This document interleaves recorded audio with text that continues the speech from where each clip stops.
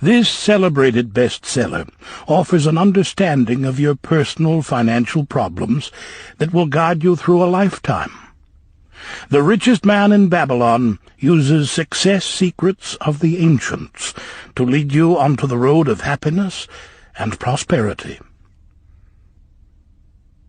And now, The Richest Man in Babylon. Foreword. Our prosperity as a nation depends upon the personal financial prosperity of each of us as individuals. This book deals with the personal successes of each of us. Success means accomplishments as the result of our own efforts and abilities. Proper preparation is the key to our success. Our acts can be no wiser than our thoughts. Our thinking can be no wiser than our understanding. This book of cures for lean purses has been termed a guide to financial understanding. That indeed is its purpose, to offer those who are ambitious for financial success an insight which will aid them to acquire money, to keep money, and to make their surpluses earn more money. In the pages which follow, we are taken back to Babylon, the cradle in which was nurtured the basic principles of finance now recognized and used the world over. To new readers, the author is happy to extend the wish that its pages may contain for them the same inspiration for growing bank accounts, greater financial successes, and the solution of difficult personal financial problems so enthusiastically reported by readers from coast to coast. To the business executives who have distributed these tales in such generous quantities to friends, relatives, employees, and associates, the author takes this opportunity to express his gratitude. No endorsement could be higher than that of practical men who appreciate its teachings because they themselves have worked up to important successes by applying the very principles it advocates. Babylon became the wealthiest city of the ancient world because its citizens were the richest people of their time. They appreciated the value of money. They practiced sound financial principles in acquiring money, keeping money, and making their money earn more money. They provided for themselves what we all desire: incomes for the future. GSC. Chapter 1. The Man Who Desired Gold. Banseer, the chariot builder of Babylon, was thoroughly discouraged. From his seat upon the low wall surrounding his property, he gazed sadly at his simple home and the open workshop in which stood a partially completed chariot. His wife frequently appeared at the open door. Her furtive glances in his direction reminded him that the meal bag was almost empty and he should be at work finishing the chariot, hammering and hewing, polishing and painting, stretching taut the leather over the wheel rims, preparing it for delivery so he could collect from his wealthy customer. Nevertheless, his fat, muscular body sat stolidly upon the wall. His slow mind was struggling patiently with a problem for which he could find no answer. The hot tropical sun, so typical of this valley of the Euphrates, beat down upon him mercilessly.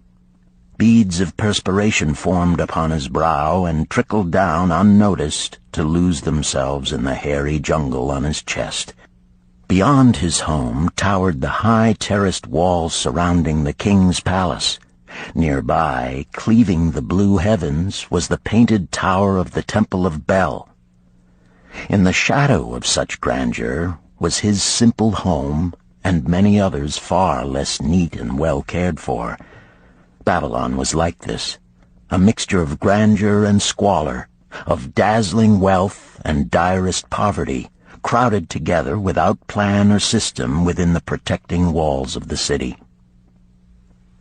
Behind him, had he cared to turn and look, The noisy chariots of the rich jostled and crowded aside the sandaled tradesmen as well as the barefooted beggars.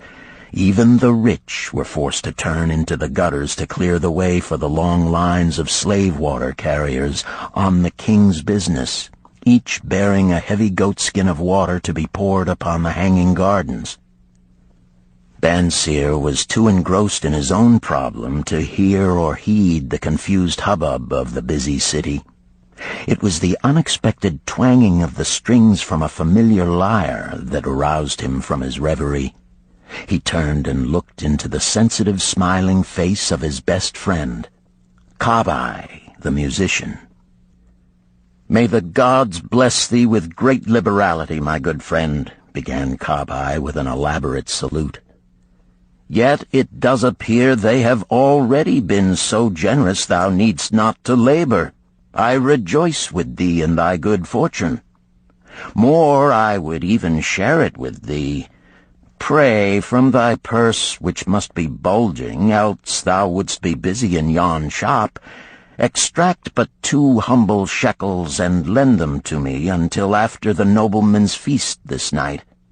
Thou wilt not miss them ere they are returned."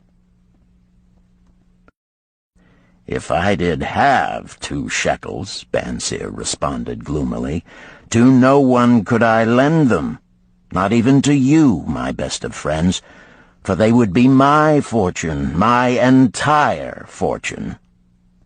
"No one lends his entire fortune, not even to his best friend." "What?" exclaimed Kabai with genuine surprise. "Thou hast not 1 shekel in thy purse, yet sit like a statue upon a wall. Why not complete that chariot? How else canst thou provide for thy noble appetite? 'Tis not like thee, my friend. Where is thy endless energy? Doth something distress thee? Have the gods brought to thee troubles?" "A torment from the gods it must be," Bansir agreed. "It began with a dream, a senseless dream in which I thought I was a man of means. From my belt hung a handsome purse, heavy with coins.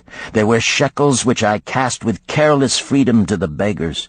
There were pieces of silver with which I did buy finery for my wife and whatever I did desire for myself. There were pieces of gold which made me feel assured of the future and unafraid to spend the silver. A glorious feeling of contentment was within me. You would not have known me for thy hard-working friend, nor wouldst have known my wife, so free from wrinkles was her face and shining with happiness. She was again the smiling maiden of our early married days." "A pleasant dream indeed," commented Kabai. "But why should such pleasant feelings as it aroused turn thee into a glum statue upon the wall?" "Why, indeed? Because when I awoke and remembered how empty was my purse, a feeling of rebellion swept over me. Let us talk it over together, for, as the sailors do say, we ride in the same boat, we two. As youngsters we went together to the priests to learn wisdom. As young men we shared each other's pleasures. As grown men we have always been close friends. We have been contented subjects of our kind. We have been satisfied to work long hours and spend our earnings freely. We have earned much coin in the years that have passed, yet to know the joys that come from wealth, we must dream about them. Bah! Are we more than dumb sheep? We live in the richest city in all the world. The travelers do say none equals it in wealth. About us is much display of wealth, but of it we ourselves have not. After half a lifetime of hard labor, thou, my best of friends, hast an empty purse, and sayest to me, may I borrow such a trifle as 2 shekels until after the nobleman's feast this night? Then what do I reply? Do I say, here is my purse, its contents will I gladly share? No, I admit that my purse is as empty as thine. What is the matter? Why cannot we acquire silver and gold, more than enough for food and robes? Consider also our sons, Bansir continued. Are they not following in the footsteps of their fathers? Need they and their families, and their sons' families, live all their lives in the midst of such treasures of gold, and yet, like us, be content to banquet upon sour goat's milk and porridge? Never in all the years of our friendship didst thou talk like this before, Bansir. Kabai was puzzled. Never in all those years did I think like this before. From early dawn until darkness stopped me, I have labored to build the finest chariots any man could make, soft-heartedly hoping some day the gods would recognize my worthy deeds and bestow upon me great prosperity. This they have never done. At last I realize this they will never do. Therefore my heart is sad. I wish to be a man of means. I wish to own lands and cattle, to have fine robes and coins in my purse. I am willing to work for these things with all the strength in my back, with all the skill in my hands, with all the cunning in my mind. But I wish my labors to be fairly rewarded. What is the matter with us? Again, I ask you, why cannot we have our just share of the good things so plentiful for those who have the gold with which to buy them? Would I knew the answer, Kabai replied. No better than thou am I satisfied. My earnings from my lyre are quickly gone. Often must I plan and scheme that my family be not hungry. Also within my breast is a deep longing for a lyre large enough that it may truly sing the strains of music that do surge through my mind. With such an instrument could I make music finer than even the king has ever heard before. Such a lyre thou shouldst have. No man in all Babylon could make it sing more sweetly. Could make it sing so sweetly not only the king, but the gods themselves would be delighted.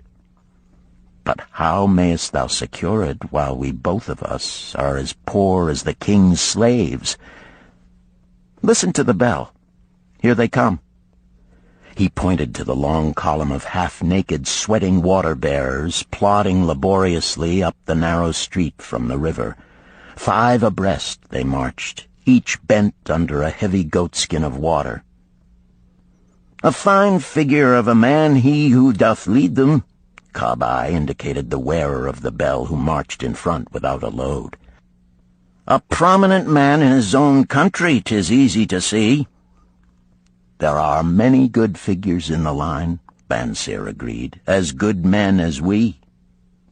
Tall blond men from the north, laughing black men from the south, little brown men from the nearer countries, all marching together from the river to the gardens, back and forth, day after day, year after year, naught of happiness to look forward to, beds of straw upon which to sleep, hard grain porridge to eat.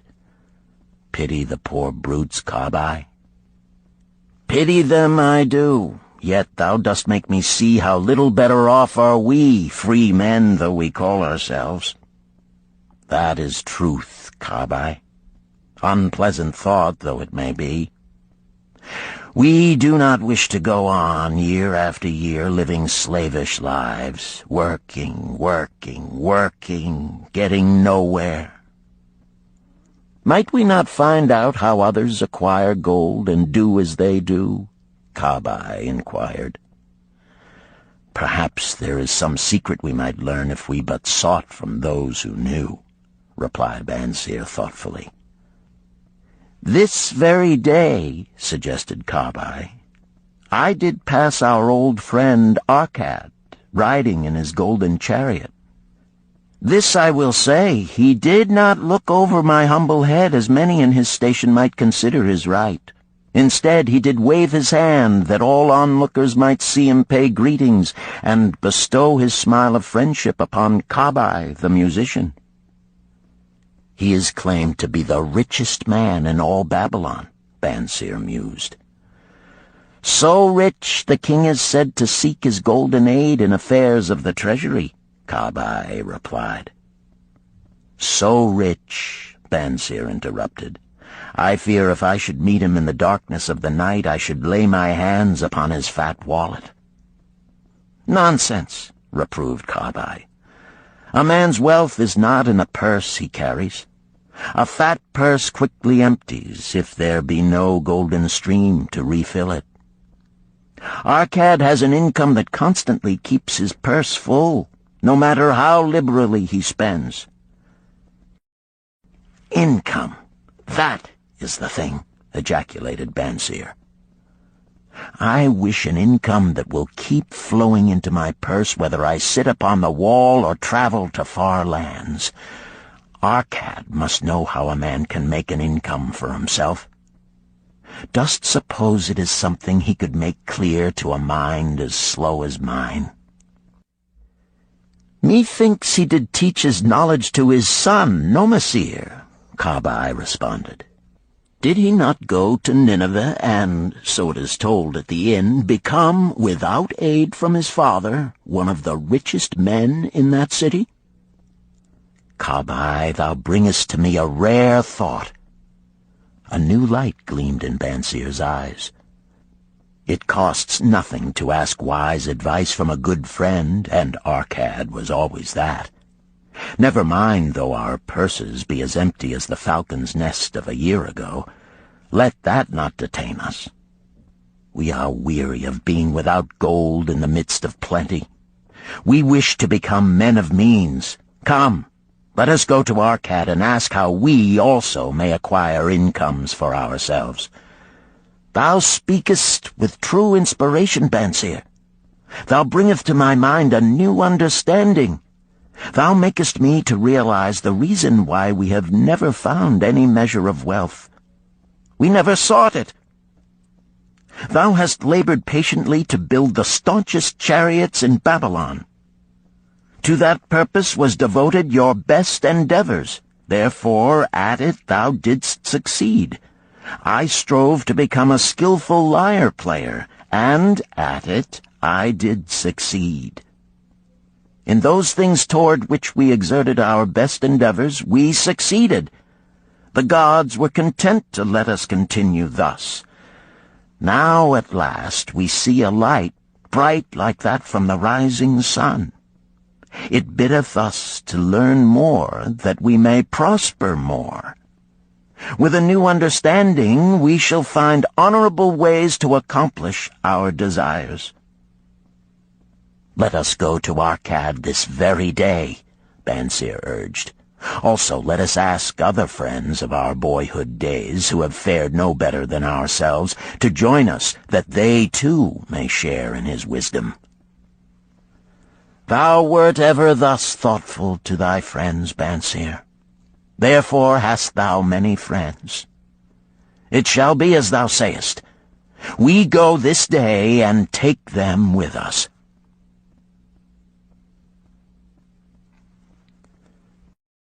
Chapter 2. The Richest Man in Babylon. In old Babylon there once lived a certain very rich man named Arkad. Far and wide he was famed for his great wealth. Also was he famed for his liberality. He was generous in his charities. He was generous with his family. He was liberal in his own expenses. But nevertheless, each year his wealth increased more rapidly than he spent it. And there were certain friends of younger days who came to him and said, You, Arkad, are more fortunate than we. You have become the richest man in all Babylon, while we struggle for existence. You can wear the finest garments, and you can enjoy the rarest foods, while we must be content if we can clothe our families in raiment that is presentable and feed them as best we can. Yet once we were equal. We studied under the same master. We played in the same games, and in neither the studies nor the games did you outshine us. And in the years since, you have been no more an honorable citizen than we. Nor have you worked harder or more faithfully insofar as we can judge. Why, then, should a fickle fate single you out to enjoy all the good things of life and ignore us who are equally deserving?" Thereupon Arcad remonstrated with them, saying, "If you have not acquired more than a bare existence in the years since we were youths, it is because you either have failed to learn the laws that govern the building of wealth, or else you do not observe them. Fickle fate is a vicious goddess who brings no permanent good to anyone. On the contrary, she brings ruin to almost every man upon whom she showers unearned gold. She makes wanton spenders who soon dissipate all they receive and are left beset by overwhelming appetites and desires they have not the ability to gratify. Yet others whom she favors become misers and hoard their wealth, fearing to spend what they have, knowing they do not possess the ability to replace it. They further are beset by fear of robbers and doom themselves to lives of emptiness and secret misery. Others there probably are who can take unearned gold and add to it and continue to be happy and contented citizens, but so few are they, I know of them but by hearsay.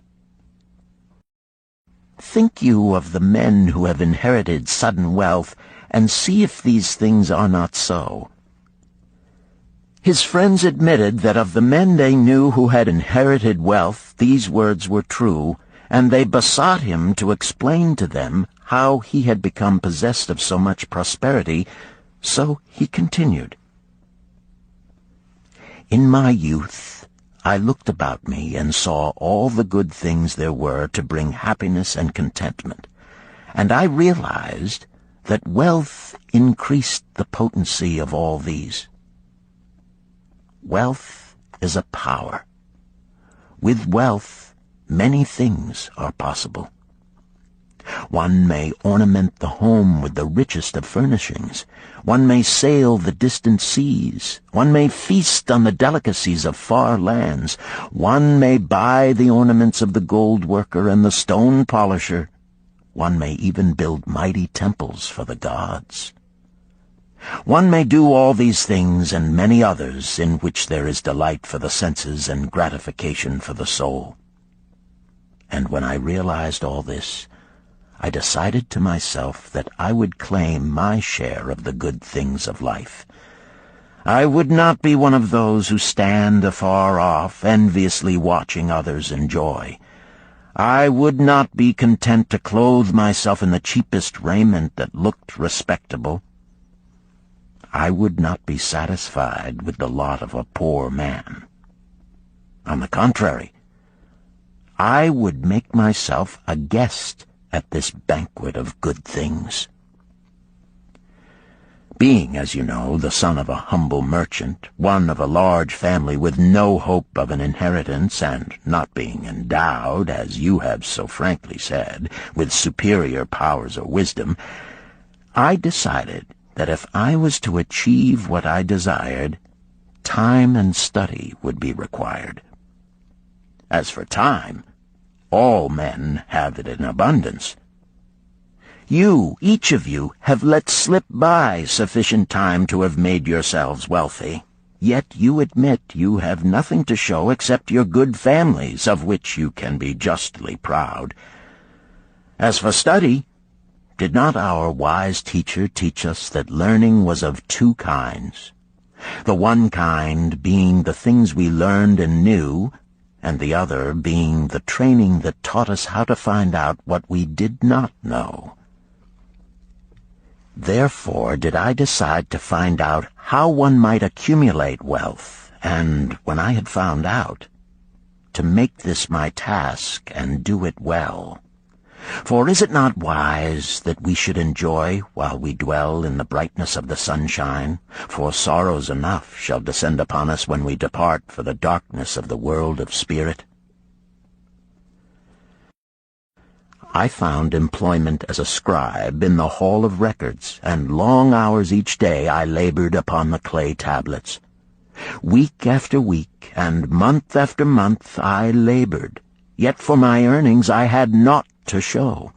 Food and clothing and penance to the gods, and other things of which I could remember not what, absorbed all my earnings, but my determination did not leave me. And one day Algamish, the moneylender, came to the house of the city master and ordered a copy of the 9th law, and he said to me, I must have this in 2 days, and if the task is done by that time, 2 coppers will I give to thee. So I labored hard, but the law was long, and when Algamish returned, the task was unfinished. He was angry, and had I been his slave, he would have beaten me.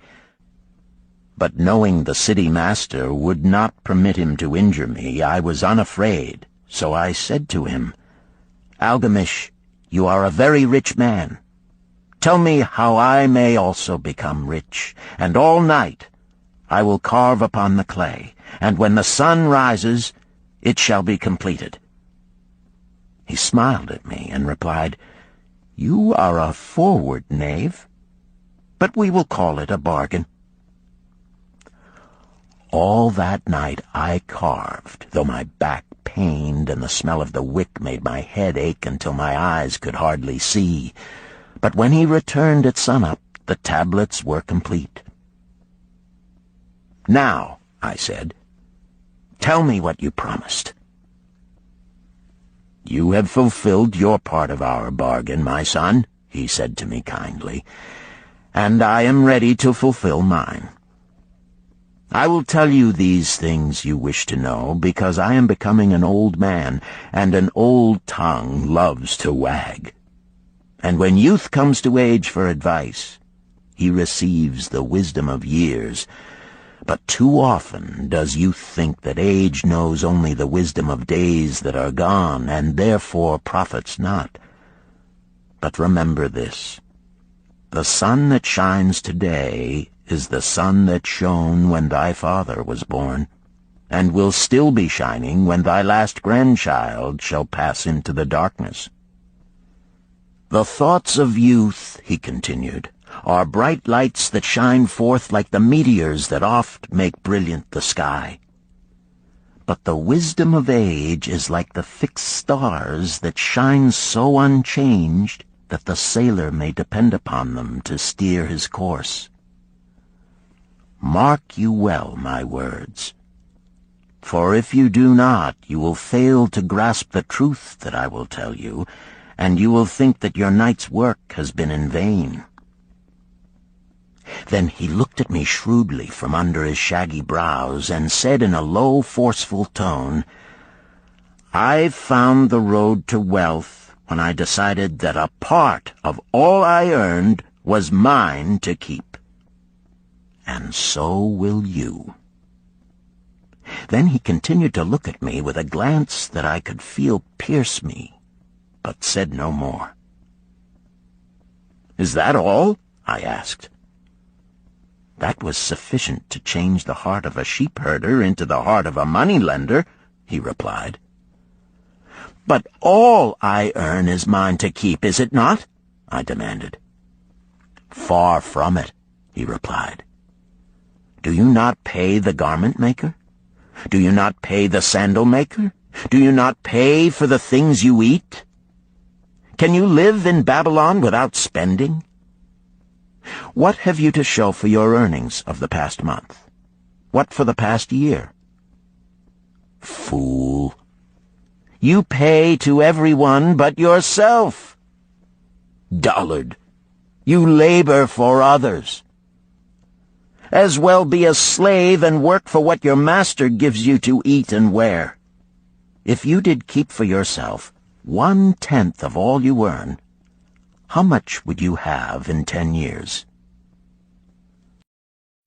My knowledge of the numbers did not forsake me, and I answered, "As much as I earn in 1 year." "You speak but half the truth," he retorted. "Every gold piece you save is a slave to work for you. Every copper it earns is its child that also can earn for you. If you would become wealthy, then what you save must earn, and its children must earn, that all may help to give to you the abundance you crave. You think I cheat you for your long night's work," he continued, "but I am paying you 1,000 times over if you have the intelligence to grasp the truth I offer you. A part of all you earn is yours to keep. It should not be less than 1/10, no matter how little you earn. It can be as much more as you can afford. Pay yourself first. Do not buy from the clothes maker and the sandal maker more than you can pay out of the rest and still have enough for food and charity and penance to the gods. Wealth, like a tree, grows from a tiny seed. The first copper you save is the seed from which your tree of wealth shall grow. The sooner you plant that seed, the sooner shall the tree grow. And the more faithfully you nourish and water that tree with consistent savings, the sooner may you bask in contentment beneath its shade." So saying, he took his tablets and went away. I thought much about what he had said to me, and it seemed reasonable, so I decided that I would try it. Each time I was paid, I took 1 from each 10 pieces of copper and hid it away. And strange as it may seem, I was no shorter of funds than before. I noticed little difference as I managed to get along without it. But often I was tempted, as my hoard began to grow, to spend it for some of the good things the merchants displayed, brought by camels and ships from the land of the Phoenicians. But I wisely refrained. A 12th month after Algamish had gone, he again returned and said to me, "Son, have you paid to yourself not less than 1/10 of all you have earned for the past year?" I answered proudly, "Yes, master, I have." "That is good," he answered, beaming upon me. "And what have you done with it?"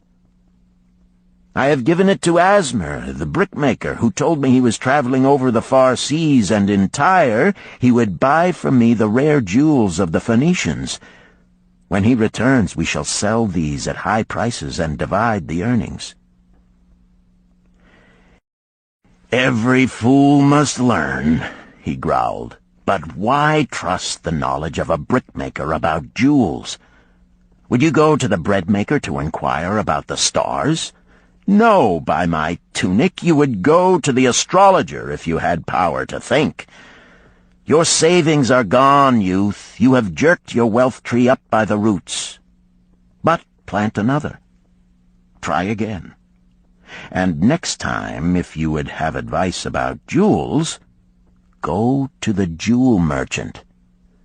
If you would know the truth about sheep, go to the herdsman. Advice is one thing that is freely given away, but watch that you take only what is worth having. He who takes advice about his savings from one who is inexperienced in such matters shall pay with his savings for proving the falsity of their opinions." Saying this, he went away.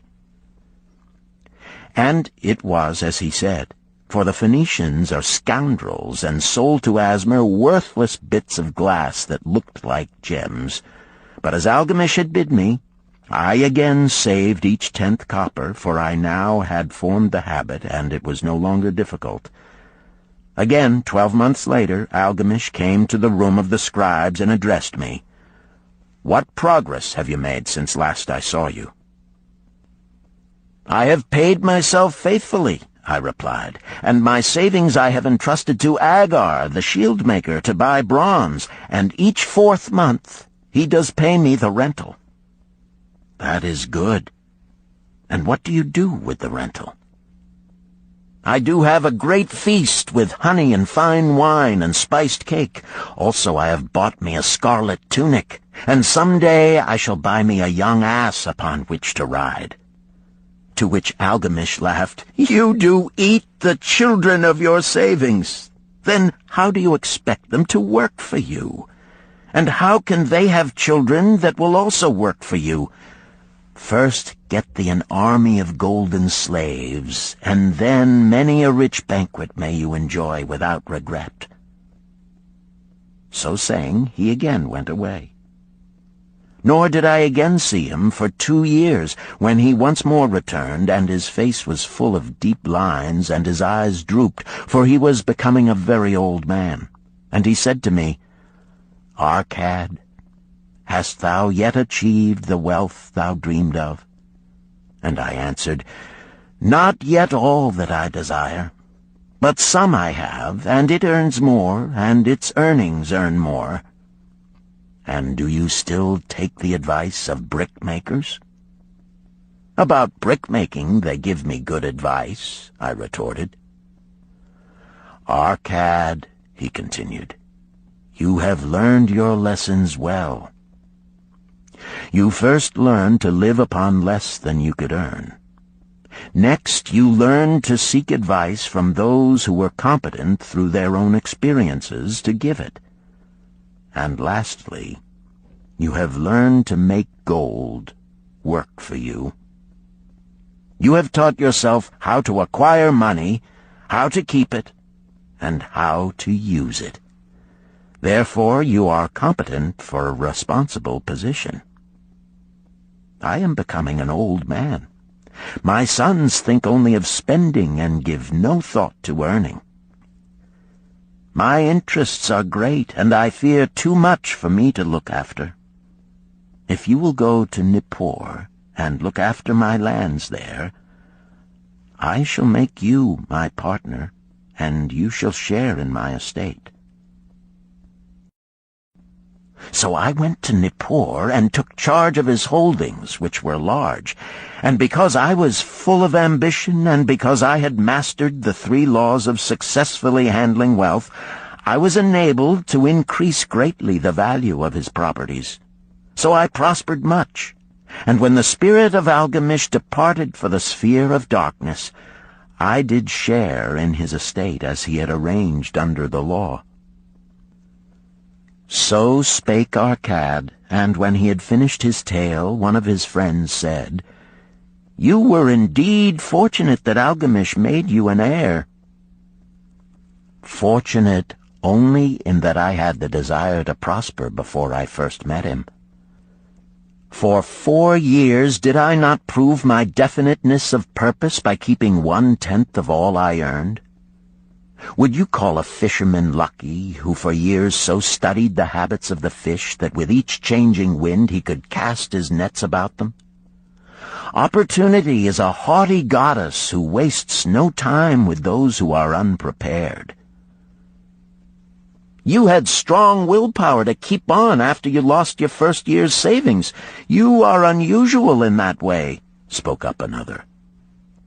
"Willpower," retorted Arcad. "What nonsense! Do you think willpower gives a man the strength to lift a burden the camel cannot carry, or to draw a load the oxen cannot budge? Willpower is but the unflinching purpose to carry a task you set for yourself to fulfillment. If I set for myself a task, be it ever so trifling, I shall see it through. How else shall I have confidence in myself to do important things? Should I say to myself, for 100 days as I walk across the bridge into the city, I will pick from the road a pebble and cast it into the stream? I would do it. If on the 7th day I passed by without remembering, I would not say to myself, tomorrow I will cast 2 pebbles which will do as well. Instead, I would retrace my steps and cast the pebble. Nor on the 20th day would I say to myself, Arcad, this is useless. What does it avail you to cast a pebble every day? Throw in a handful and be done with it. No, I would not say that, nor do it, When I set a task for myself, I complete it. Therefore, I am careful not to start difficult and impractical tasks, because I love leisure." And then another friend spoke up and said, "If what you tell is true, and it does seem, as you have said, reasonable, then being so simple, if all men did it, there would not be enough wealth to go around." "Wealth grows wherever men exert energy," Arcad replied. "If a rich man builds him a new palace, is the gold he pays out gone? No, the brickmaker has part of it, and the laborer has part of it, and the artist has part of it, and everyone who labors upon the house has part of it. Yet, when the palace is completed, is it not worth all it cost? And is the ground upon which it stands not worth more because it is there? And is the ground that adjoins it not worth more because it is there? Wealth grows in magic ways. No man can prophesy the limit of it. Have not the Phoenicians built great cities on barren coasts with the wealth that comes from their ships of commerce on the seas? "What then do you advise us to do that we also may become rich?" asked still another of his friends. "The years have passed, and we are no longer young men, and we have nothing put by." "I advise that you take the wisdom of Algamish and say to yourselves, 'A part of all I earn is mine to keep.' Say it in the morning when you first arise, say it at noon, say it at night. Say it each hour of every day. Say it to yourself until the words stand out like letters of fire across the sky. Impress yourself with the idea. Fill yourself with the thought. Then take whatever portion seems wise. Let it be not less than 1/10, and lay it by. Arrange your other expenditures to do this if necessary, but lay by that portion first. Soon you will realize what a rich feeling it is to own a treasure upon which you alone have claim. As it grows, it will stimulate you. A new joy of life will thrill you. Greater efforts will come to you to earn more. For of your increased earnings, will not the same percentage be also yours to keep? Then learn to make your treasure work for you. Make it your slave. Make its children and its children's children work for you.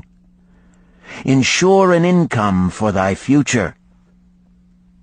Look thou at the aged, and forget not that in the days to come thou also will be numbered among them. Therefore invest thy treasure with greatest caution that it be not lost. Usurious rates of return are deceitful sirens that sing but to lure the unwary upon the rocks of loss and remorse. Provide also that thy family may not want should the gods call thee to their realms.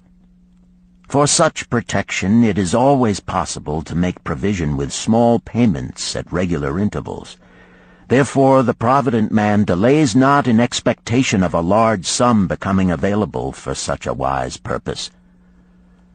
Counsel with wise men. Seek the advice of men whose daily work is handling money. Let them save you from such an error as I myself made in entrusting my money to the judgment of Asmer, the brickmaker. A small return and a safe one is far more desirable than risk. Enjoy life while you are here.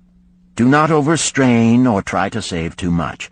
If 1/10 of all you earn is as much as you can comfortably keep, be content to keep this portion. Live otherwise according to your income, and let not yourself get niggardly and afraid to spend. Life is good, and life is rich with things worth while and things to enjoy. His friends thanked him and went away. Some were silent because they had no imagination and could not understand. Some were sarcastic because they thought that one so rich should divide with old friends not so fortunate. But some had in their eyes a new light. They realized that Algamish had come back each time to the room of the scribes because he was watching a man work his way out of darkness into light. When that man had found the light, a place awaited him. No one could fill that place until he had for himself worked out his own understanding, until he was ready for opportunity. These latter were the ones who, in the following years, frequently revisited Arcad, who received them gladly. He counseled with them and gave them freely of his wisdom, as men of broad experience are always glad to do, and he assisted them in so investing their savings that it would bring in a good interest with safety and would neither be lost nor entangled in investments that paid no dividends. The turning point in these men's lives came upon that day when they realized the truth that had come from Algamish to Arcad, and from Arcad to them. A part of all you earn is yours to keep.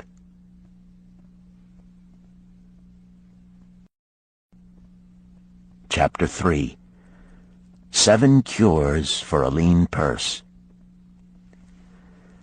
The glory of Babylon endures. Down through the ages, its reputation comes to us as the richest of cities, its treasures as fabulous. Yet it was not always so. The riches of Babylon were the results of the wisdom of its people. They first had to learn how to become wealthy. When the good King Sargon returned to Babylon after defeating his enemies, the Elamites, he was confronted with a serious situation. The royal chancellor explained it to the king thus: "After many years of great prosperity brought to our people because your majesty built the great irrigation canals and the mighty temples of the gods, now that these works are completed, the people seem unable to support themselves. The laborers are without employment.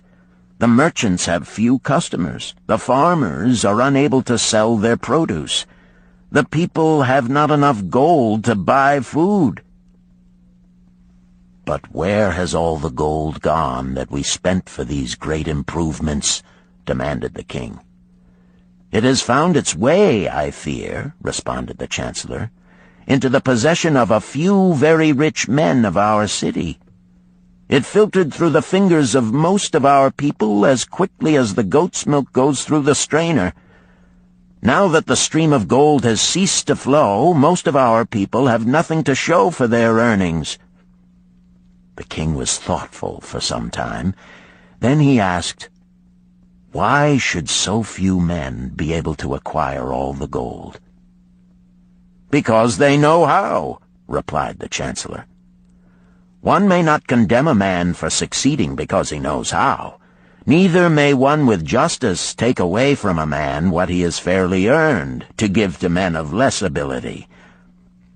"But why," demanded the king, "should not all the people learn how to accumulate gold and therefore become themselves rich and prosperous?"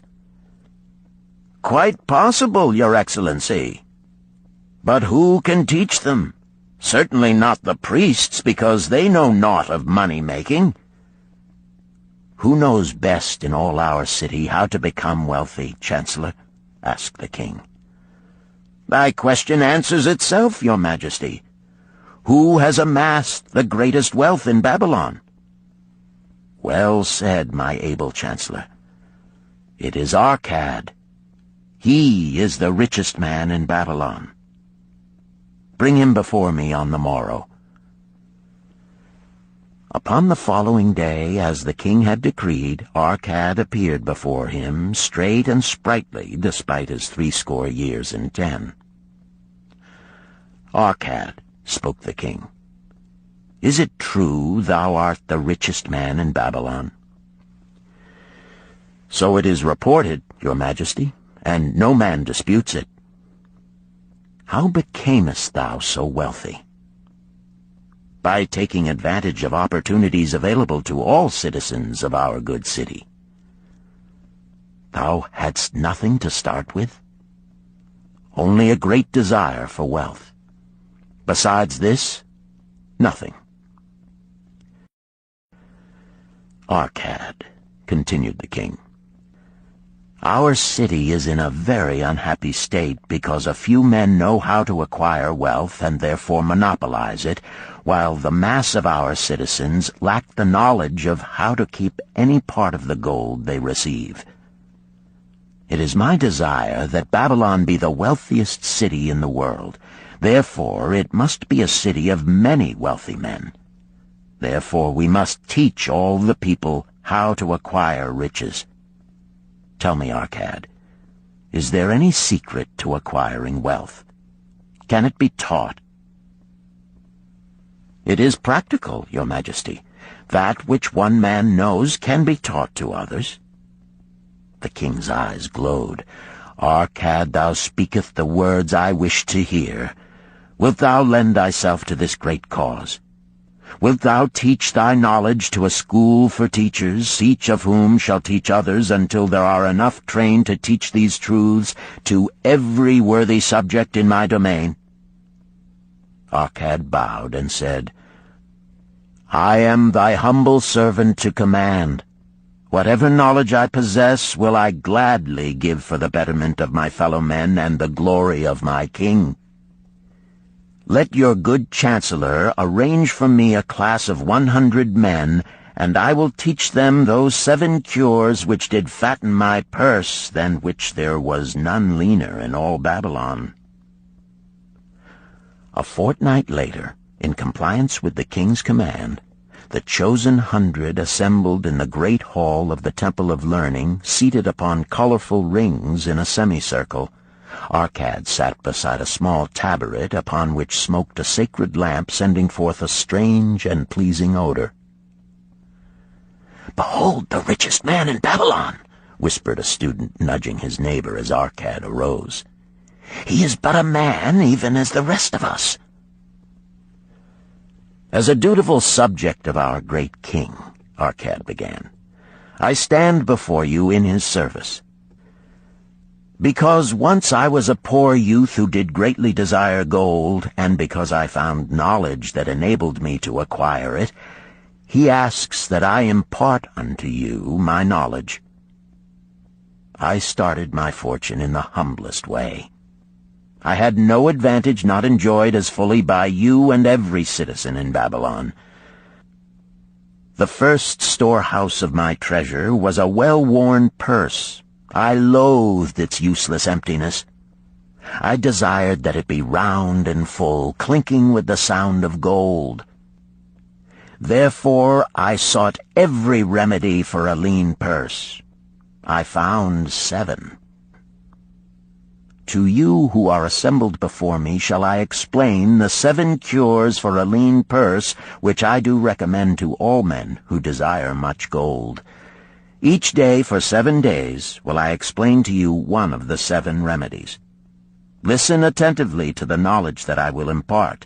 Debate it with me. Discuss it among yourselves. Learn these lessons thoroughly, that ye may also plant in your own purse the seed of wealth. First must each of you start wisely to build a fortune of his own. Then wilt thou be competent, and only then, to teach these truths to others. I shall teach to you in simple ways how to fatten your purses. This is the first step leading to the Temple of Wealth, and no man may climb who cannot plant his feet firmly upon the first step. We shall now consider the first cure. The first cure. Start thy purse to fattening. Arcad addressed the thoughtful man in the second row. My good friend, at what craft workest thou? I, replied the man, am a scribe, and carve records upon the clay tablets. Even at such labor did I myself earn my first coppers. Therefore thou hast the same opportunity to build a fortune. He spoke to a florid-faced man farther back. Pray tell also what dost thou to earn thy bread? I, responded this man, am a meat butcher. I do buy the goats the farmers raise and kill them and sell the meat to the housewives and the hides to the sandal makers. Because thou dost also labor and earn, thou hast every advantage to succeed that I did possess. In this way did Arcad proceed to find out how each man labored to earn his living. When he had done questioning them, he said, Now, my students, ye can see that there are many trades and labors at which men may earn coins. Each of the ways of earning is a stream of gold from which the worker doth divert by his labors a portion to his own purse. Therefore into the purse of each of you flows a stream of coins, large or small, according to his ability. Is it not so? Thereupon they agreed that it was so. Then, continued Arcad, if each of you desireth to build for himself a fortune, is it not wise to start by utilizing that source of wealth which he already has established? To this they agreed. Then Arcad turned to a humble man who had declared himself an egg merchant. If thou select one of thy baskets, and put into it each morning 10 eggs, and take out from it each evening 9 eggs, what will eventually happen? It will become in time overflowing. Why? Because each day I put in 1 more egg than I take out. Arcad turned to the class with a smile. Does any man here have a lean purse? First they looked amused, then they laughed. Lastly, they waved their purses in jest. All right, he continued. Now I shall tell thee the first remedy I learned to cure a lean purse. Do exactly as I have suggested to the egg merchant. For every 10 coins thou placest within thy purse, take out for use but 9. Thy purse will start to fatten at once, and its increasing weight will feel good in thy hand and bring satisfaction to thy soul. Deride not what I say because of its simplicity. Truth is always simple. I told thee I would tell how I built my fortune. This was my beginning. I, too, carried a lean purse and cursed it because there was naught within to satisfy my desires. But when I began to take out from my purse but 9 parts of 10 I put in, it began to fatten. So will thine. Now I will tell a strange truth, the reason for which I know not. When I ceased to pay out more than 9/10 of my earnings, I managed to get along just as well. I was not shorter than before. Also, ere long did coins come to me more easily than before. Surely it is a law of the gods that unto him who keepeth and spendeth not a certain part of all his earnings shall gold come more easily. Likewise him whose purse is empty does gold avoid. Which desirest thou the most? Is it the gratification of thy desires of each day, a jewel, a bit of finery, better raiment, more food, things quickly gone and forgotten? Or is it substantial belongings, gold, lands, herds, merchandise, income-bringing investments? The coins thou takest from thy purse bring the first. The coins thou leavest within it will bring the latter. This, my students, was the first cure I did discover for my lean purse. For each 10 coins I put in, to spend but 9. Debate this among yourselves. If any man proves it untrue, tell me upon the morrow when we shall meet again. The second cure. Control thy expenditures. Some of your members, my students, have asked me this. How can a man keep 1/10 of all he earns in his purse when all the coins he earns are not enough for his necessary expenses? So did Arcad address his students upon the second day.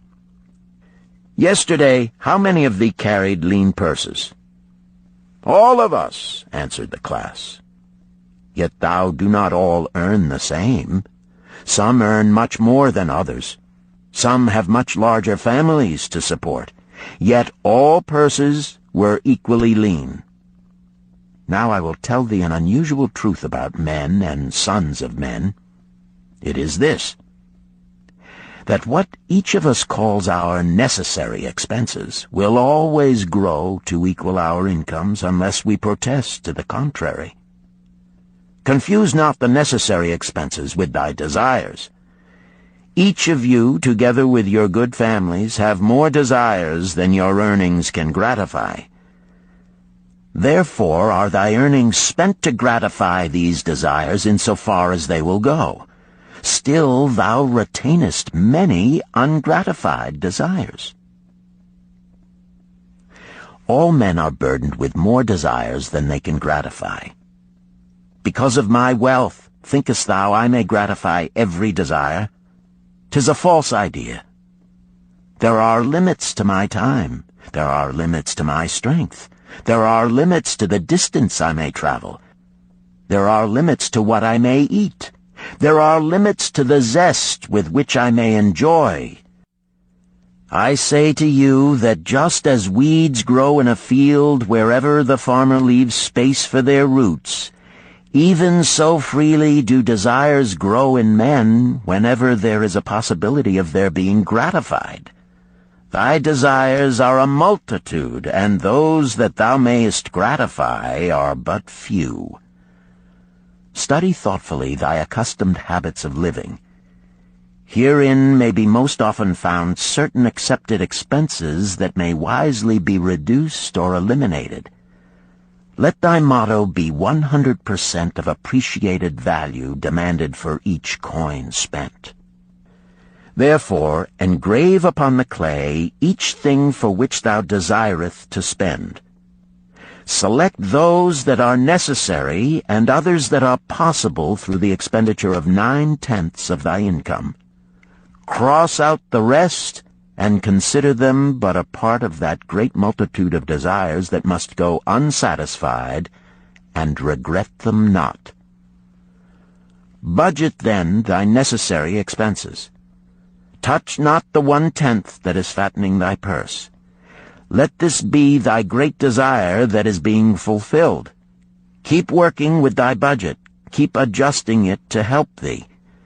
Make it thy first assistant in defending thy fattening purse.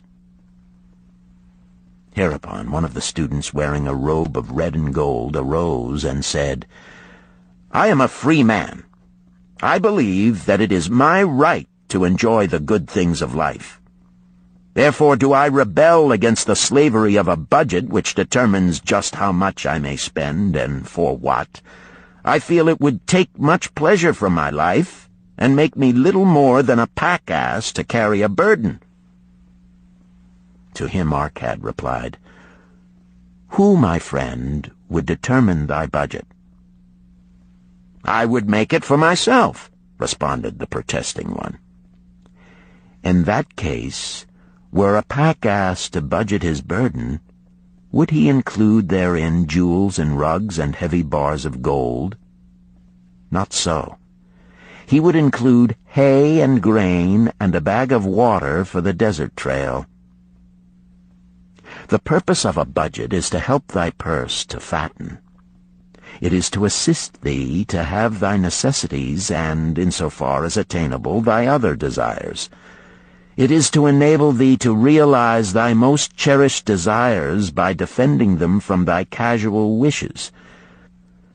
Like a bright light in a dark cave, thy budget shows up the leaks from thy purse and enables thee to stop them and control thy expenditures for definite and gratifying purposes. This, then, is the second cure for a lean purse. Budget thy expenses, that thou mayest have coins to pay for thy necessities, to pay for thy enjoyments, and to gratify thy worthwhile desires without spending more than 9/10 of thy earnings. The third cure: make thy gold multiply. Behold, thy lean purse is fattening. Thou hast disciplined thyself to leave therein 1/10 of all thou earnest. Thou hast controlled thy expenditures to protect thy growing treasure. Next, we will consider means to put thy treasure to labor and to increase. Gold in a purse is gratifying to own, and satisfieth a miserly soul, but earns nothing. The gold we may retain from our earnings is but the start. The earnings it will make shall build our fortunes. So spoke Arcad upon the third day to his class. How, therefore, may we put our gold to work? My first investment was unfortunate, for I lost all. Its tale I will relate later.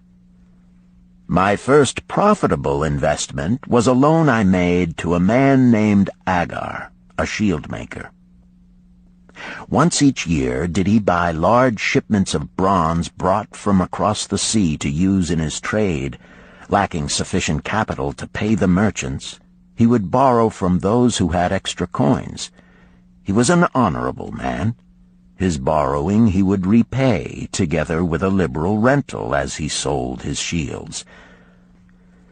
Each time I loaned to him, I loaned back also the rental he had paid to me. Therefore not only did my capital increase, but its earnings likewise increased. Most gratifying was it to have these sums returned to my purse. I tell you, my students, a man's wealth is not in the coins he carries in his purse. It is the income he buildeth, the golden stream that continually floweth into his purse and keepeth it always bulging. That is what every man desireth. That is what thou, each one of thee, desireth. An income that continueth to come whether thou work or travel. Great income I have acquired, so great that I am called a very rich man.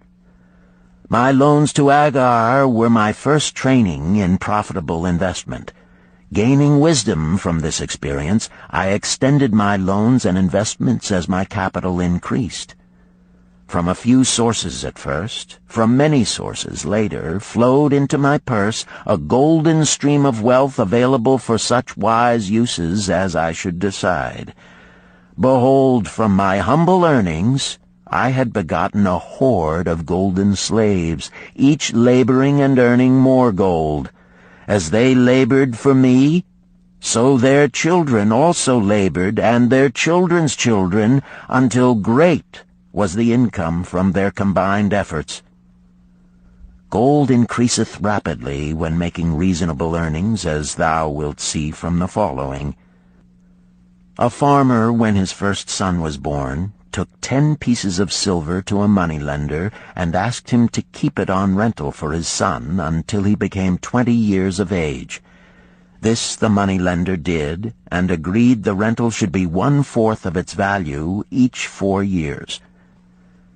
The farmer asked, because this sum he had set aside as belonging to his son, that the rental be added to the principal.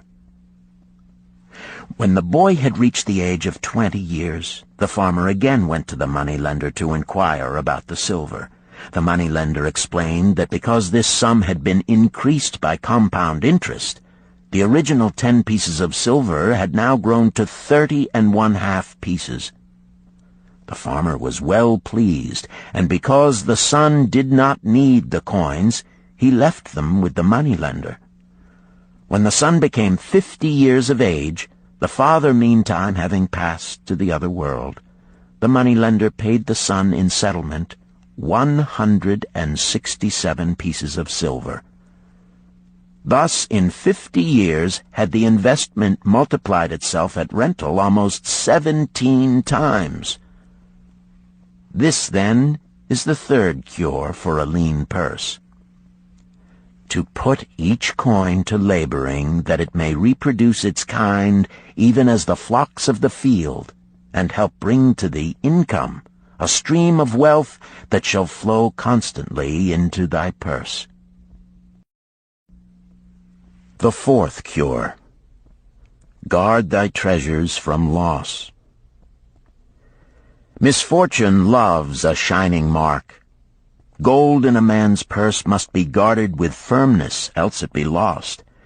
Thus it is wise that we must first secure small amounts and learn to protect them before the gods entrust us with larger. So spoke our cad upon the fourth day to his class.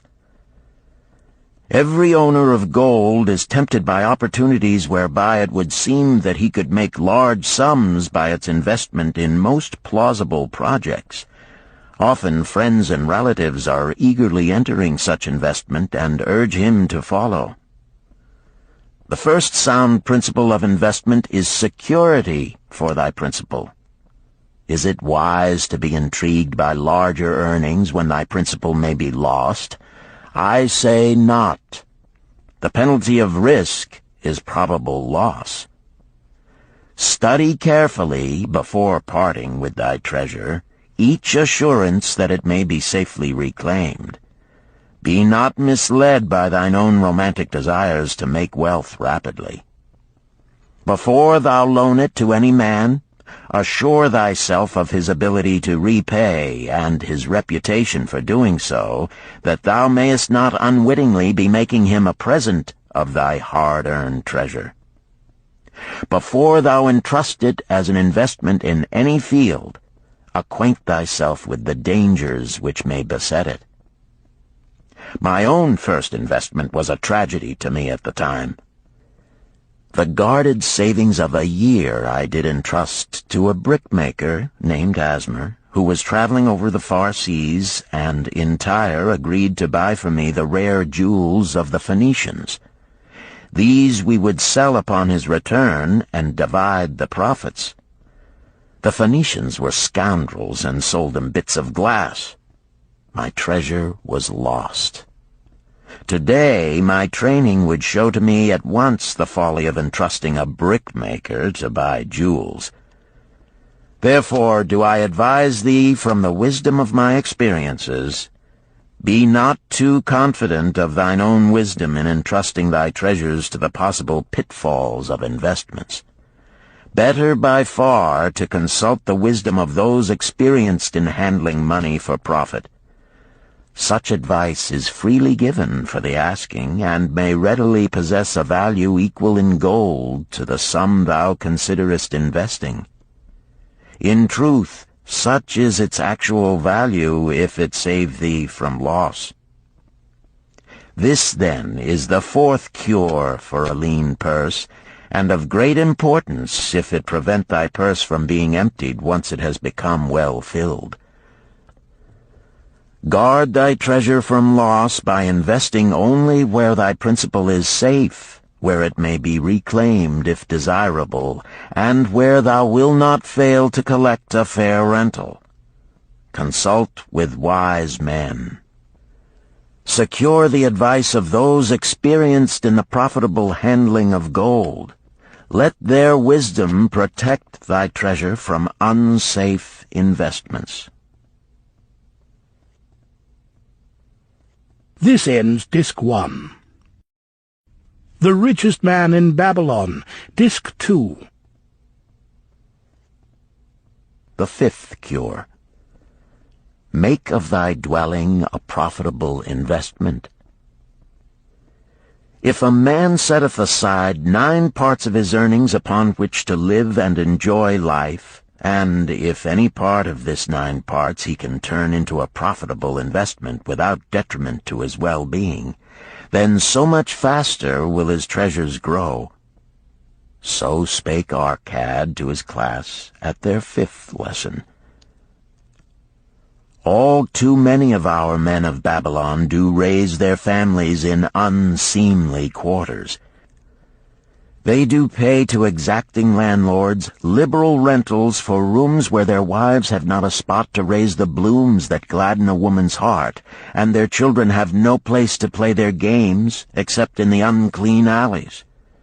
No man's family can fully enjoy life unless they do have a plot of ground wherein children can play in the clean earth, and where the wife may raise not only blossoms but good rich herbs to feed her family.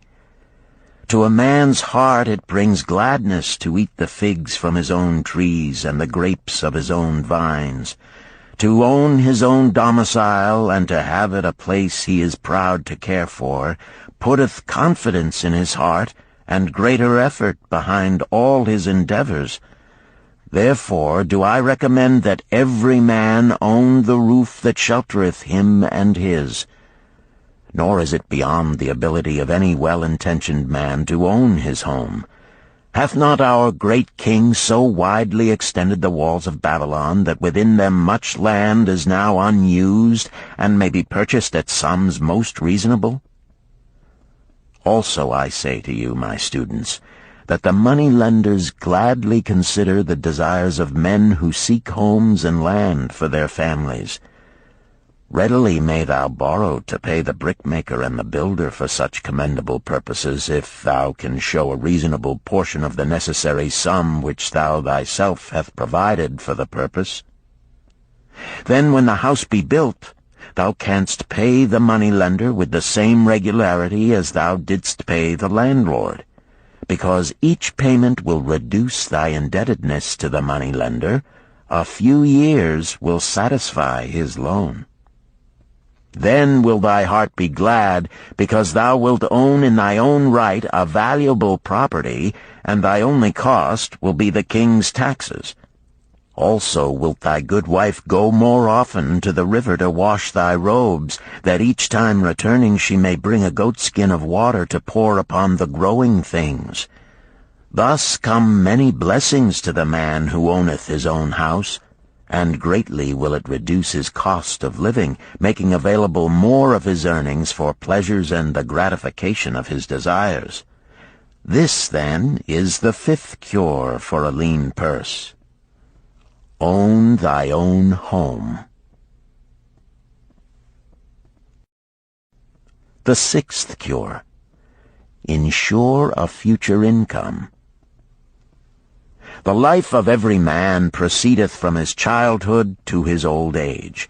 This is the path of life, and no man may deviate from it, unless the gods call him prematurely to the world beyond. Therefore do I say that it behooves a man to make preparation for a suitable income in the days to come, when he is no longer young, and to make preparations for his family, should he be no longer with them to comfort and support them. This lesson shall instruct thee in providing a full purse when time has made thee less able to earn. So Arcad addressed his class upon the sixth day. The man who, because of his understanding of the laws of wealth, acquireth a growing surplus, should give thought to those future days. He should plan certain investments or provisions that may endure safely for many years, yet will be available when the time arrives which he has so wisely anticipated. There are diverse ways by which a man may provide with safety for his future. He may provide a hiding place and there bury a secret treasure. Yet no matter with what skill it be hidden, it may nevertheless become the loot of thieves. For this reason I recommend not this plan. A man may buy houses or lands for this purpose. If wisely chosen as to their usefulness and value in the future, they are permanent in their value and their earnings, or their sale will provide well for his purpose. A man may loan a small sum to the moneylender and increase it at regular periods. The rental which the moneylender adds to this will largely add to its increase. I do know a sandal-maker named Ansan, who explained to me not long ago that each week for 8 years he had deposited with his moneylender 2 pieces of silver. The moneylender had but recently given him an accounting over which he greatly rejoiced. The total of his small deposits with their rental at the customary rate of 1/4 their value for each 4 years had now become 1,040 pieces of silver. I did gladly encourage him further by demonstrating to him with my knowledge of the numbers that in 12 years more, if he would keep his regular deposits of but 2 pieces of silver each week, the moneylender would then owe him 4,000 pieces of silver, a worthy competence for the rest of his life. Surely when such a small payment made with regularity doth produce such profitable results, no man can afford not to insure a treasure for his old age and the protection of his family, no matter how prosperous his business and his investments may be. I would that I might say more about this. In my mind rests a belief that someday wise-thinking men will devise a plan to insure against death, whereby many men pay in but a trifling sum regularly, the aggregate making a handsome sum for the family of each member who passeth to the beyond. This do I see as something desirable and which I could highly recommend. But today it is not possible, because it must reach beyond the life of any man or any partnership to operate. It must be as stable as the king's throne. Some day do I feel that such a plan shall come to pass, and be a great blessing to many men, because even the first small payment will make available a snug fortune for the family of a member, should he pass on. But because we live in our own day, and not in the days which are to come, must we take advantage of those means and ways of accomplishing our purposes. Therefore do I recommend to all men that they, by wise and well-thought-out methods, do provide against a lean purse in their mature years. For a lean purse to a man no longer able to earn, or to a family without its head, is a sore tragedy. This, then, is the 6th cure for a lean purse. Provide in advance for the needs of thy growing age and the protection of thy family. The 7th cure. Increase thy ability to earn. This day do I speak to thee, my students, of one of the most vital remedies for a lean purse. Yet I will not talk of gold, but of yourselves, of the men beneath the robes of many colors who do sit before me. I will talk to you of those things within the minds and lives of men which do work for or against their success. So did Arcad address his class upon the 7th day. Not long ago came to me a young man seeking to borrow. When I questioned him the cause of his necessity, he complained that his earnings were insufficient to pay his expenses. Thereupon I explained to him, this being the case, he was a poor customer for the moneylender, as he possessed no surplus earning capacity to repay the loan. What you need, young man, I told him, is to earn more coins. What dost thou to increase thy capacity to earn? All that I can do, he replied. 6 times within 2 moons have I approached my master to request my pay be increased, but without success. No man can go oftener than that. We may smile at his simplicity, yet he did possess one of the vital requirements to increase his earnings. Within him was a strong desire to earn more, a proper and commendable desire. Preceding accomplishment must be desire. Thy desires must be strong and definite. General desires are but weak longings. For a man to wish to be rich is of little purpose. For a man to desire 5 pieces of gold is a tangible desire which he can press to fulfillment. After he has backed his desire for 5 pieces of gold with strength of purpose to secure it, next he can find similar ways to obtain 10 pieces, and then 20 pieces, and later 1,000 pieces, and, behold, he has become wealthy.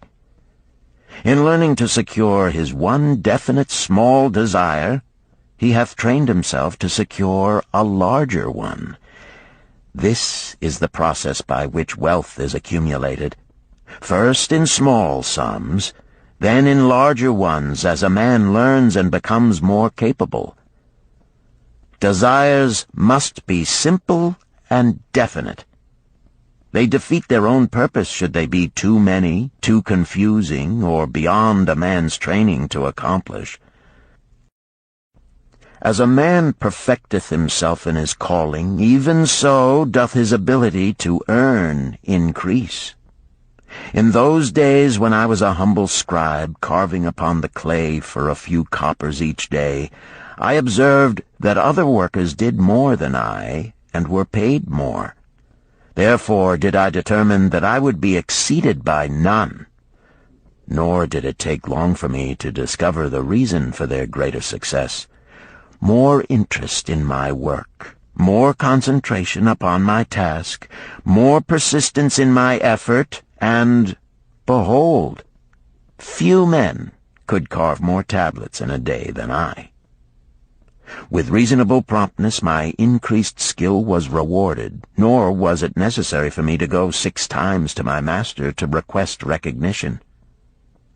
The more of wisdom we know, the more we may earn. That man who seeks to learn more of his craft shall be richly rewarded. If he is an artisan, he may seek to learn the methods and the tools of those most skillful in the same line. If he laboreth at the law or at healing, he may consult and exchange knowledge with others of his calling. If he be a merchant, he may continually seek better goods that can be purchased at lower prices. Always do the affairs of men change and improve, because keen-minded men seek greater skill that they may better serve those upon whose patronage they depend. Therefore I urge all men to be in the front rank of progress, and not to stand still, lest they be left behind. Many things come to make a man's life rich with gainful experiences. Such things as the following a man must do if he respects himself. He must pay his debts with all the promptness within his power, not purchasing that for which he is unable to pay. He must take care of his family, that they may think and speak well of him. He must make a will of record, that in case the gods call him, proper and honorable division of his property be accomplished. He must have compassion upon those who are injured and smitten by misfortune, and aid them within reasonable limits. He must do deeds of thoughtfulness to those dear to him. Thus, the 7th and last remedy for a lean purse is to cultivate thy own powers, to study and become wiser, to become more skillful, to so act as to respect thyself. Thereby shalt thou acquire confidence in thyself to achieve thy carefully considered desires. These, then, are the 7 cures for a lean purse, which, out of the experience of a long and successful life, I do urge for all men who desire wealth. There is more gold in Babylon, my students, than thou dreamest of. There is abundance for all.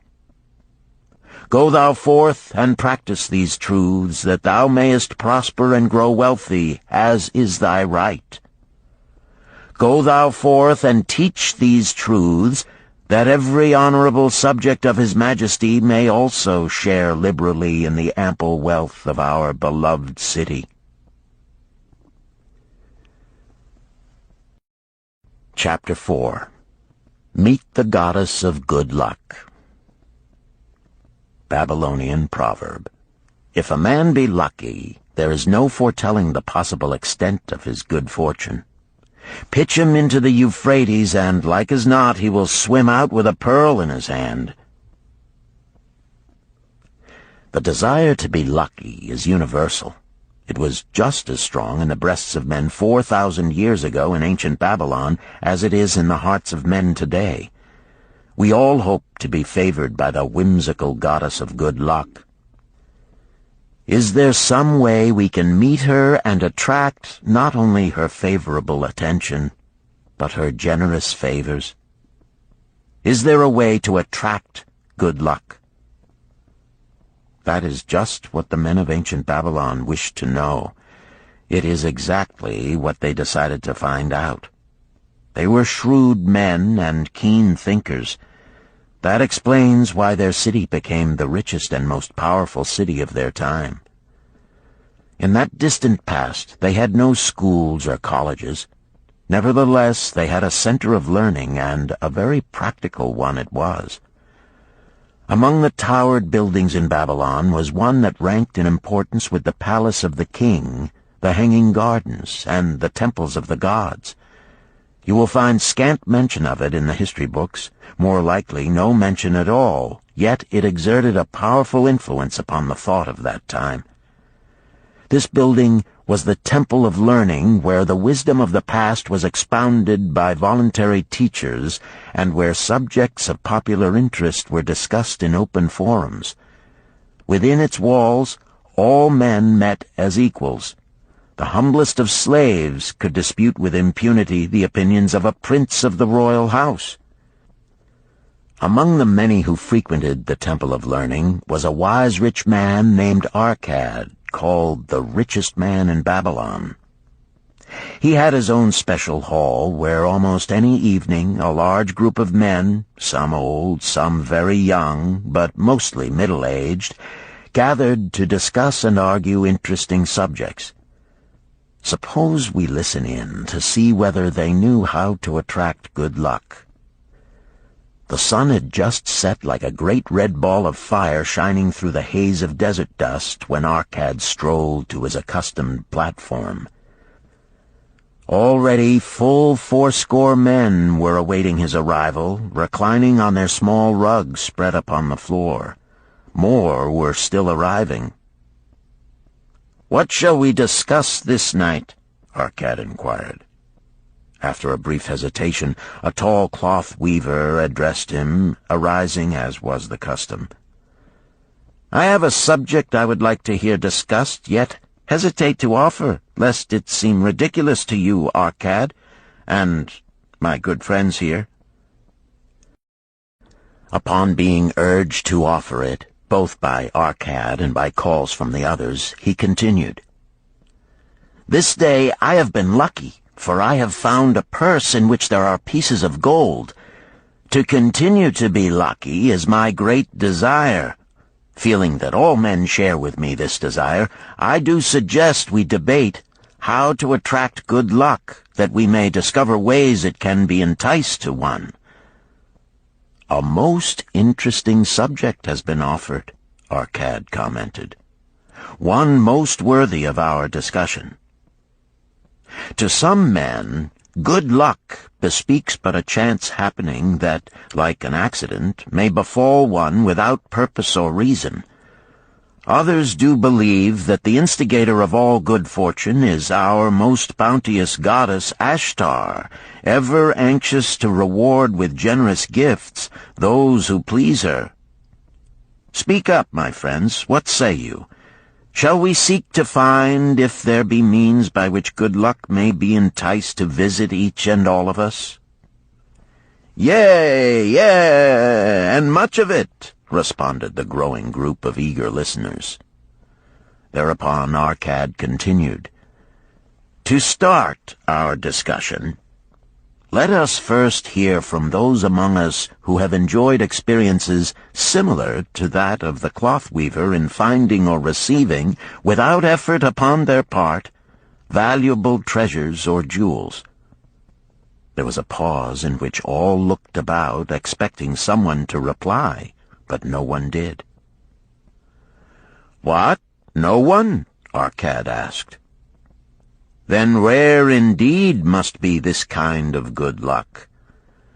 Who now will offer a suggestion as to where we shall continue our search?" "That I will do," spoke a well-robed young man, arising.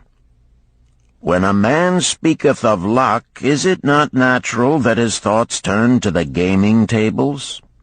Is it not there we find many men courting the favor of the goddess in hope she will bless them with rich winnings?" As he resumed his seat, a voice called, "Do not stop! Continue thy story. Tell us, didst thou find favor with the goddess at the gaming tables? Did she turn the cubes with red side up, so thou filled thy purse at the dealer's expense?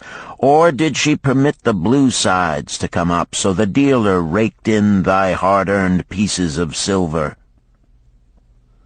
The young man joined the good-natured laughter, then replied, "I am not averse to admitting she seemed not to know I was even there. But how about the rest of you? Have you found her waiting about such places to roll the cubes in your favor? We are eager to hear as well as to learn." "A wise start," broke in Arcad. "We meet here to consider all sides of each question. To ignore the gaming table would be to overlook an instinct common to most men, the love of taking a chance with a small amount of silver in the hope of winning much gold." "That doth remind me of the races but yesterday," called out another listener. "If the goddess frequents the gaming tables, certainly she doth not overlook the races where the gilded chariots and the foaming horses offer far more excitement. Tell us honestly, Arcad, didst she whisper to you to place your bet upon those gray horses from Nineveh yesterday? I was standing just behind thee, and could scarce believe my ears when I heard thee place thy bet upon the grays. Thou knowest as well as any of us that no team in all Assyria can beat our beloved bays in a fair race. Didst the goddess whisper in thy ear to bet upon the grays, because at the last turn the inside black would stumble and so interfere with our bays that the grays would win the race and score an unearned victory?" Arcad smiled indulgently at the banter. "What reason have we to feel the good goddess would take that much interest in any man's bet upon a horse race?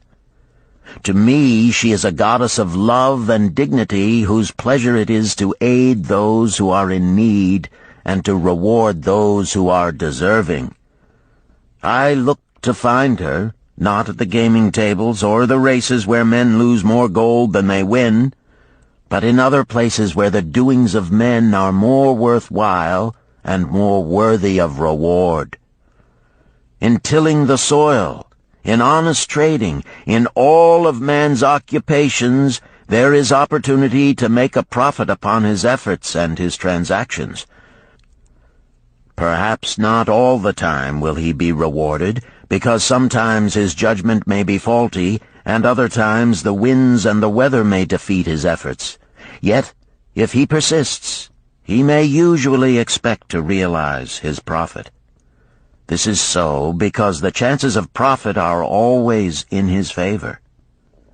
But when a man playeth the games, the situation is reversed, for the chances of profit are always against him, and always in favor of the gamekeeper.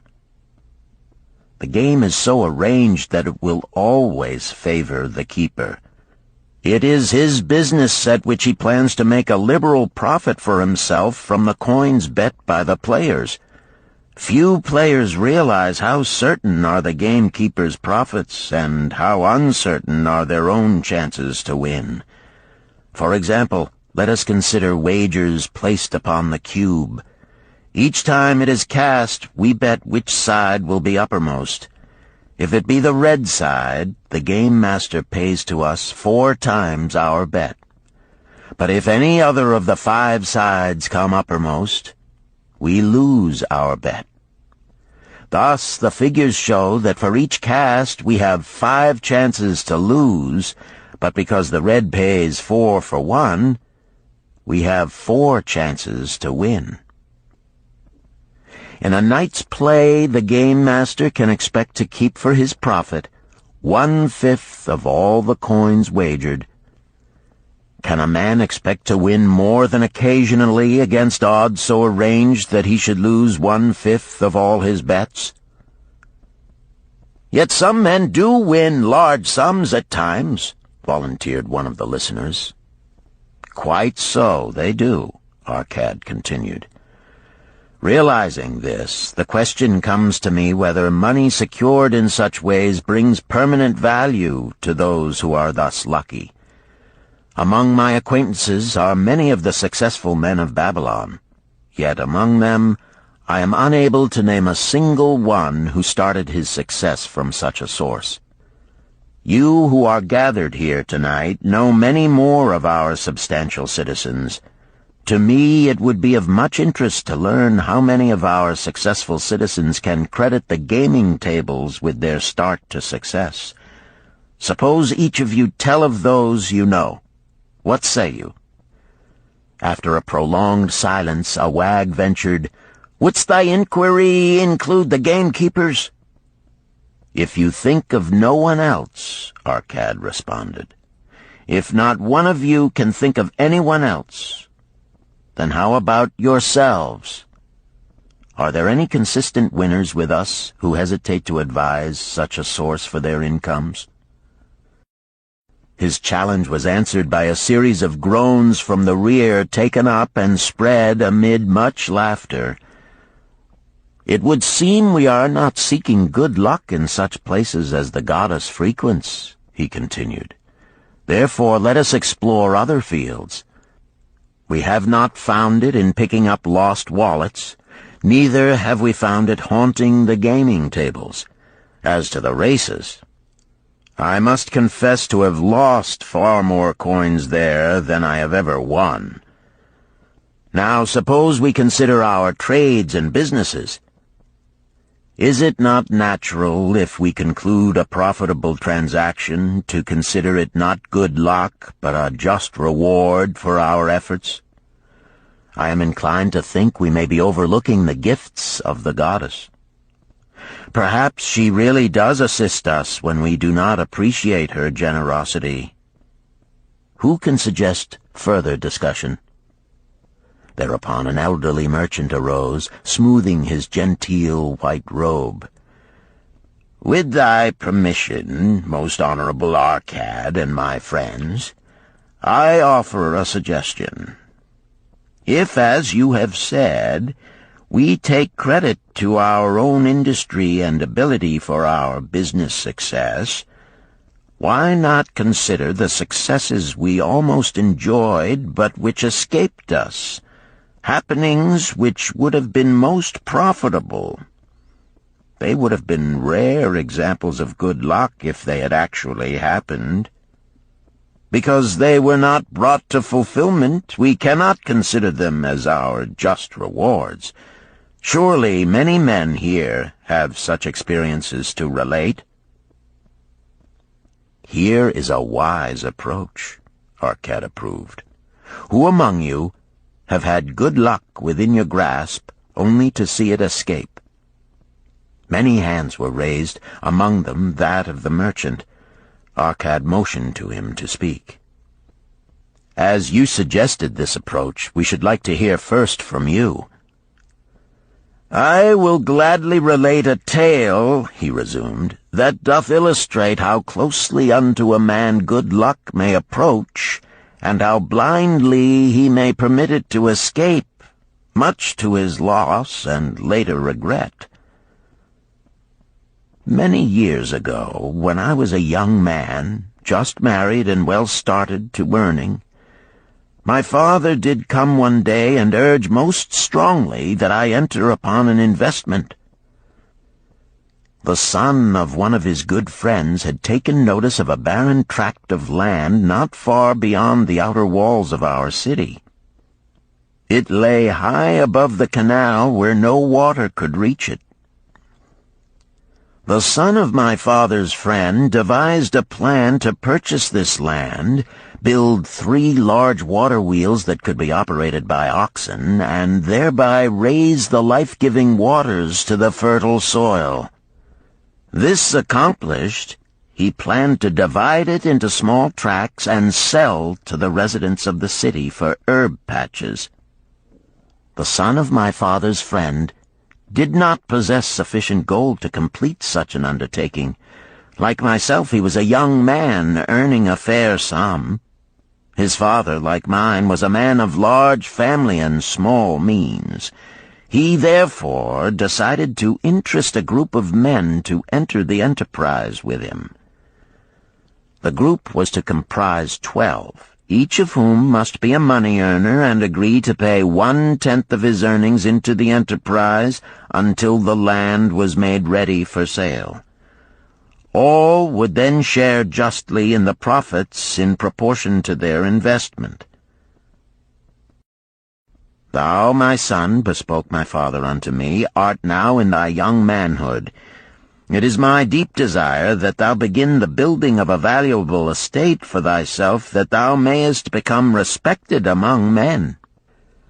I desire to see thou profit from a knowledge of the thoughtless mistakes of thy father." "This do I most ardently desire, my father," I replied. "Then this do I advise. Do what I should have done at thy age. From thy earnings keep out 1/10 to put into favorable investments. With this 1/10 of thy earnings, and what it will also earn, thou canst, before thou art my age, accumulate for thyself a valuable estate." "Thy words are words of wisdom, my father. Greatly do I desire riches. Yet there are many uses to which my earnings are called. Therefore do I hesitate to do as thou dost advise. I am young. There is plenty of time." "So I thought at thy age. Yet behold, many years have passed, and I have not yet made the beginning." "We live in a different age, my father. I shall avoid thy mistakes." "Opportunity stands before thee, my son. It is offering a chance that may lead to wealth. I beg of thee, do not delay. Go upon the morrow to the son of my friend, and bargain with him to pay 10% of thy earnings into this investment. Go promptly upon the morrow. Opportunity waits for no man. Today it is here, soon it is gone, therefore delay not." In spite of the advice of my father, I did hesitate. There were beautiful new robes just brought by the tradesmen from the East, robes of such richness and beauty my good wife and I felt we must each possess one. Should I agree to pay 1/10 of my earnings into the enterprise, we must deprive ourselves of these and other pleasures we dearly desired. I delayed making a decision until it was too late, much to my subsequent regret. The enterprise did prove to be more profitable than any man had prophesied. This is my tale, showing how I did permit good luck to escape. In this tale, we see how good luck waits to come to that man who accepts opportunity, commented a swarthy man of the desert. To the building of an estate, there must always be the beginning.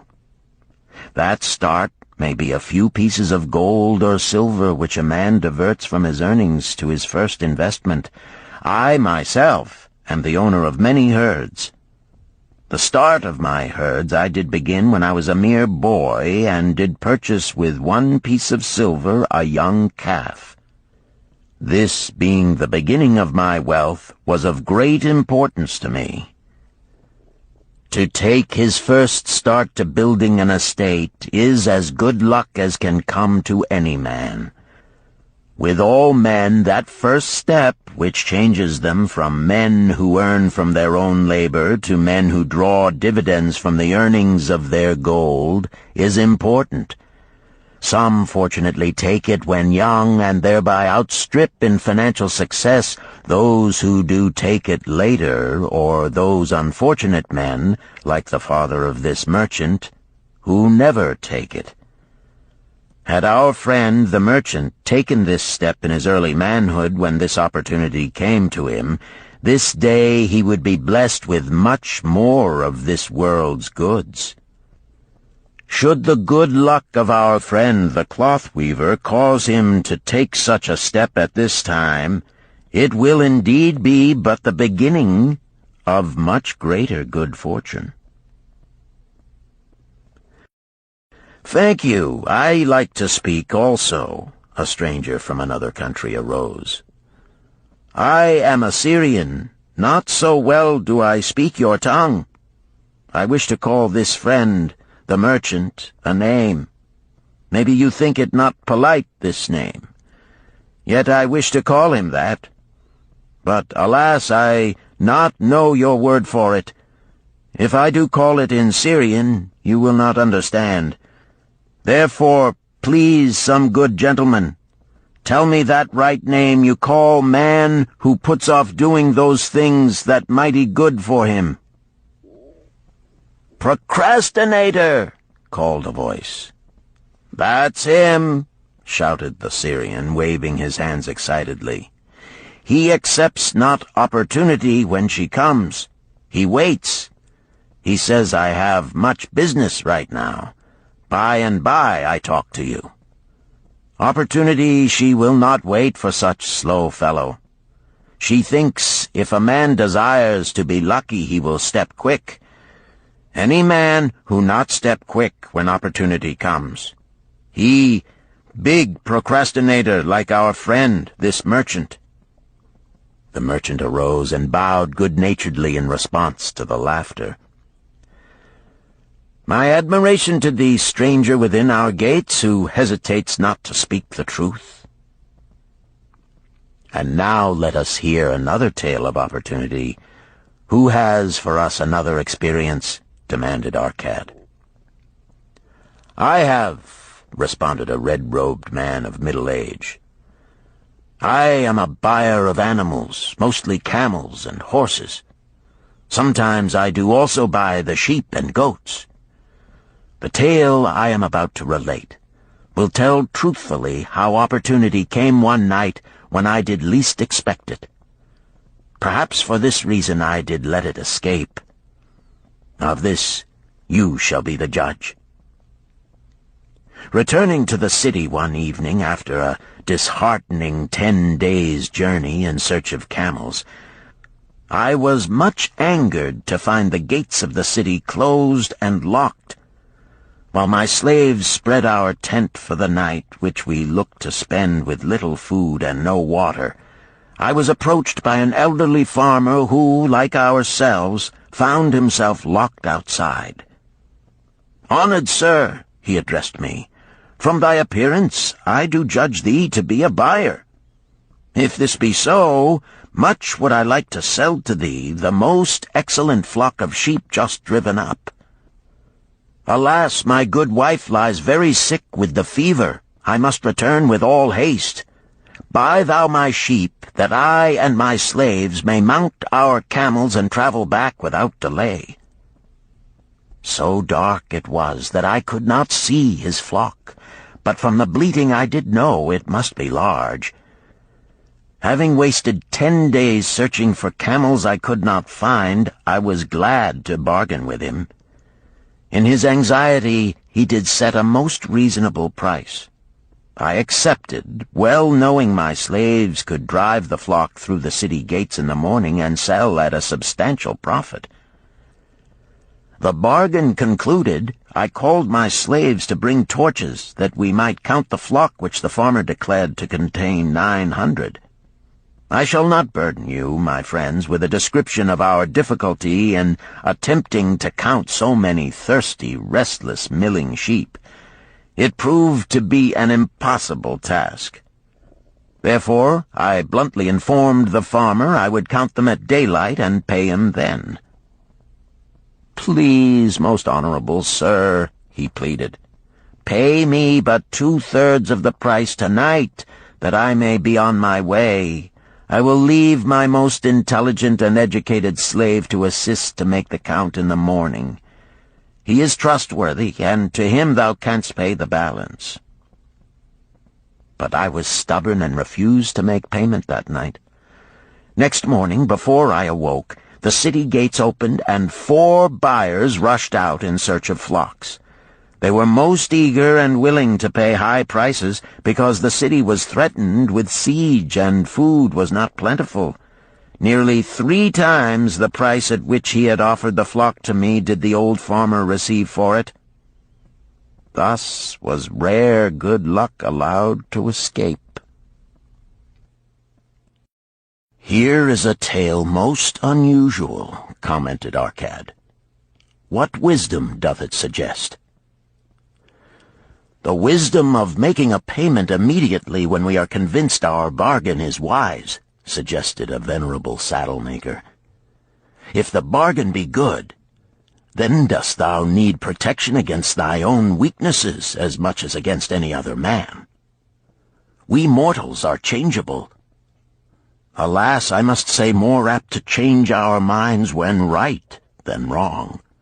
Wrong, we are stubborn indeed. Right, we are prone to vacillate and let opportunity escape. My first judgment is my best. Yet always have I found it difficult to compel myself to proceed with a good bargain when made. Therefore, as a protection against my own weaknesses, I do make a prompt deposit thereon.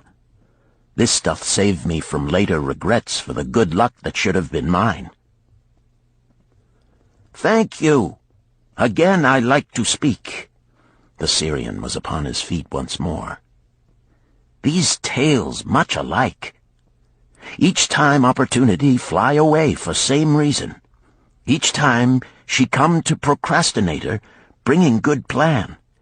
Each time they hesitate, not say, right now, best time, I do it quick.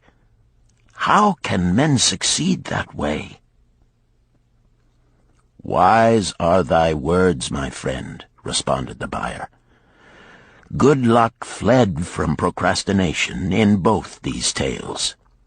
Yet this is not unusual. The spirit of procrastination is within all men.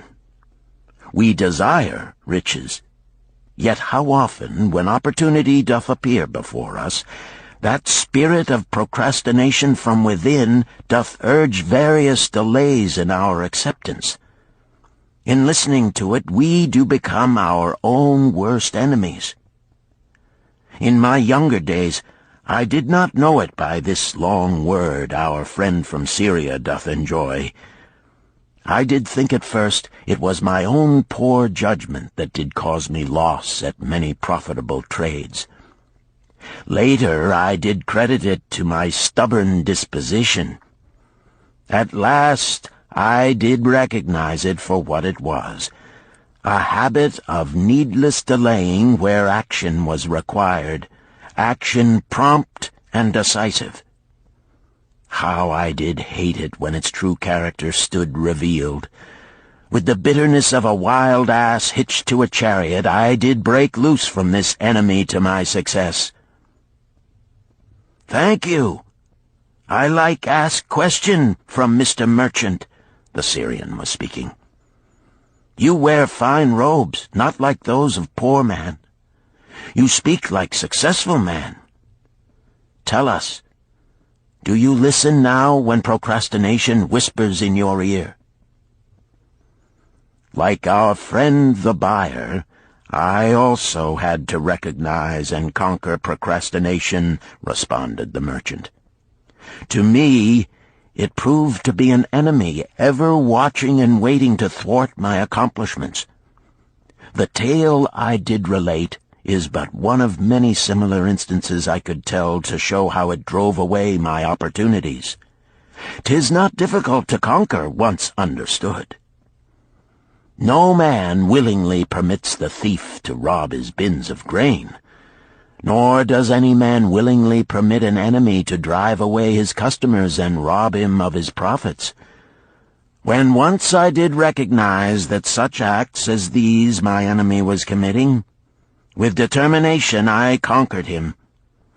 So must every man master his own spirit of procrastination before he can expect to share in the rich treasures of Babylon. What sayest, Arcad? Because thou art the richest man in Babylon, many do proclaim thee to be the luckiest.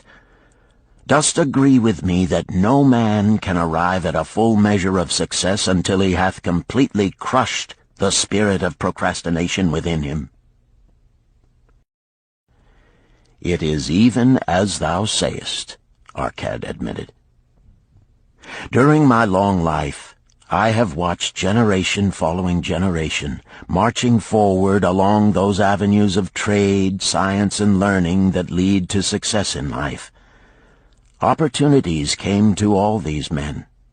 Some grasped theirs and moved steadily to the gratification of their deepest desires, but the majority hesitated, faltered, and fell behind. Arcad turned to the cloth weaver. Thou didst suggest that we debate good luck. Let us hear what thou now thinkest upon the subject. I do see good luck in a different light. I had thought of it as something most desirable that might happen to a man without effort upon his part. Now I do realize such happenings are not the sort of thing one may attract to himself. From our discussion have I learned that to attract good luck to oneself, it is necessary to take advantage of opportunities. Therefore, in the future, I shall endeavor to make the best of such opportunities as do come to me. Thou hast well grasped the truths brought forth in our discussion, Arcad replied. Good luck, we do find, often follows opportunity, but seldom comes otherwise. Our merchant friend would have found great good luck had he accepted the opportunity the good goddess did present to him. Our friend the buyer likewise would have enjoyed good luck had he completed the purchase of the flock and sold at such a handsome profit. We did pursue this discussion to find a means by which good luck could be enticed to us. I feel that we have found the way. Both the tales did illustrate how good luck follows opportunity. Herein lies a truth that many similar tales of good luck, won or lost, could not change. The truth is this: good luck can be enticed by accepting opportunity. Those eager to grasp opportunities for their betterment do attract the interest of the good goddess. She is ever anxious to aid those who please her. Men of action please her best. Action will lead thee forward to the successes thou dost desire. Men of action are favored by the goddess of good luck.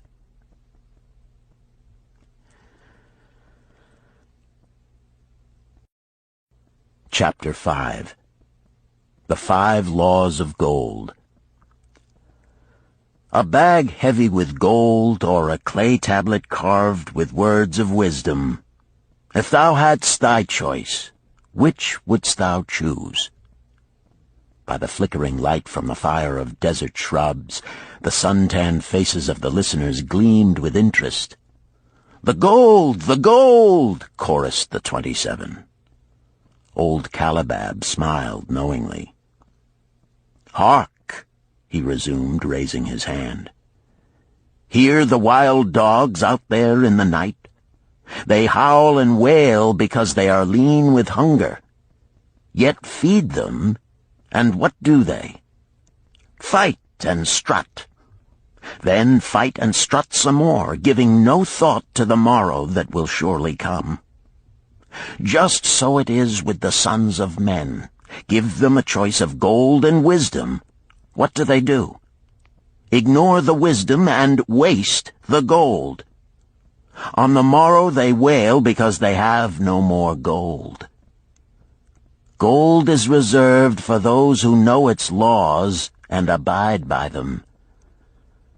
Calabab drew his white robe close about his lean legs, for a cool night wind was blowing.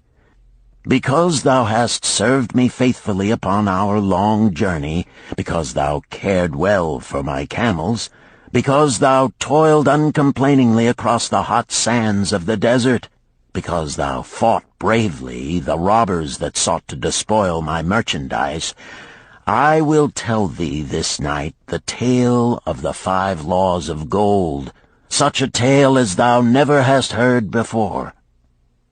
Hark ye with deep attention to the words I speak, for if you grasp their meaning and heed them, in the days that come thou shalt have much gold."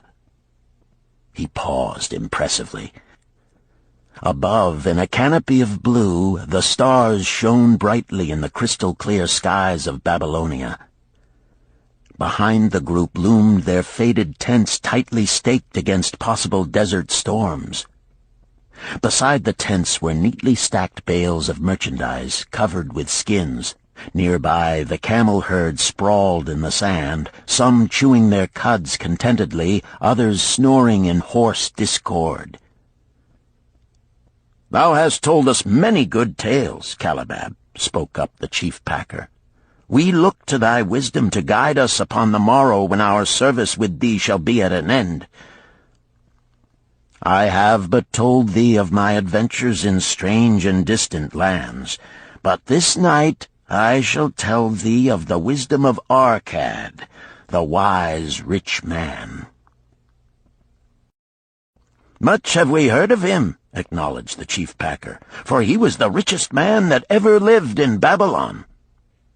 "The richest man he was, and that because he was wise in the ways of gold, even as no man had ever been before him.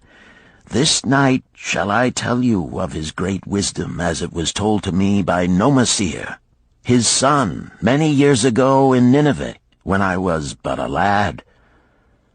My master and myself had tarried long into the night in the palace of Nomasir. I had helped my master bring great bundles of fine rugs, each one to be tried by Nomasir until his choice of colors was satisfied. At last he was well pleased, and commanded us to sit with him and to drink a rare vintage, odorous to the nostrils and most warming to my stomach, which was unaccustomed to such a drink. Then did he tell us this tale of the great wisdom of Arkad, his father, even as I shall tell it to you. In Babylon it is the custom, as you know, that the sons of wealthy fathers live with their parents in expectation of inheriting the estate. Arkad did not approve of this custom. Therefore, when Nomasir reached the man's estate, he sent for the young man and addressed him. "My son, it is my desire that thou succeed to my estate. Thou must, however, first prove that thou art capable of wisely handling it. Therefore, I wish that thou go out into the world and show thy ability both to acquire gold and to make thyself respected among men. To start thee well, I will give thee 2 things of which I myself was denied when I started as a poor youth to build up a fortune. First, I give thee this bag of gold. If thou use it wisely, it will be the basis of thy future success. Second, I give thee this clay tablet upon which is carved the 5 laws of gold. If thou dost but interpret them in thy own acts, they shall bring thee competence and security. 10 years from this day come thou back to the house of thy father and give account of thyself.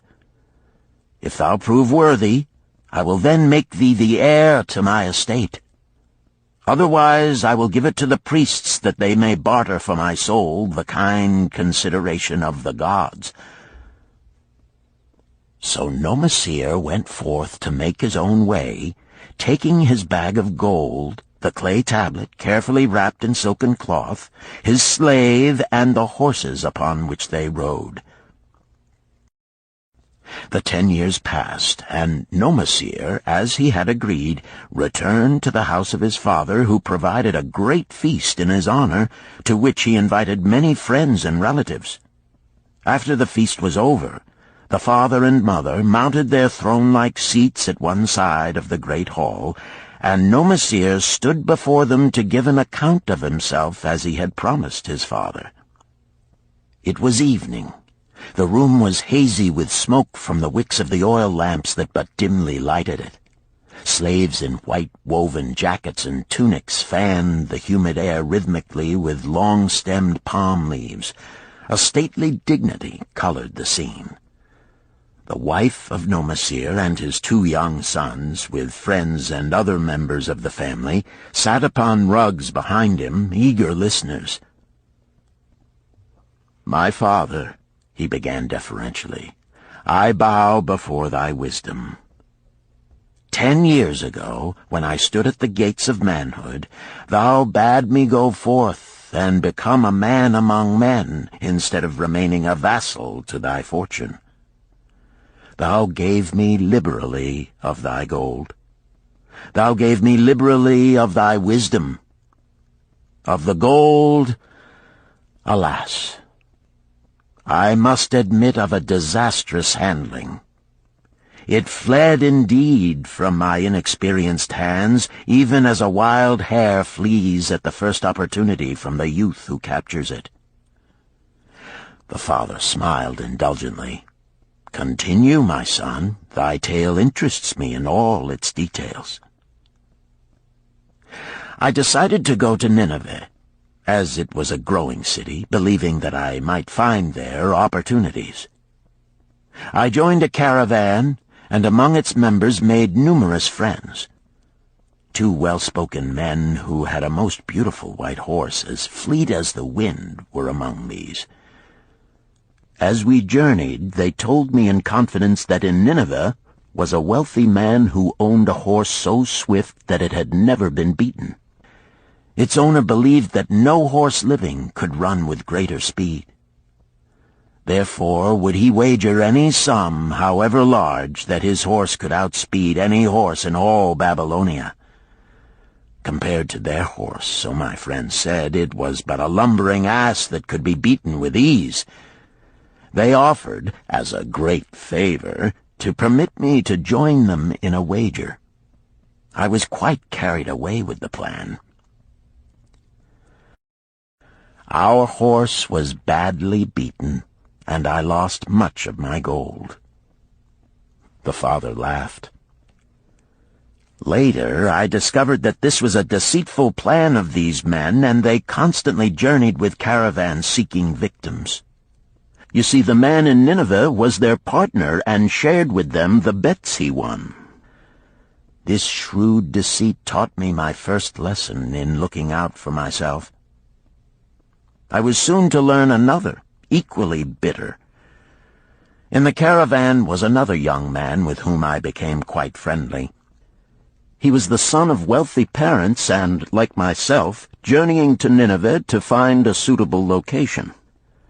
Not long after our arrival, he told me that a merchant had died, and his shop with its rich merchandise and patronage could be secured at a paltry price.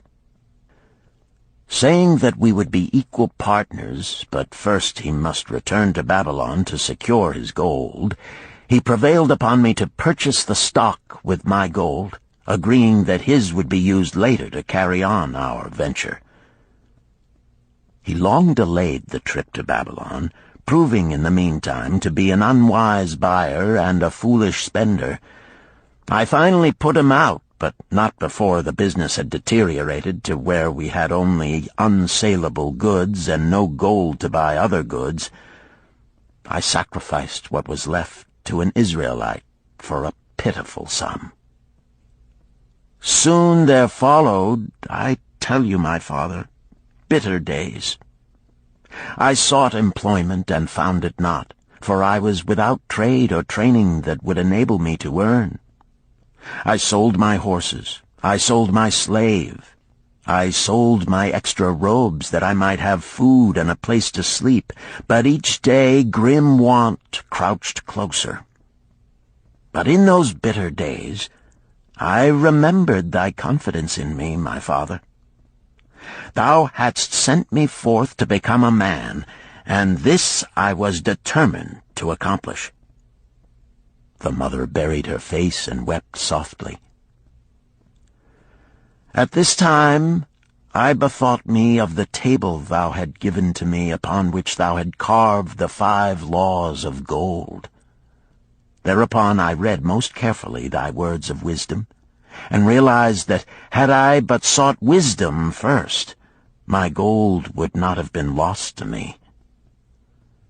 I learned by heart each law, and determined that when once more the goddess of good fortune smiled upon me, I would be guided by the wisdom of age, and not by the inexperience of youth.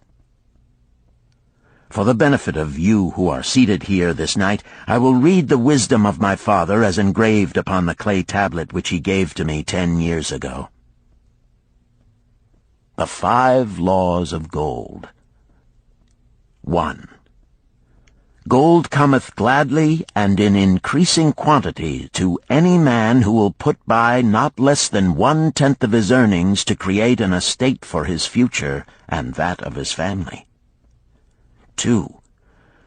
Gold laboreth diligently and contentedly for the wise owner who finds for it profitable employment, multiplying even as the flocks of the field. 3. Gold clingeth to the protection of the cautious owner who invests it under the advice of men wise in its handling. 4.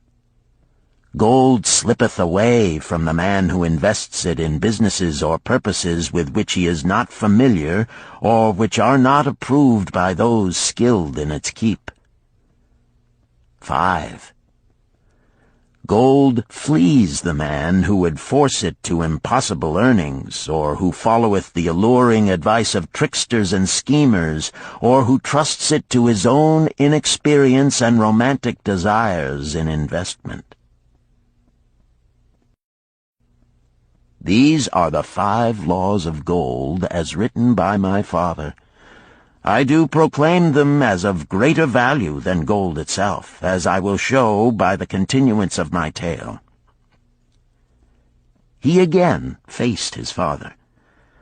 I have told thee of the depth of poverty and despair to which my inexperience brought me. However, there is no chain of disasters that will not come to an end. Mine came when I secured employment managing a crew of slaves working upon the new outer wall of the city. Profiting from my knowledge of the first law of gold, I saved a copper from my first earnings, adding to it at every opportunity until I had a piece of silver. It was a slow procedure, for one must live. I did spend grudgingly, I admit, because I was determined to earn back before the 10 years were over as much gold as you, my father, had given to me. One day the slave-master with whom I had become quite friendly said to me, "Thou art a thrifty youth who spends not wantonly what he earns. Hast thou gold put by that is not earning?" "Yes," I replied. "It is my greatest desire to accumulate gold, to replace that which my father gave to me and which I have lost. 'Tis a worthy ambition, I will grant. And do you know that the gold which you have saved can work for you and earn much more gold?" "Alas, my experience has been bitter, for my father's gold has fled from me, and I am in much fear lest my own do the same." "If thou hast confidence in me, I will give thee a lesson in the profitable handling of gold," he replied. "Within a year the outer wall will be complete and ready for the great gates of bronze that will be built at each entrance to protect the city from the king's enemies. In all Nineveh there is not enough metal to make these gates, and the king has not thought to provide it. Here is my plan. A group of us will pool our gold and send a caravan to the mines of copper and tin which are distant, and bring to Nineveh the metal for the gates. When the king says, 'Make the great gates,' we alone can supply the metal, and a rich price he will pay. If the king will not buy from us, we will yet have the metal which can be sold for a fair price." In his offer, I recognized an opportunity to abide by the third law and invest my savings under the guidance of wise men. Nor was I disappointed. Our pool was a success, and my small store of gold was greatly increased by the transaction. In due time I was accepted as a member of this same group in other ventures. They were men wise in the profitable handling of gold. They talked over each plan presented with great care before entering upon it. They would take no chance on losing their principal or tying it up in unprofitable investments from which their gold could not be recovered. Such foolish things as the horse race and the partnership into which I had entered with my inexperience would have had scant consideration with them. They would have immediately pointed out their weaknesses. Through my association with these men, I learned to safely invest gold to bring profitable returns. As the years went on, my treasure increased more and more rapidly. I not only made back as much as I lost, but much more. Through my misfortunes, my trials, and my success, I have tested time and again the wisdom of the 5 laws of gold, my father, and have proven them true in every test. To him who is without knowledge of the 5 laws, gold comes not often, and goeth away quickly. But to him who abide by the 5 laws, gold comes and works as his dutiful slave. Nomasir ceased speaking and motioned to a slave in the back of the room. The slave brought forward one at a time 3 heavy leather bags. One of these Nomasir took and placed upon the floor before his father, addressing him again. "Thou didst give to me a bag of gold, Babylon gold. Behold, in its place I do return to thee a bag of Nineveh gold of equal weight, an equal exchange, as all will agree. Thou didst give to me a clay tablet inscribed with wisdom. Behold, in its stead I do return 2 bags of gold." So saying, he took from the slave the other 2 bags, and likewise placed them upon the floor before his father. "This I do to prove to thee, my father, of how much greater value I consider thy wisdom than thy gold. Yet who can measure in bags of gold the value of wisdom? Without wisdom, gold is quickly lost by those who have it. But with wisdom, gold can be secured by those who have it not, as these 3 bags of gold do prove.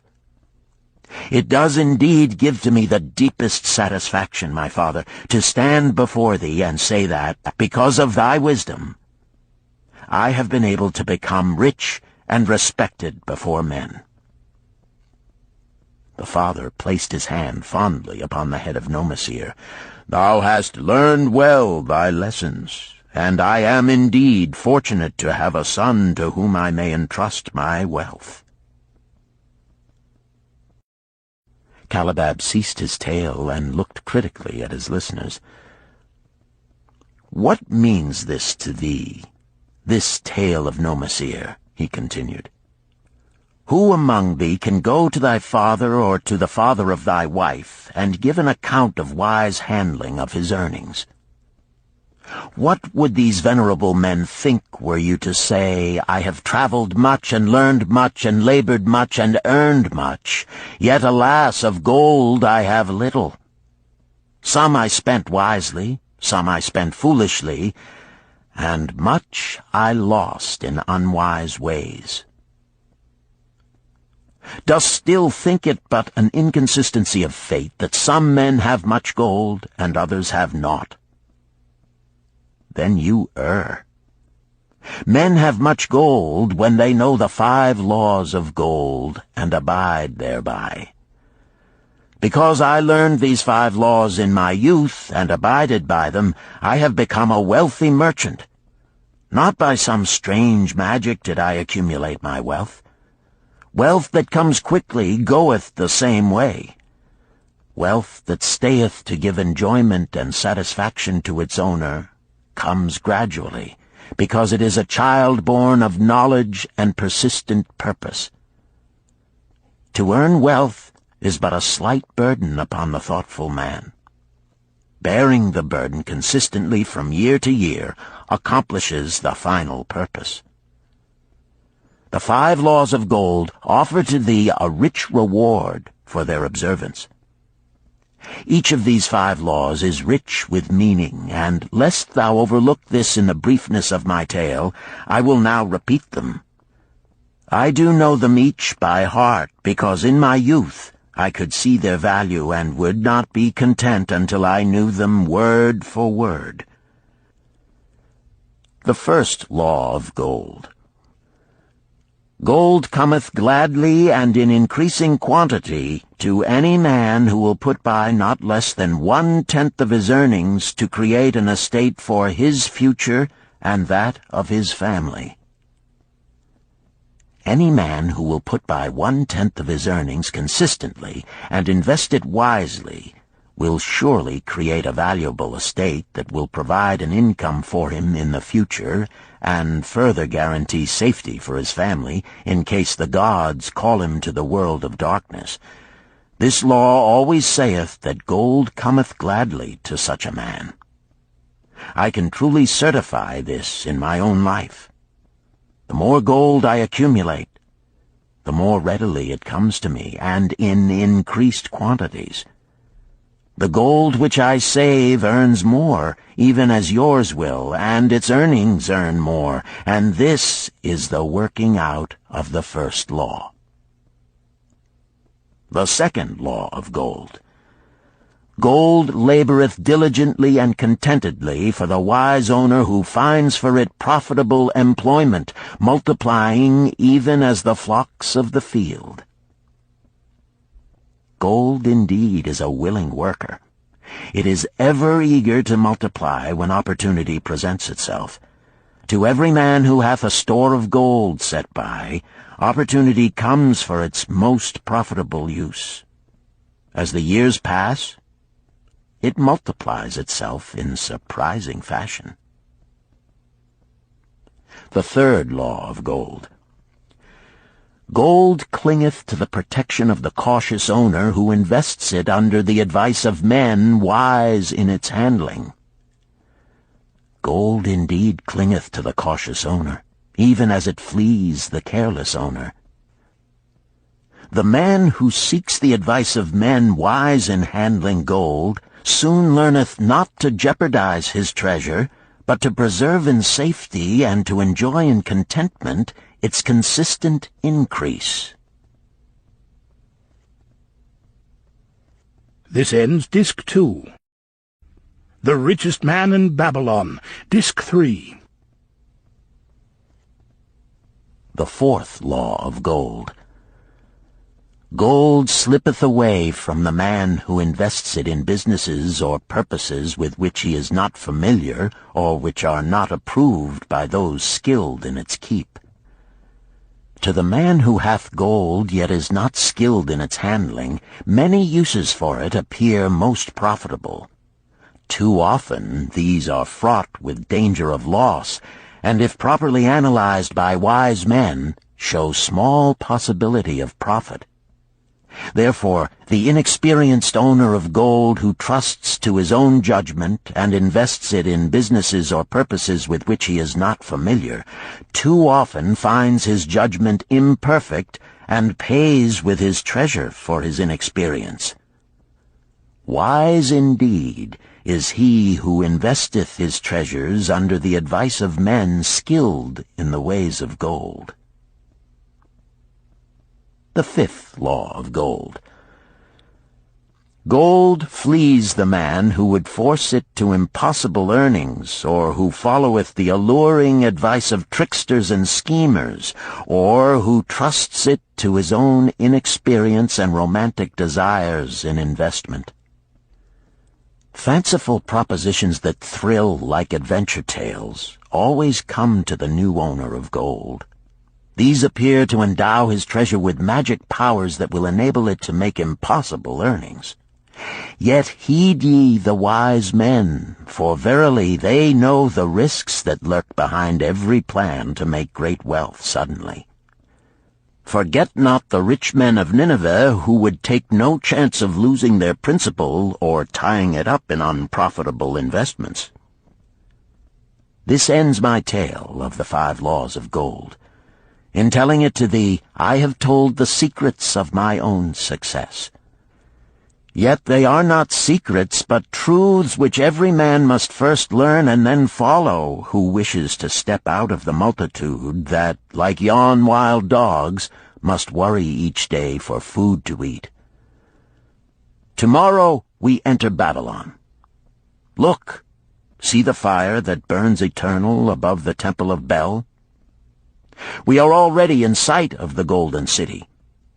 Tomorrow each of thee shall have gold, the gold thou hast so well earned by thy faithful services. 10 years from this night, what can you tell about this gold? If there be men among you who, like Nomasir, will use a portion of their gold to start for themselves an estate and be thenceforth wisely guided by the wisdom of Arkad, 10 years from now, 'tis a safe wager, like the son of Arkad, they will be rich and respected among men. Our wise acts accompany us through life to please us and to help us. Just as surely our unwise acts follow us to plague and torment us. Alas, they cannot be forgotten. In the front rank of the torments that do follow us are the memories of the things we should have done, of the opportunities which came to us, and we took not. Rich are the treasures of Babylon, so rich no man can count their value in pieces of gold. Each year they grow richer and more valuable. Like the treasures of every land, they are a reward, a rich reward awaiting those men of purpose who determine to secure their just share. In the strength of thine own desires is a magic power. Guide this power with thy knowledge of the 5 laws of gold, and thou shalt share the treasures of Babylon.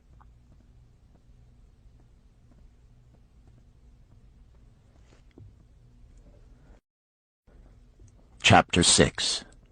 The Gold Lender of Babylon. 50 pieces of gold. Never before had Rodan, the spearmaker of old Babylon, carried so much gold in his leather wallet. Happily down the king's highway from the palace of his most liberal majesty he strode. Cheerfully the gold clinked as the wallet at his belt swayed with each step, the sweetest music he had ever heard. 50 pieces of gold, all his. He could hardly realize his good fortune. What power in those clinking discs! They could purchase anything he wanted. A grand house, land, cattle, camels, horses, chariots, whatever he might desire. What use should he make of it? This evening, as he turned into a side street toward the home of his sister, he could think of nothing he would rather possess than those same glittering, heavy pieces of gold, his to keep. It was upon an evening some days later that a perplexed Rodan entered the shop of Mathon, the lender of gold and dealer in jewels and rare fabrics.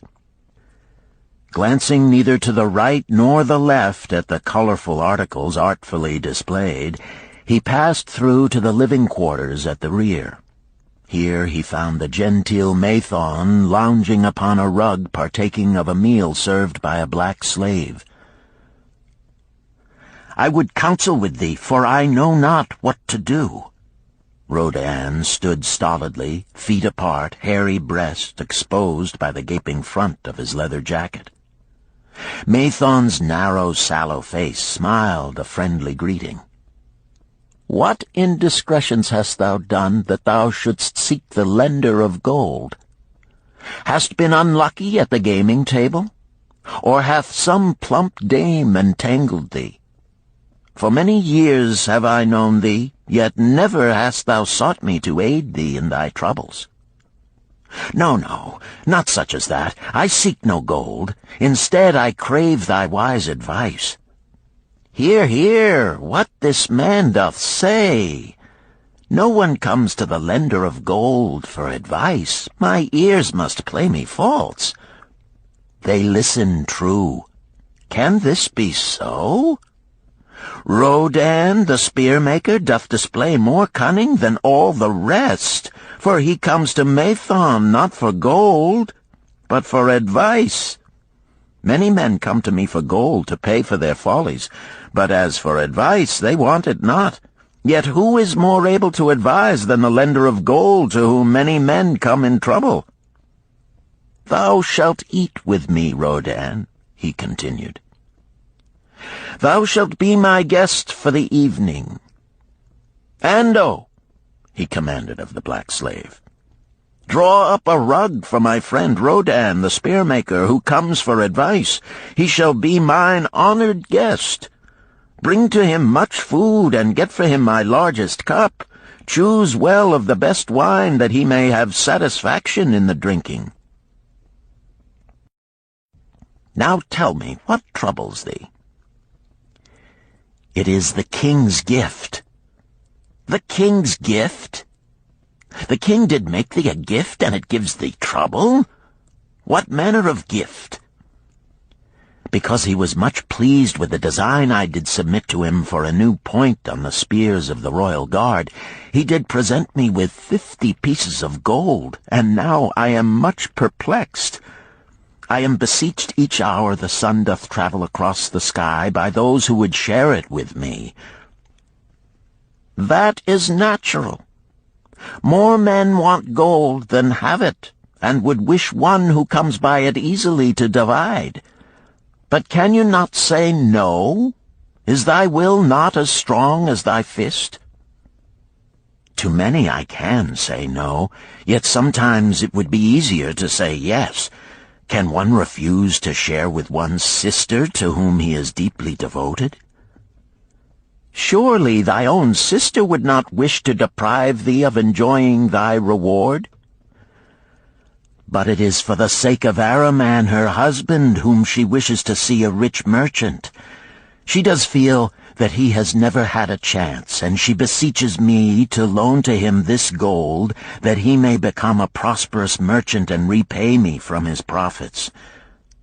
My friend, resumed Mathon, 'tis a worthy subject thou bringest to discuss.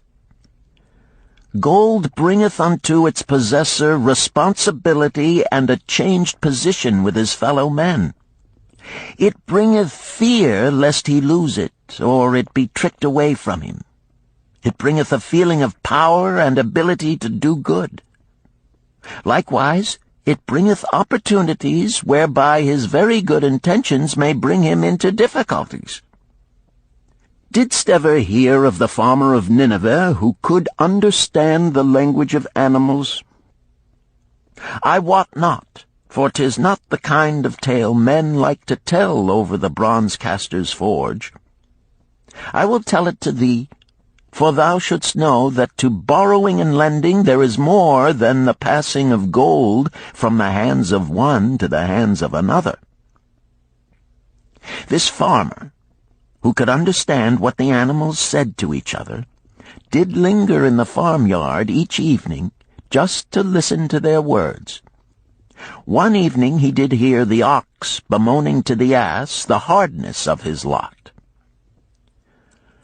I do labor pulling the plow from morning until night, no matter how hot the day, or how tired my legs, or how the bow doth chafe my neck, still must I work. But you are a creature of leisure. You are trapped with a colorful blanket and do nothing more than carry our master about where he wishes to go. When he goes nowhere, you do rest and eat the green grass all the day." Now the ass, in spite of his vicious heels, was a goodly fellow and sympathized with the ox. "My good friend," he replied, "you do work very hard, and I would help ease your lot. Therefore will I tell you how you may have a day of rest. In the morning, when the slave comes to fetch you to the plow, lie upon the ground and bellow much, that he may say you are sick and cannot work." So the ox took the advice of the ass, and the next morning the slave returned to the farmer and told him the ox was sick and could not pull the plow. "Then," said the farmer, "hitch the ass to the plow, for the plowing must go on." All that day, the ass, who had only intended to help his friend, found himself compelled to do the ox's task. When night came and he was released from the plow, his heart was bitter, and his legs were weary, and his neck was sore where the bow had chafed it. The farmer lingered in the barnyard to listen. The ox began first. "You are my good friend. Because of your wise advice, I have enjoyed a day of rest." "And I," retorted the ass, "am like many another simple-hearted one who starts to help a friend and ends up by doing his task for him. Hereafter you draw your own plow, for I did hear the master tell the slave to send for the butcher were you sick again. I wish he would, for you are a lazy fellow." Thereafter they spoke to each other no more. This ended their friendship. "Canst thou tell the moral to this tale, Rodan?" "'Tis a good tale," responded Rodan, "but I see not the moral." "I thought not that you would, but it is there, and simple too. Just this: if you desire to help thy friend, do so in a way that will not bring thy friend's burdens upon thyself." "I had not thought of that. It is a wise moral. I wish not to assume the burdens of my sister's husband. But tell me, you lend to many. Do not the borrowers repay?" Mathon smiled the smile of one whose soul is rich with much experience. "Could a loan be well made if the borrower cannot repay? Must not the lender be wise and judge carefully whether his gold can perform a useful purpose to the borrower and return to him once more? Or whether it will be wasted by one unable to use it wisely and leave him without his treasure, and leave the borrower with a debt he cannot repay? I will show to thee the tokens in my token chest, and let them tell thee some of their stories." Into the room he brought a chest as long as his arm, covered with red pigskin and ornamented with bronze designs. He placed it upon the floor and squatted before it, both hands upon the lid. "From each person to whom I lend, I do exact a token for my token chest, to remain there until the loan is repaid. When they repay, I give it back. But if they never repay, it will always remind me of one who was not faithful to my confidence.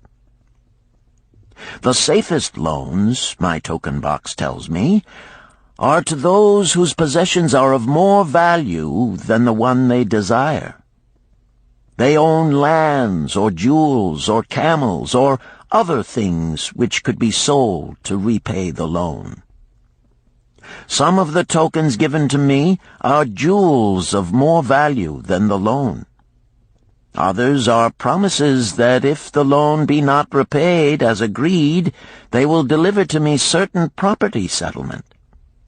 On loans like those I am assured that my gold will be returned with the rental thereon, for the loan is based on property.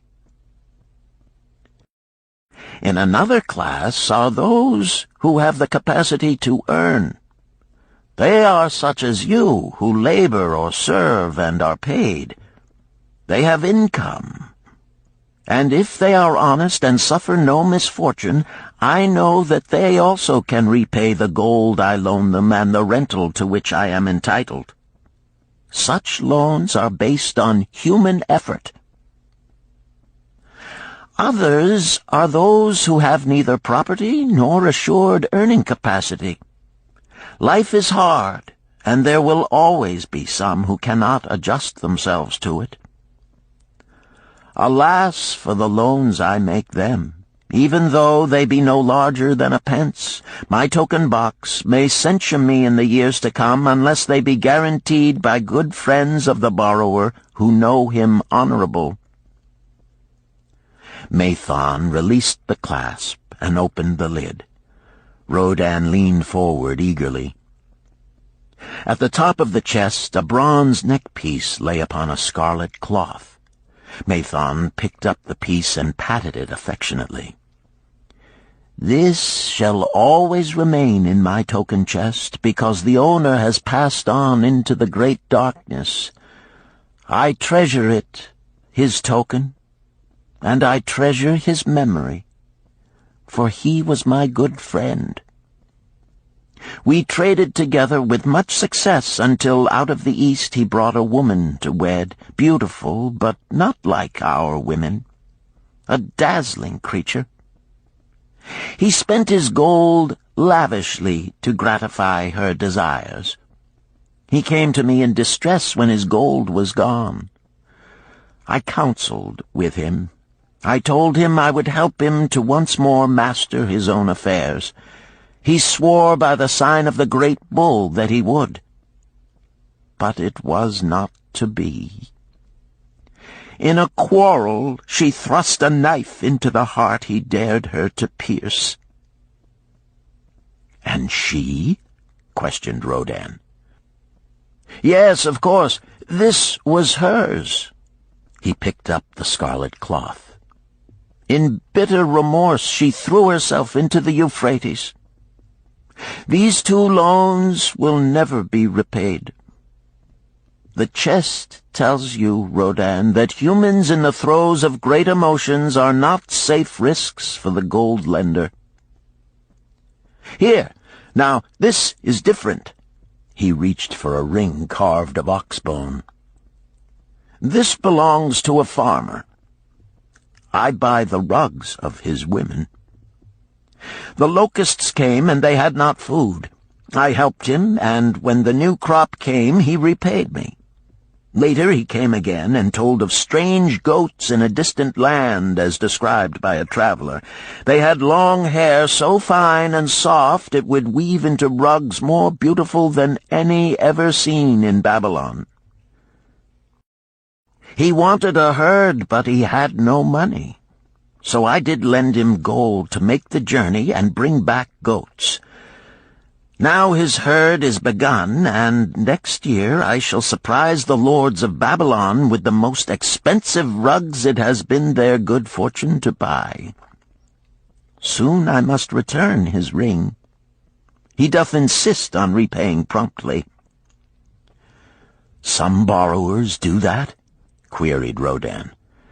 "If they borrow for purposes that bring money back to them, I find it so. But if they borrow because of their indiscretions, I warn thee to be cautious if thou wouldst ever have thy gold back in hand again."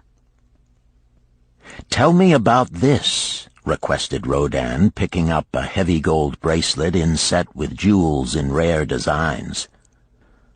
"The women do appeal to my good friend," bantered Mathon. "I am still much younger than you," retorted Rodan. "I grant that, but this time thou doth suspicion romance where it is not. The owner of this is fat and wrinkled, and doth talk so much and say so little, she drives me mad. Once they had much money and were good customers, but ill times came upon them. She has a son of whom she would make a merchant. So she came to me and borrowed gold that he might become a partner of a caravan owner who travels with his camels, bartering in one city what he buys in another. This man proved a rascal, for he left the poor boy in a distant city without money and without friends, pulling out early while the youth slept. Perhaps when this youth has grown to manhood he will repay. Until then I get no rental for the loan, only much talk. But I do admit the jewels are worthy of the loan." "Did this lady ask thy advice as to the wisdom of the loan?" "Quite otherwise. She had pictured to herself this son of hers as a wealthy and powerful man of Babylon. To suggest the contrary was to infuriate her. A fair rebuke I had. I knew the risk for this inexperienced boy, but as she offered security, I could not refuse her." "This," continued Mathon, waving a bit of pack rope tied into a knot, "belongs to Nebator, the camel trader. When he would buy a herd larger than his funds, he brings to me this knot, and I lend to him according to his needs. He is a wise trader. I have confidence in his good judgment and can lend him freely. Many other merchants of Babylon have my confidence because of their honorable behavior. Their tokens come and go frequently in my token box. Good merchants are an asset to our city, and it profits me to aid them to keep trade moving that Babylon be prosperous." Mathon picked out a beetle carved in turquoise and tossed it contemptuously on the floor. "A bug from Egypt. The lad who owns this does not care whether I ever receive back my gold. When I reproach him, he replies, 'How can I repay when ill fate pursues me? You have plenty more. What can I do?' The token is his father's, a worthy man of small means who did pledge his land and herd to back his son's enterprises. The youth found success at first, and then was overzealous to gain great wealth. His knowledge was immature. His enterprises collapsed. Youth is ambitious.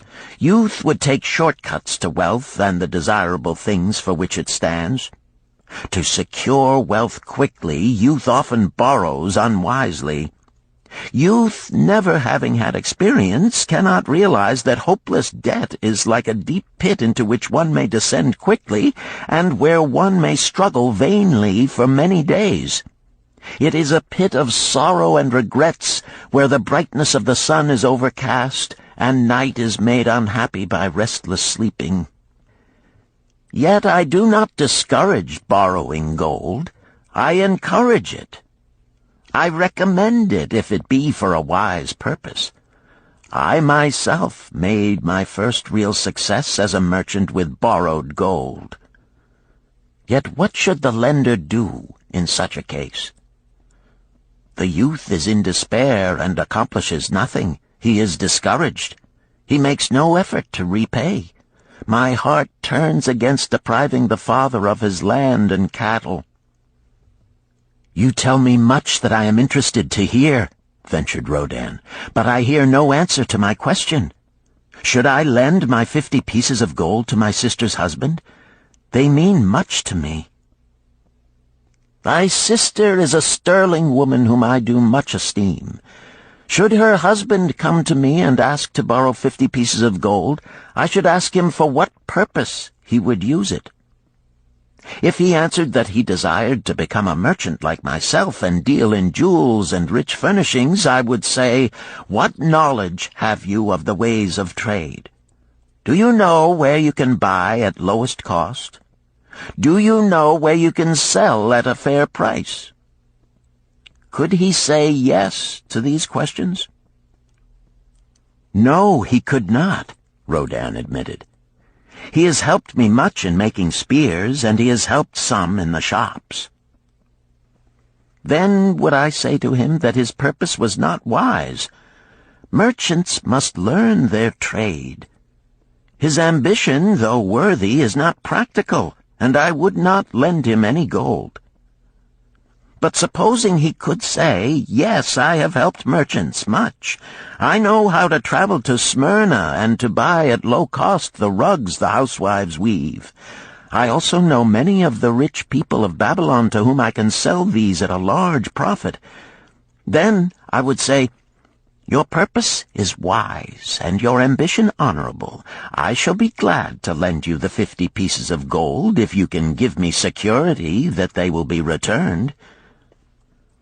But would he say, I have no security other than that I am an honored man and will pay you well for the loan? Then would I reply, I treasure much each piece of gold. Were the robbers to take it from you as you journeyed to Smyrna, or take the rugs from you as you returned, then you would have no means of repaying me, and my gold would be gone. Gold, you see, Rodin, is the merchandise of the lender of money. It is easy to lend. If it is lent unwisely, then it is difficult to get back. The wise lender wishes not the risk of the undertaking, but the guarantee of safe repayment.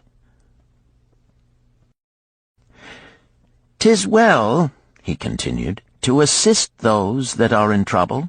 'Tis well to help those upon whom fate has laid a heavy hand. 'Tis well to help those who are starting, that they may progress and become valuable citizens. But help must be given wisely, lest, like the farmer's ass, in our desire to help, we but take upon ourselves the burden that belongs to another." Again I wandered from thy question, Rodin, but hear my answer. Keep thy 50 pieces of gold. What thy labor earns for thee and what is given thee for reward is thine own, and no man can put an obligation upon thee to part with it unless it do be thy wish. If thee wouldst lend it so that it may earn thee more gold, then lend with caution and in many places. I like not idle gold, even less I like too much of risk. How many years hast thou labored as a spear-maker? Fully 3. How much besides the king's gift hast saved? 3 gold pieces.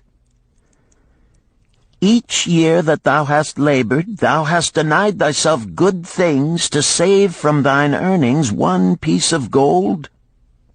'Tis as you say. Then mightest save in 50 years of labor 50 pieces of gold by thy self-denial? A lifetime of labor it would be. Thinkest thou thy sister would wish to jeopardize the savings of 50 years of labor over the bronze melting pot, that her husband might experiment on being a merchant? Not if I spoke in your words.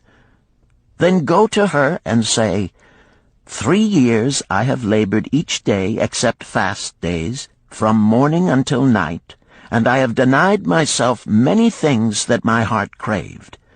For each year of labor and self-denial, I have to show 1 piece of gold. Thou art my favored sister, and I wish that thy husband may engage in business in which he will prosper greatly. If he will submit to me a plan that seems wise and possible to my friend Mathon, then will I gladly lend to him my savings of an entire year, that he may have an opportunity to prove that he can succeed. Do that, I say, and if he has within him the soul to succeed, he can prove it. If he fails, he will not owe thee more than he can hope some day to repay.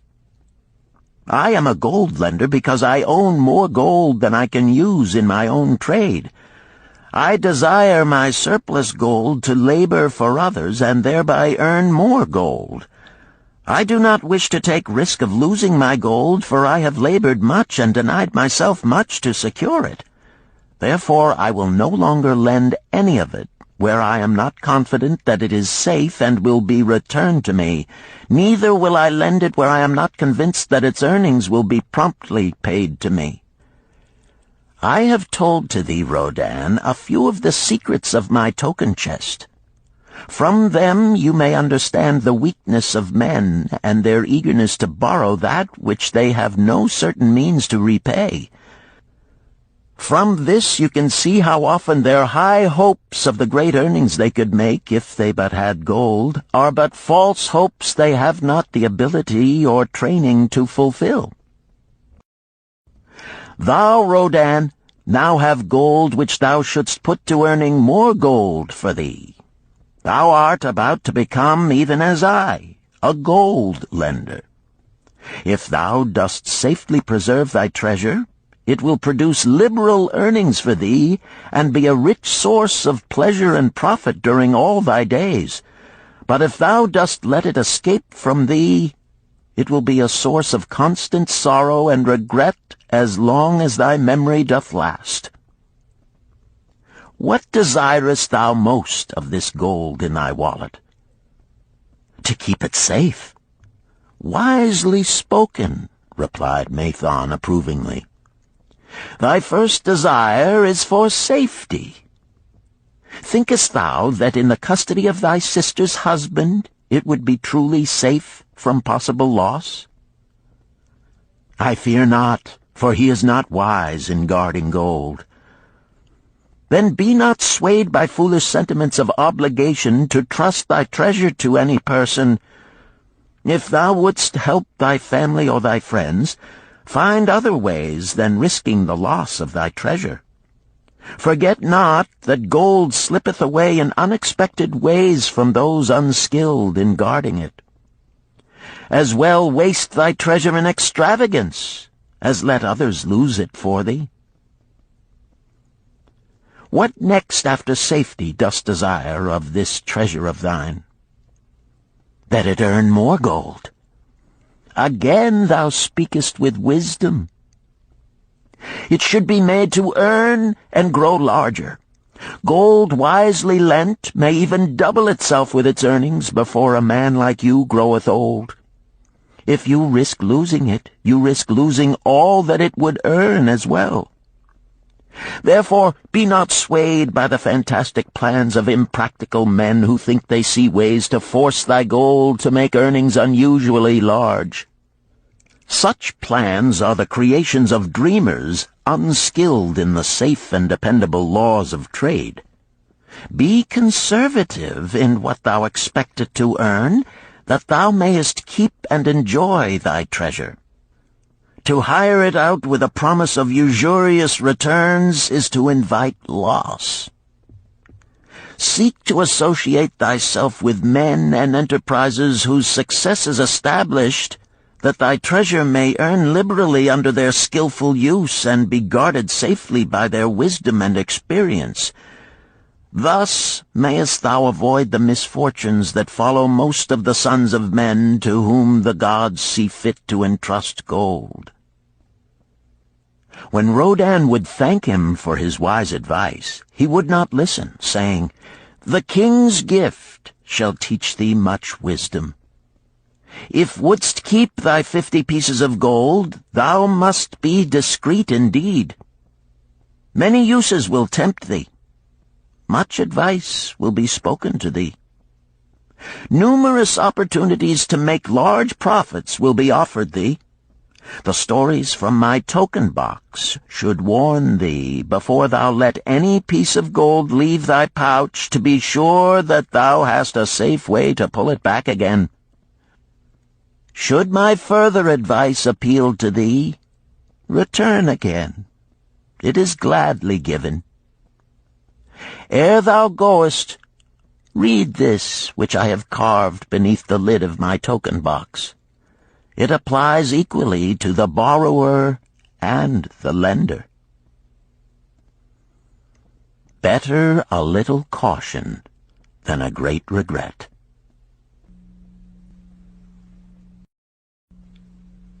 Chapter 7. The Walls of Babylon. Old Banzar, grim warrior of another day, stood guard at the passageway leading to the top of the ancient walls of Babylon. Up above, valiant defenders were battling to hold the walls. Upon them depended the future existence of this great city with its hundreds of thousands of citizens. Over the walls came the roar of the attacking armies, the yelling of many men, the trampling of thousands of horses, the deafening boom of the battering rams pounding the bronzed gates. In the street behind the gate lounged the spearmen, waiting to defend the entrance should the gates give way. They were but few for the task. The main armies of Babylon were with their king, far away in the east on a great expedition against the Elamites. No attack upon the city having been anticipated during their absence, the defending forces were small. Unexpectedly from the north bore down the mighty armies of the Assyrians, and now the walls must hold or Babylon was doomed. About Banzar were great crowds of citizens, white-faced and terrified, eagerly seeking news of the battle. With hushed awe they viewed the stream of wounded and dead being carried or led out of the passageway. Here was the crucial point of attack. After 3 days of circling about the city, the enemy had suddenly thrown his great strength against this section and this gate. The defenders from the top of the wall fought off the climbing platforms and the scaling ladders of the attackers with arrows, burning oil, and, if any reached the top, spears. Against the defenders, thousands of the enemy's archers poured a deadly barrage of arrows. Old Banzar had the vantage point for news. He was closest to the conflict and first to hear of each fresh repulse of the frenzied attackers. An elderly merchant crowded close to him, his palsied hands quivering. tell me," he pleaded. "They cannot get in. My sons are with the good king. There is no one to protect my old wife. My goods, they will steal all. My food, they will leave nothing. We are old, too old to defend ourselves, too old for slaves. We shall starve, we shall die.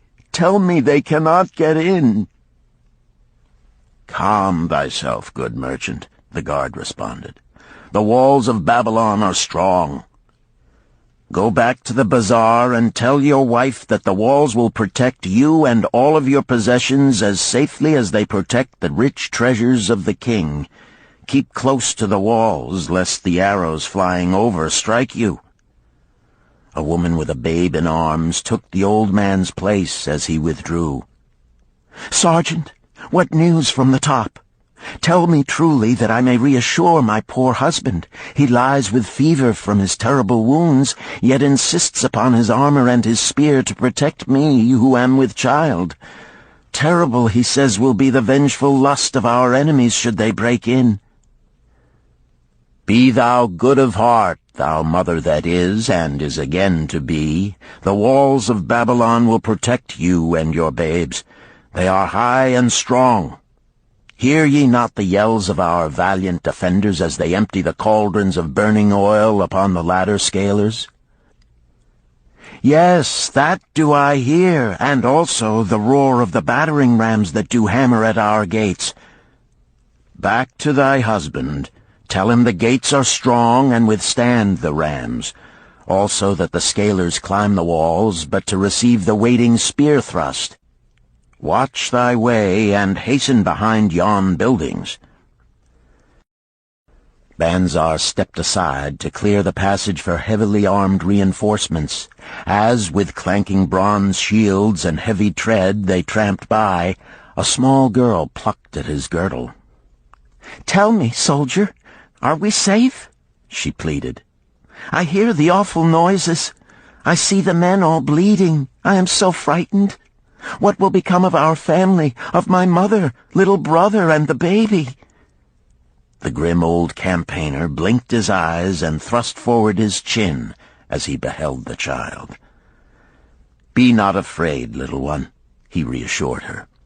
"The walls of Babylon will protect you and mother and little brother and the baby. It was for the safety of such as you that the good Queen Semiramis built them over 100 years ago. Never have they been broken through. Go back and tell your mother and little brother and the baby that the walls of Babylon will protect them, and they need have no fear." Day after day old Banzar stood at his post and watched the reinforcements file up the passageway, there to stay and fight until, wounded or dead, they came down once more. Around him unceasingly crowded the throngs of frightened citizens, eagerly seeking to learn if the walls would hold. To all he gave his answer with the fine dignity of an old soldier: "The walls of Babylon will protect you." For 3 weeks and 5 days the attack waged with scarcely ceasing violence. Harder and grimmer set the jaw of Banzar as the passage behind, wet with the blood of the many wounded, was churned into mud by the never-ceasing streams of men passing up and staggering down. Each day the slaughtered attackers piled up in heaps before the wall. Each night they were carried back and buried by their comrades. Upon the 5th night of the 4th week, the clamor without diminished. The first streaks of daylight illuminated the plains, disclosed great clouds of dust raised by the retreating armies. A mighty shout went up from the defenders. There was no mistaking its meaning. It was repeated by the waiting troops behind the walls. It was echoed by the citizens upon the streets. It swept over the city with the violence of a storm. People rushed from the houses. The streets were jammed with a throbbing mob. The pent-up fear of weeks found an outlet in the wild chorus of joy. From the top of the high tower of the Temple of Bel burst forth the flames of victory. Skyward floated the column of blue smoke to carry the message far and wide. The walls of Babylon had once again repulsed a mighty and vicious foe determined to loot her rich treasures and to ravish and enslave her citizens. Babylon endured century after century because it was fully protected. It could not afford to be otherwise. The walls of Babylon were an outstanding example of man's need and desire for protection. This desire is inherent in the human race. It is just as strong today as it ever was, but we have developed broader and better plans to accomplish the same purpose. In this day, behind the impregnable walls of insurance, savings accounts, and dependable investments, we can guard ourselves against the unexpected tragedies that may enter any door and seat themselves before any fireside. We cannot afford to be without adequate protection.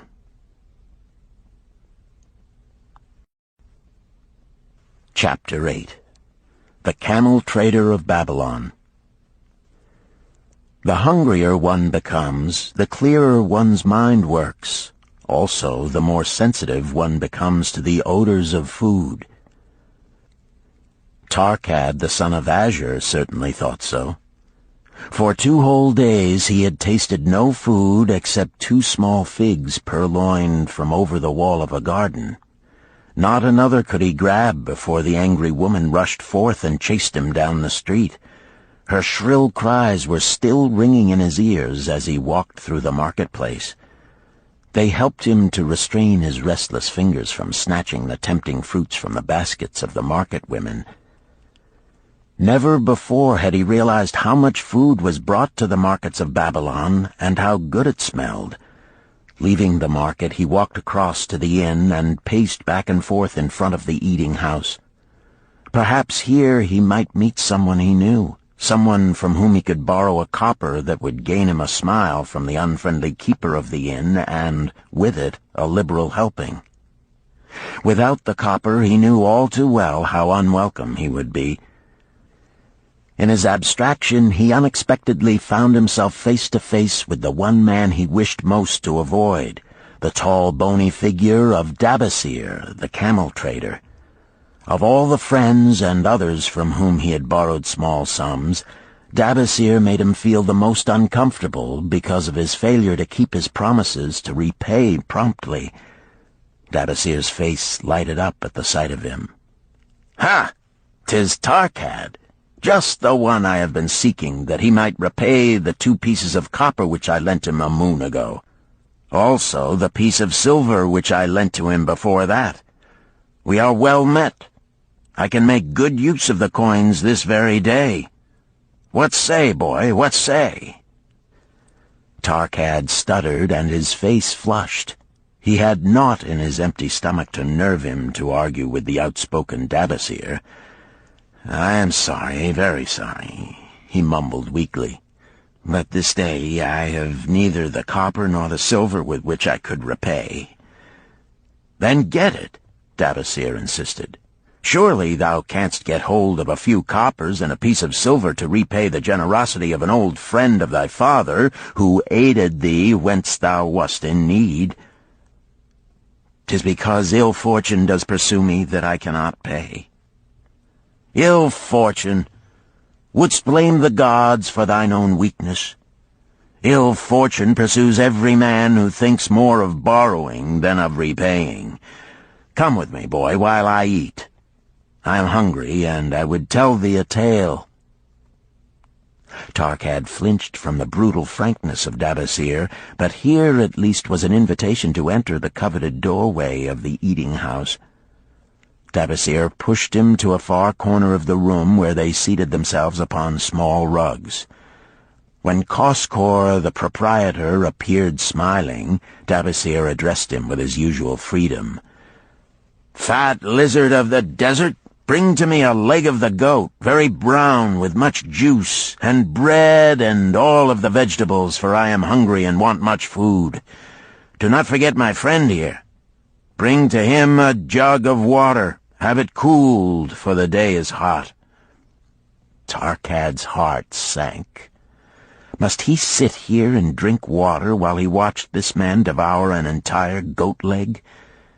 He said nothing. He thought of nothing he could say. Dabasir, however, knew no such thing as silence. Smiling and waving his hand good-naturedly to the other customers, all of whom knew him, he continued. "I did hear from a traveler just returned from Urfa of a certain rich man who has a piece of stone cut so thin that one can look through it. He put it in the window of his house to keep out the rains. It is yellow, so this traveler does relate, and he was permitted to look through it, and all the outside world looks strange and not like it really is. What say you to that, Tarkad? Thinkest all the world could look to a man a different color from what it is?"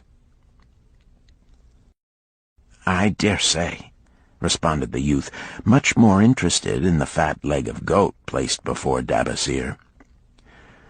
"Well, I know it to be true, for I, myself, have seen the world all of a different color from what it really is, and the tale I am about to tell relates how I came to see it in its right color once more."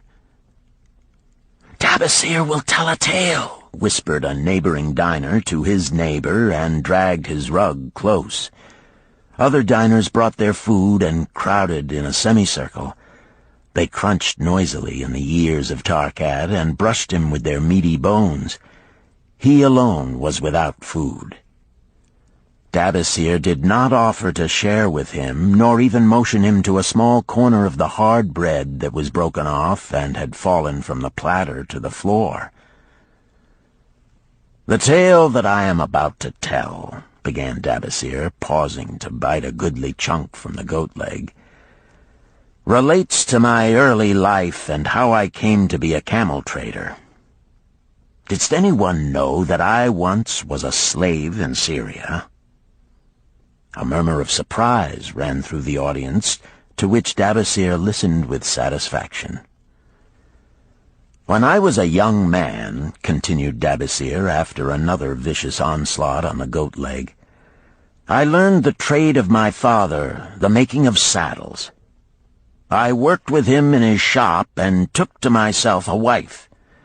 Being young and not greatly skilled, I could earn but little, just enough to support my excellent wife in a modest way. I craved good things which I could not afford.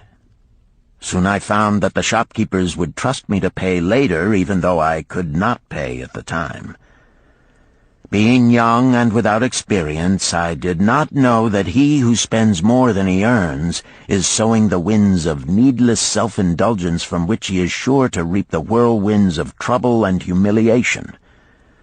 So I indulged my whims for fine raiment and bought luxuries for my good wife and our home beyond our means. I paid as I could, and for a while all went well. But in time I discovered I could not use my earnings both to live upon and to pay my debts. Creditors began to pursue me to pay for my extravagant purchases, and my life became miserable. I borrowed from my friends, but could not repay them either. Things went from bad to worse. My wife returned to her father, and I decided to leave Babylon and seek another city where a young man might have better chances. For 2 years I had a restless and unsuccessful life working for caravan traders. From this I fell in with a set of likable robbers who scoured the desert for unarmed caravans. Such deeds were unworthy of the son of my father, but I was seeing the world through a colored stone and did not realize to what degradation I had fallen. We met with success on our first trip, capturing a rich haul of gold and silks and valuable merchandise. This loot we took to Ganir and squandered. The second time we were not so fortunate. Just after we had made our capture, we were attacked by the spearsmen of a native chief to whom the caravans paid for protection. Our 2 leaders were killed, and the rest of us were taken to Damascus, where we were stripped of our clothing and sold as slaves. I was purchased for 2 pieces of silver by a Syrian desert chief. With my hair shorn and but a loincloth to wear, I was not so different from the other slaves. Being a reckless youth, I thought it merely an adventure until my master took me before his 4 wives and told them they could have me for a eunuch. Then, indeed, did I realize the hopelessness of my situation. These men of the desert were fierce and warlike. I was subject to their will without weapons or means of escape. Fearful I stood as those 4 women looked me over. I wondered if I could expect pity from them. Sirah, the first wife, was older than the others. Her face was impassive as she looked upon me. I turned from her with little consolation. The next was a contemptuous beauty who gazed at me as indifferently as if I had been a worm of the earth. The 2 younger ones tittered as though it were all an exciting joke. It seemed an age that I stood waiting sentence. Each woman appeared willing for the others to decide. Finally, Sirah spoke up in a cold voice. "Of eunuchs we have plenty, but of camel tenders we have few, and they are a worthless lot. Even this day I would visit my mother who is sick with the fever, and there is no slave I would trust to lead my camel. Ask this slave if he can lead a camel." My master thereupon questioned me, "What know you of camels?"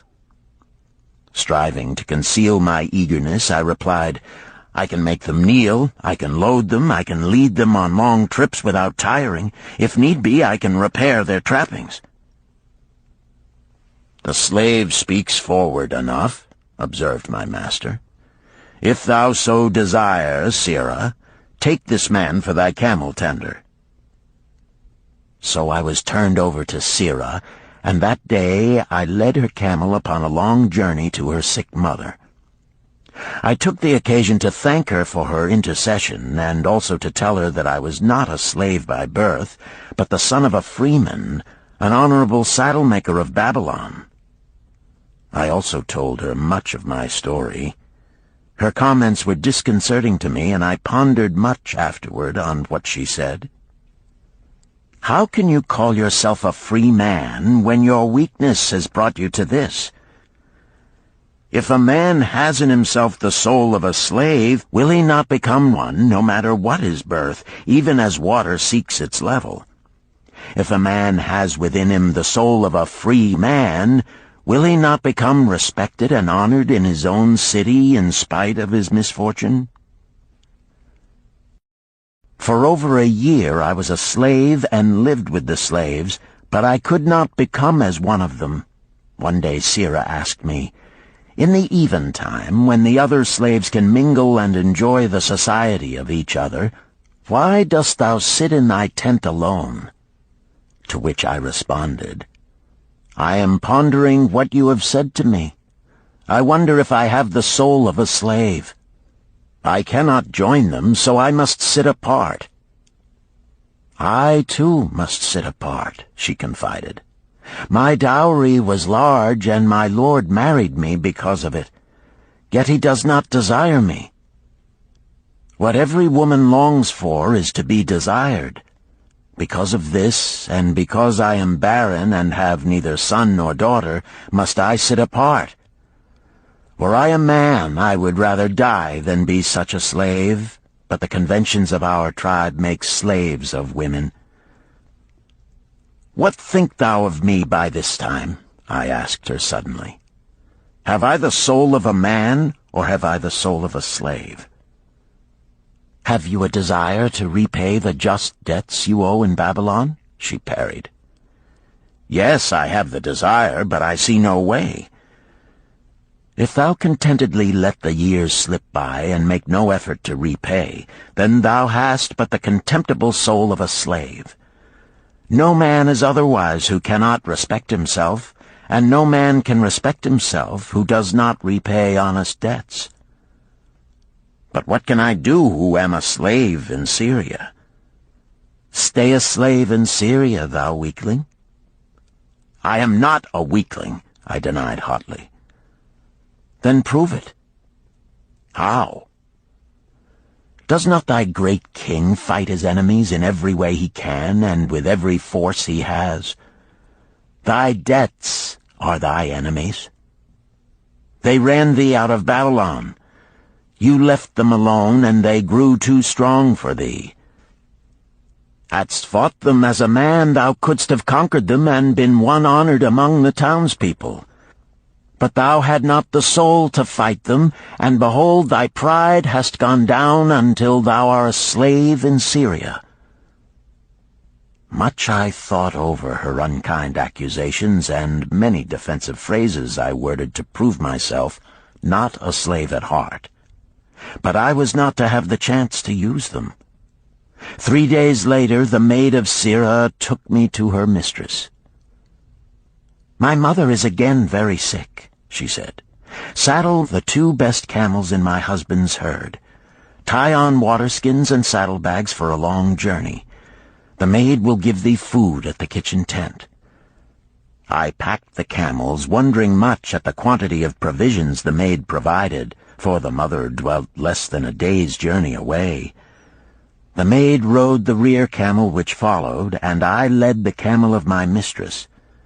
When we reached her mother's house, it was just dark. Sira dismissed the maid and said to me, "Dabasir, hast thou the soul of a free man, or the soul of a slave?" "The soul of a free man," I insisted. "Now is thy chance to prove it. Thy master hath imbibed deeply, and his chiefs are in a stupor. Take then these camels and make thy escape. Here in this bag is raiment of thy master's to disguise thee. I will say thou stole the camels and ran away while I visited my sick mother." "Thou hast the soul of a queen," I told her. "Much do I wish that I might lead thee to happiness." "Happiness," she responded, "awaits not the runaway wife who seeks it in far lands among strange people. Go thy own way, and may the gods of the desert protect thee, for the way is far and barren of food or water." I needed no further urging, but thanked her warmly and was away into the night. I knew not this strange country, and had only a dim idea of the direction in which lay Babylon, but struck out bravely across the desert toward the hills. One camel I rode, and the other I led.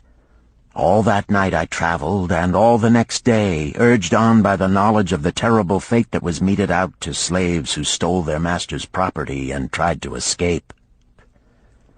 Late that afternoon I reached a rough country as uninhabitable as the desert. The sharp rocks bruised the feet of my faithful camels, and soon they were picking their way slowly and painfully along. I met neither man nor beast, and could well understand why they shunned this inhospitable land. It was such a journey from then on as few men live to tell of. Day after day we plodded along. Food and water gave out. The heat of the sun was merciless. At the end of the 9th day I slid from the back of my mount with the feeling that I was too weak to ever remount, and I would surely die, lost in this abandoned country. I stretched out upon the ground and slept, not waking until the first gleam of daylight. I sat up and looked about me. There was a coolness in the morning air. My camels lay dejected not far away. About me was a vast waste of broken country covered with rock and sand and thorny things. No sign of water, not to eat for man or camel. Could it be that in this peaceful quiet I faced my end? My mind was clearer than it had ever been before. My body now seemed of little importance. My parched and bleeding lips, my dry and swollen tongue, my empty stomach, all had lost their supreme agonies of the day before. I looked across into the uninviting distance, and once again came to me the question, have I the soul of a slave or the soul of a free man? Then, with clearness, I realized that if I had the soul of a slave, I should give up, lie down in the desert and die, a fitting end for a runaway slave. But if I had the soul of a free man, what then? Surely I would force my way back to Babylon, repay the people who had trusted me, bring happiness to my wife who truly loved me, and bring peace and contentment to my parents. Thy debts are thine enemies who have run thee out of Babylon, Sirrah had said. Yes, it was so. Why had I refused to stand my ground like a man? Why had I permitted my wife to go back to her father? Then a strange thing happened. All the world seemed to be of a different color, as though I had been looking at it through a colored stone which had suddenly been removed. At last I saw the true values in life. Die in the desert, not I. With a new vision I saw the things that I must do. First, I would go back to Babylon and face every man to whom I owed an unpaid debt. I should tell them that after years of wandering and misfortune, I had come back to pay my debts as fast as the gods would permit.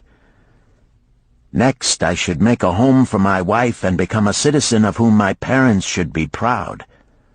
My debts were my enemies, but the men I owed were my friends, for they had trusted me and believed in me. I staggered weakly to my feet. What mattered hunger? What mattered thirst? They were but incidents on the road to Babylon. Within me surged the soul of a free man going back to conquer his enemies and reward his friends. I thrilled with the great resolve. The glazed eyes of my camels brightened at the new note in my husky voice. With great effort, after many attempts, they gained their feet. With pitiful perseverance, they pushed on toward the north, where something within me said we would find Babylon. We found water. We passed into a more fertile country where were grass and fruit. We found the trail to Babylon because the soul of a free man looks at life as a series of problems to be solved, and solves them. while the soul of a slave whines, "What can I do who am but a slave?" How about thee, Tarkad?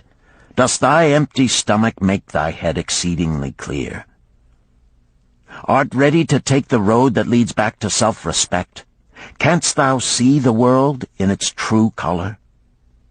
Hast thou the desire to pay thy honest debts, however many they may be, and once again be a man respected in Babylon? Moisture came to the eyes of the youth. He rose eagerly to his knees. Thou hast shown me a vision. Already I feel the soul of a free man surge within me. But how fared you upon your return? Questioned an interested listener. Where the determination is, the way can be found, Dabasir replied. I now had the determination, so I set out to find a way. First I visited every man to whom I was indebted, and begged his indulgence until I could earn that with which to repay. Most of them met me gladly. Several reviled me, but others offered to help me. One indeed did give me the very help I needed. It was Mathon, the gold lender. Learning that I had been a camel tender in Syria, he sent me to old Nebator, the camel trader, just commissioned by our good king to purchase many herds of sound camels for the great expedition. With him, my knowledge of camels I put to good use. Gradually, I was able to repay every copper and every piece of silver. Then at last I could hold up my head and feel that I was an honorable man among men. Again Dabasir turned to his food. "Kaskor, thou snail," he called loudly to be heard in the kitchen. "The food is cold. Bring me more meat fresh from the roasting.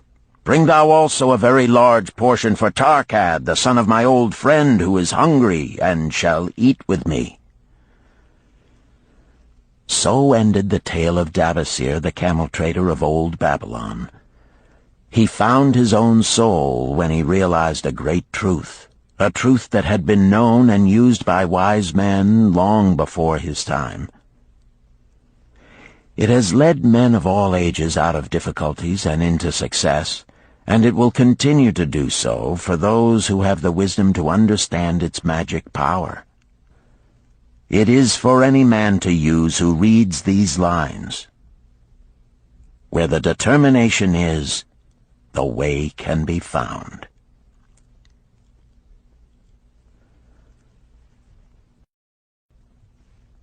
Chapter 9. The Clay Tablets from Babylon.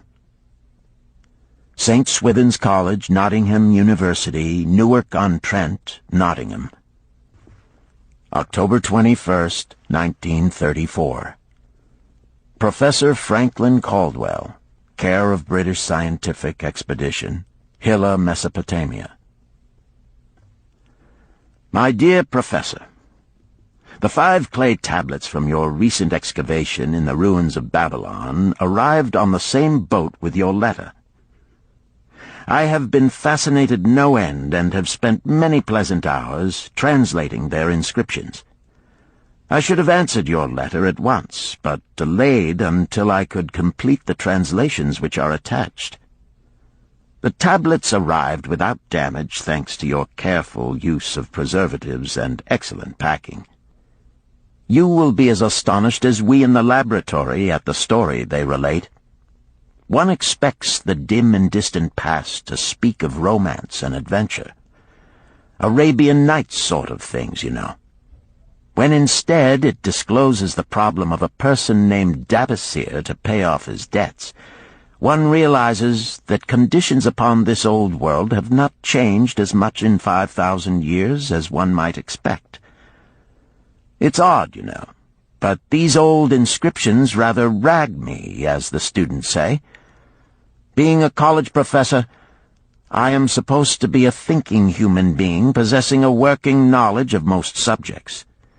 Yet here comes this old chap out of the dust-covered ruins of Babylon to offer a way I had never heard of to pay off my debts and at the same time acquire gold to jingle in my wallet. Pleasant thought, I say, and interesting to prove whether it will work as well nowadays as it did in old Babylon. Mrs. Shrewsbury and myself are planning to try out his plan upon our own affairs, which could be much improved. Wishing you the best of luck in your worthy undertaking, and waiting eagerly another opportunity to assist, I am, yours sincerely, Alfred H. Shrewsbury, Department of Archaeology. Tablet 1.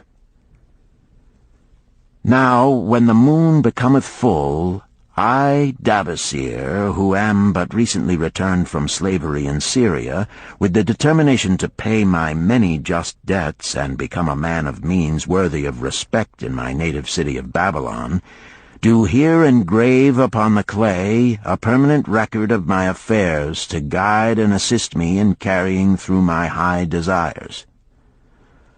Under the wise advice of my good friend Mathon, the gold lender, I am determined to follow an exact plan that he doth say will lead any honorable man out of debt into means and self-respect.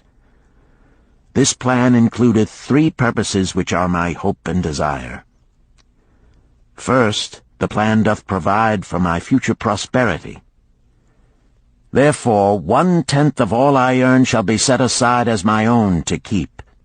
For Mathon speaketh wisely when he saith, "That man who keepeth in his purse both gold and silver that he need not spend is good to his family and loyal to his king. The man who hath but a few coppers in his purse is indifferent to his family and indifferent to his king. But the man who hath naught in his purse is unkind to his family and disloyal to his king, for his own heart is bitter. Therefore the man who wisheth to achieve must have coin that he may keep to jingle in his purse, that he have in his heart love for his family and loyalty to his king.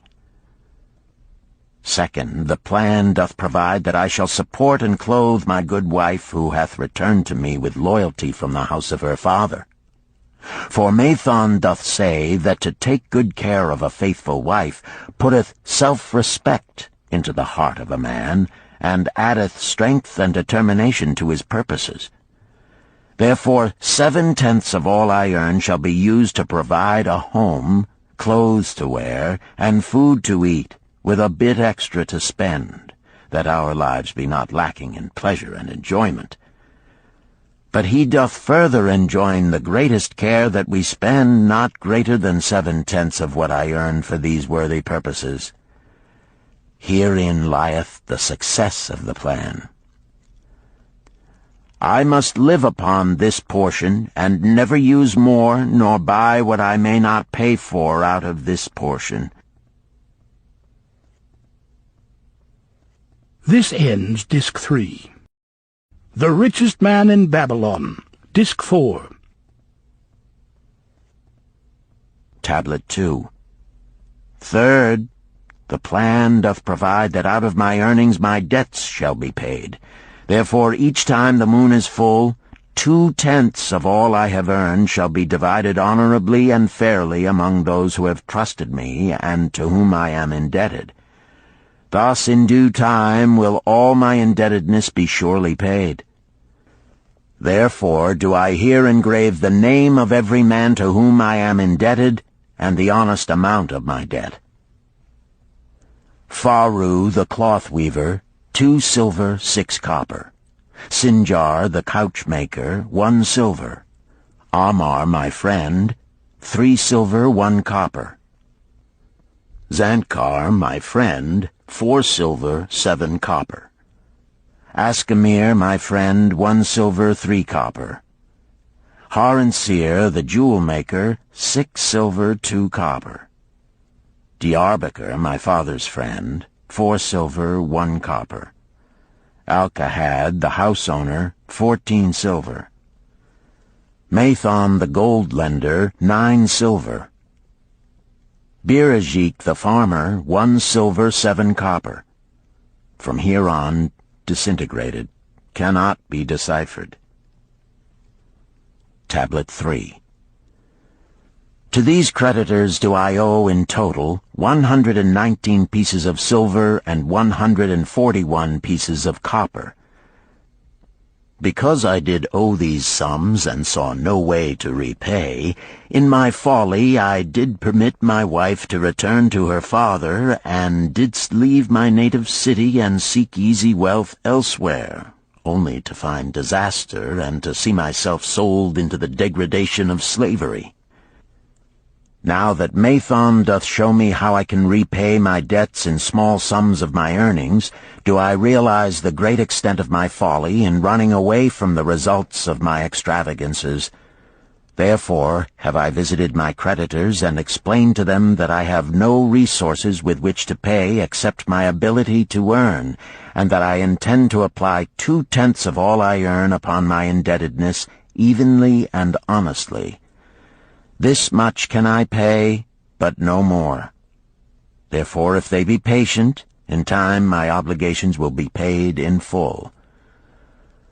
Amar, whom I thought my best friend, reviled me bitterly, and I left him in humiliation. Birajik, the farmer, pleaded that I pay him first, as he didst badly need help. Alcahad, the house owner, was indeed disagreeable, and insisted that he would make me trouble unless I didst soon settle in full with him. All the rest willingly accepted my proposal. Therefore am I more determined than ever to carry through, being convinced that it is easier to pay one's just debts than to avoid them. Even though I cannot meet the needs and demands of a few of my creditors, I will deal impartially with all. Tablet 4. Again the moon shines full. I have worked hard with a free mind. My good wife hath supported my intentions to pay my creditors. Because of our wise determination, I have earned during the past moon, buying camels of sound wind and good legs for Nebertor, the sum of 19 pieces of silver. This I have divided according to the plan. 1/10 have I set aside to keep as my own, 7/10 have I divided with my good wife to pay for our living, 2/10 have I divided among my creditors as evenly as could be done in coppers. I did not see Amar, but left it with his wife. Birajik was so pleased that he would kiss my hand. Old Alcahad alone was grouchy and said I must pay faster. To which I replied that if I were permitted to be well fed and not worried, that alone would enable me to pay faster. All the others thanked me and spoke well of my efforts. Therefore, at the end of one moon, my indebtedness is reduced by almost 4 pieces of silver, and I possess almost 2 pieces of silver besides, upon which no man hath claim. My heart is lighter than it hath been for a long time. Again the moon shines full. I have worked hard, but with poor success. Few camels have I been able to buy. Only 11 pieces of silver have I earned. Nevertheless, my good wife and I have stood by the plan, even though we have bought no new raiment and eaten little but herbs. Again I paid ourselves 1/10 of the 11 pieces, while we lived upon 7/10. I was surprised when Amar commended my payment, even though small. So did Birajik. Alcahad flew into a rage, but when told to give back his portion if he did not wish it, he became reconciled. The others, as before, were content. Again the moon shines full, and I am greatly rejoiced. I intercepted a fine herd of camels and bought many sound ones, therefore my earnings were 42 pieces of silver. This moon my wife and myself have bought much-needed sandals and raiment. Also we have dined well on meat and fowl. More than 8 pieces of silver we have paid to our creditors. Even Alcahad did not protest.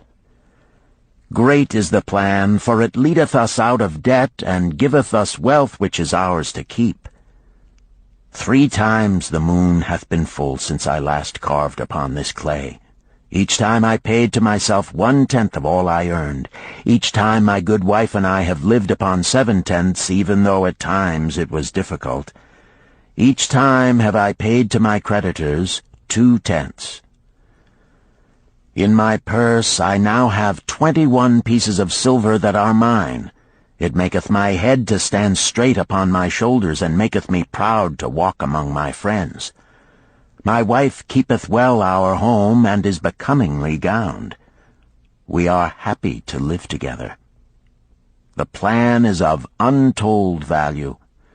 Hath it not made an honorable man of an ex-slave? Tablet 5. Again the moon shines full, and I remember that it is long since I carved upon the clay. 12 moons in truth have come and gone. But this day I will not neglect my record, because upon this day I have paid the last of my debts. This is the day upon which my good wife and my thankful self celebrate with great feasting that our determination hath been achieved. Many things occurred upon my final visit to my creditors that I shall long remember. Amar begged my forgiveness for his unkind words, and said that I was one of all others he most desired for a friend. Old Alcahad is not so bad after all, for he said, "Thou wert once a piece of soft clay to be pressed and molded by any hand that touched thee. But now thou art a piece of bronze capable of holding an edge. If thou needst silver or gold at any time, come to me." Nor is he the only one who holdeth me in high regard. Many others speak deferentially to me. My good wife looketh upon me with a light in her eyes that doth make a man have confidence in himself. Yet it is the plan that hath made my success.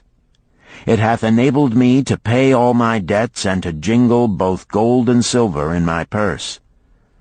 I do commend it to all who wish to get ahead. For truly, if it will enable an ex-slave to pay his debts and have gold in his purse, will it not aid any man to find independence? Nor am I, myself, finished with it, for I am convinced that if I follow it further, it will make me rich among men. St. Swithin's College, Nottingham University, Newark-on-Trent, Nottingham, November 7th, 1936. Professor Franklin Caldwell, care of British Scientific Expedition, Hilla, Mesopotamia. My dear Professor, if in your further digging into those ruins of Babylon you encounter the ghost of a former resident, an old camel trader named Dabasir, do me a favor. Tell him that his scribbling upon those clay tablets so long ago has earned for him the lifelong gratitude of a couple of college folks back here in England. You will possibly remember my writing a year ago that Mrs. Shrewsbury and myself intended to try his plan for getting out of debt and at the same time having gold to jingle. You may have guessed, even though we tried to keep it from our friends, our desperate straits. We were frightfully humiliated for years by a lot of old debts, and worried sick for fear some of the tradespeople might start a scandal that would force me out of the college. We paid and paid, every shilling we could squeeze out of income, but it was hardly enough to hold things even. Besides, we were forced to do all our buying where we could get further credit regardless of higher costs. It developed into one of those vicious circles that grow worse instead of better. Our struggles were getting hopeless. We could not move to less costly rooms because we owed the landlord. There did not appear to be anything we could do to improve our situation. Then here comes your acquaintance, the old camel trader from Babylon, with a plan to do just what we wished to accomplish. He jolly well stirred us up to follow his system. We made a list of all our debts, and I took it around and showed it to every one we owed. I explained how it was simply impossible for me to ever repay them the way things were going along. They could readily see this themselves from the figures. Then I explained that the only way I saw to pay in full was to set aside 20% of my income each month to be divided pro rata, which would pay them in full in a little over 2 years. That in the meantime we would go on a cash basis and give them the further benefit of our cash purchases. They were really quite decent. Our greengrocer, a wise old chap, put it in a way that helped to bring around the rest. If you pay for all you buy, and then pay some on what you owe, that is better than you have done, for you ain't paid down the account none in 3 years. Finally I secured all their names to an agreement binding them not to molest us as long as the 20% of income was paid regularly. Then we began scheming on how to live upon 70%. We were determined to keep that extra 10% to jingle. The thought of silver and possibly gold was most alluring. It was like having an adventure to make the change. We enjoyed figuring this way and that to live comfortably upon that remaining 70%. We started with rent and managed to secure a fair reduction. Next, we put our favorite brands of tea and such under suspicion, and were agreeably surprised how often we could purchase superior qualities at less cost. It is too long a story for a letter, but anyhow it did not prove difficult. We managed, and right cheerfully at that. What a relief it proved to have our affairs in such a shape we were no longer persecuted by past due accounts.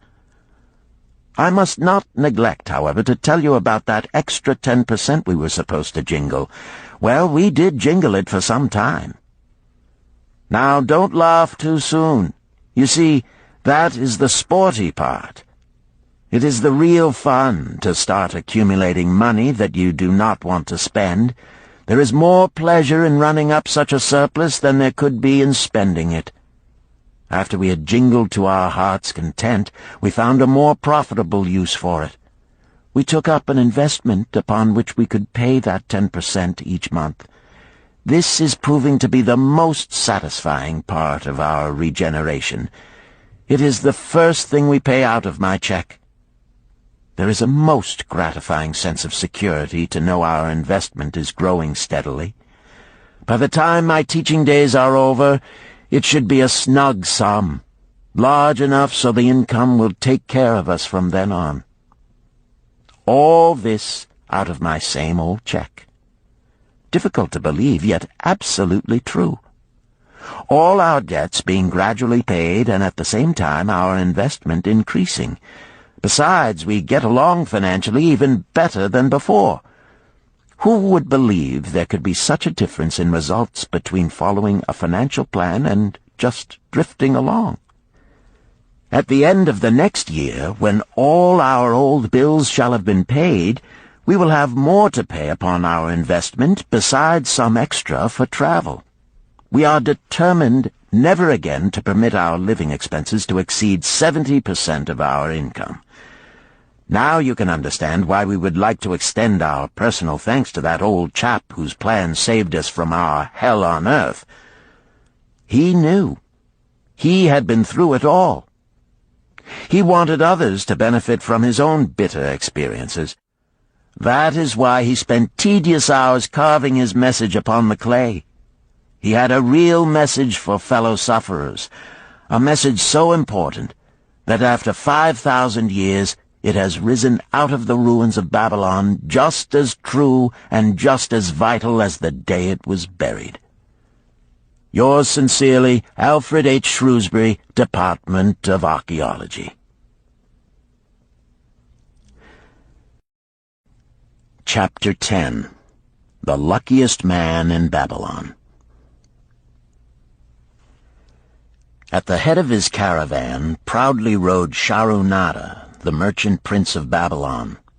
He liked fine cloth and wore rich and becoming robes. He liked fine animals and sat easily upon his spirited Arabian stallion. To look at him, one would hardly have guessed his advanced years. Certainly they would not have suspected that he was inwardly troubled. The journey from Damascus is long, and the hardships of the desert many. These he minded not. The Arab tribes are fierce and eager to loot rich caravans. These he feared not, for his many fleet-mounted guards were a safe protection. About the youth at his side, whom he was bringing from Damascus, was he disturbed. This was Hayden Gula, the grandson of his partner of other years, Arid Gula, to whom he felt he owed a debt of gratitude which could never be repaid. He would like to do something for this grandson, but the more he considered this, the more difficult it seemed because of the youth himself. Eyeing the young man's rings and earrings, he thought to himself, "He thinks jewels are for men. Still, he has his grandfather's strong face. But his grandfather wore no such gaudy robes. Yet I sought him to come, hoping I might help him get a start for himself and get away from the wreck his father has made of their inheritance." Hayden Gula broke in upon his thoughts. "Why dost thou work so hard, riding always with thy caravan upon its long journeys? Dost thou never take time to enjoy life?" Shahrunada smiled. "To enjoy life?" he repeated. "What wouldst thou do to enjoy life if thou wert Shahrunada?" "If I had wealth equal to thine, I would live like a prince. Never across the hot desert would I ride. I would spend the shekels as fast as they came to my purse. I would wear the richest of robes and the rarest of jewels. That would be a life to my liking, a life worth living." Both men laughed. "Thy grandfather wore no jewels," Shahrunada spoke before he thought, then continued jokingly, "Wouldst thou leave no time for work?" "Work was made for slaves," Hayden Gula responded. Shahrunada bit his lip but made no reply, riding in silence until the trail led them to the slope. Here he reined his mount, and pointing to the green valley far away, "See, there is the valley. Look far down, and thou canst faintly see the walls of Babylon. The tower is the temple of Bel. If thine eyes are sharp, thou mayest even see the smoke from the eternal fire upon its crest." "So that is Babylon?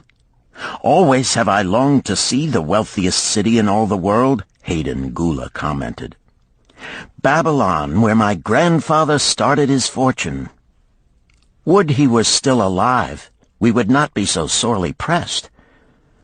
Why wish his spirit to linger on earth beyond its allotted time? Thou and thy father can well carry on his good work. Alas, of us neither has his gift. Father and myself know not his secret for attracting the golden shekels." Shahrunada did not reply, but gave rein to his mount and rode thoughtfully down the trail to the valley. Behind them followed the caravan in a cloud of reddish dust.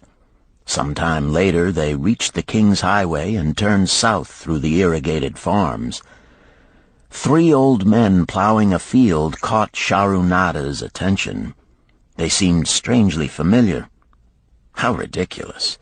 One does not pass a field after 40 years and find the same men plowing there. Yet something within him said they were the same. One, with an uncertain grip, held the plow. The others laboriously plodded beside the oxen, ineffectually beating them with their barrel staves to keep them pulling. 40 years ago, he had envied these men. How gladly he would have exchanged places. But what a difference now! With pride he looked back at his trailing caravan, well-chosen camels and donkeys loaded high with valuable goods from Damascus. All this was but one of his possessions. He pointed to the plowers, saying, "Still plowing the same field where they were 40 years ago. They look it, but why thinkest thou they are the same?" "I saw them there," Shahrunada replied. Recollections were racing rapidly through his mind. Why could he not bury the past and live in the present? Then he saw, as in a picture, the smiling face of Arid Gula. The barrier between himself and the cynical youth beside him dissolved. But how could he help such a superior youth with his spendthrift ideas and bejeweled hands? Work he could offer in plenty to willing workers, but not for men who considered themselves too good for work. Yet he owed it to Arid Gula to do something, not a half-hearted attempt. He and Arid Gula had never done things that way. They were not that sort of men. A plan came almost in a flash. There were objections. He must consider his own family and his own standing. It would be cruel. It would hurt. Being a man of quick decisions, he waived objections and decided to act. "Wouldst thou be interested in hearing how thy worthy grandfather and myself joined in the partnership which proved so profitable?" he questioned. "Why not just tell me how thou madest the golden shekels? That is all I need to know," the young man parried. Sharunada ignored the reply and continued, "We start with those men plowing. I was no older than thou. As the column of men in which I marched approached, good old Megiddo, the farmer, scoffed at the slipshod way in which they plowed. Megiddo was chained next to me. 'Look at the lazy fellows,' he protested. 'The plow-holder makes no effort to plow deep, nor do the beaters keep the oxen in the furrow. How can they expect to raise a good crop with poor plowing?' "'Didst thou say Megiddo was chained to thee?' Hayden Gula asked in surprise. "'Yes, with bronze collars about our necks and a length of heavy chain between us. Next to him was Zabado, the sheep thief. I had known him in Harun. At the end was a man we called Pirate because he told us not his name. We judged him as a sailor as he had entwined serpents tattooed upon his chest in sailor fashion. The column was made up thus, so the men could walk in fours." "Thou wert chained as a slave?" Hayden Gula asked incredulously. "Did not thy grandfather tell thee I was once a slave? He often spoke of thee, but never hinted of this. He was a man thou couldst trust with innermost secrets. Thou, too, are a man I may trust, am I not right?" Sharunada looked him squarely in the eye. "Thou mayest rely upon my silence, but I am amazed. Tell me, how didst thou come to be a slave?" Sharunada shrugged his shoulders. "Any man may find himself a slave. It was a gaming house and barley beer that brought me disaster. I was the victim of my brother's indiscretions. In a brawl he killed his friend. I was bonded to the widow by my father, desperate to keep my brother from being prosecuted under the law. When my father could not raise the silver to free me, she in anger sold me to the slave dealer." "What a shame and injustice!" Hayden Gula protested. "But tell me, how didst thou regain freedom?" "We shall come to that, but not yet. Let us continue my tale. As we passed, the plowers jeered at us. One did doff his ragged hat and bow low, calling out, 'Welcome to Babylon, guests of the king! He waits for thee on the city walls where the banquet is spread, mud bricks and onion soup.' With that, they laughed uproariously. Pirate flew into a rage and cursed them roundly. 'What do those men mean by the king awaiting us on the walls?' I asked him. 'To the city walls ye march to carry bricks until the back breaks. Maybe they beat thee to death before it breaks. They won't beat me. I'll kill 'em.' Then Megiddo spoke up. 'It doesn't make sense to me to talk of masters beating willing, hard-working slaves to death. Masters like good slaves and treat them well." "Who wants to work hard?" commented Zabato. "Those plowers are wise fellows. They're not breaking their backs, just letting on as if they be." "Thou can't get ahead by shirking," Megiddo protested. "If thou plow a hectare, that's a good day's work, and any master knows it. But when thou plow only a half, that's shirking. I don't shirk. I like to work, and I like to do good work, for work is the best friend I've ever known. It has brought me all the good things I've had, my farm and cows and crops, everything." "Yea, and where be these things now?" scoffed Zabato. "I figure it pays better to be smart and get by without working. You watch Zabato. If we're sold to the walls, he'll be carrying the water bag or some easy job, when thou, who like to work, will be breaking thy back carrying bricks." He laughed his silly laugh. Terror gripped me that night. I could not sleep. I crowded close to the guard rope, and when the others slept, I attracted the attention of Godoso, who was doing the first guard watch. He was one of those brigand Arabs, the sort of rogue who, if he robbed thee of thy purse, would think he must also cut thy throat. "Tell me, Godoso," I whispered, "when we get to Babylon, will we be sold to the walls?" "Why want to know?" he questioned cautiously. "Canst thou not understand?" I pleaded. "I am young. I want to live. I don't want to be worked or beaten to death on the walls. Is there any chance for me to get a good master?" He whispered back, "I tell something. Thou good fellow, give Godoso no trouble. Most times we go first to slave market.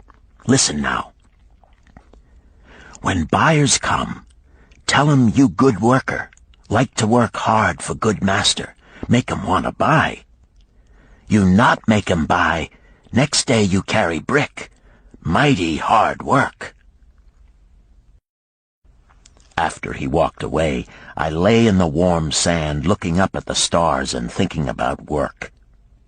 What Megiddo had said about it being his best friend made me wonder if it would be my best friend. Certainly it would be if it helped me out of this. When Megiddo awoke, I whispered my good news to him. It was our one ray of hope as we marched toward Babylon.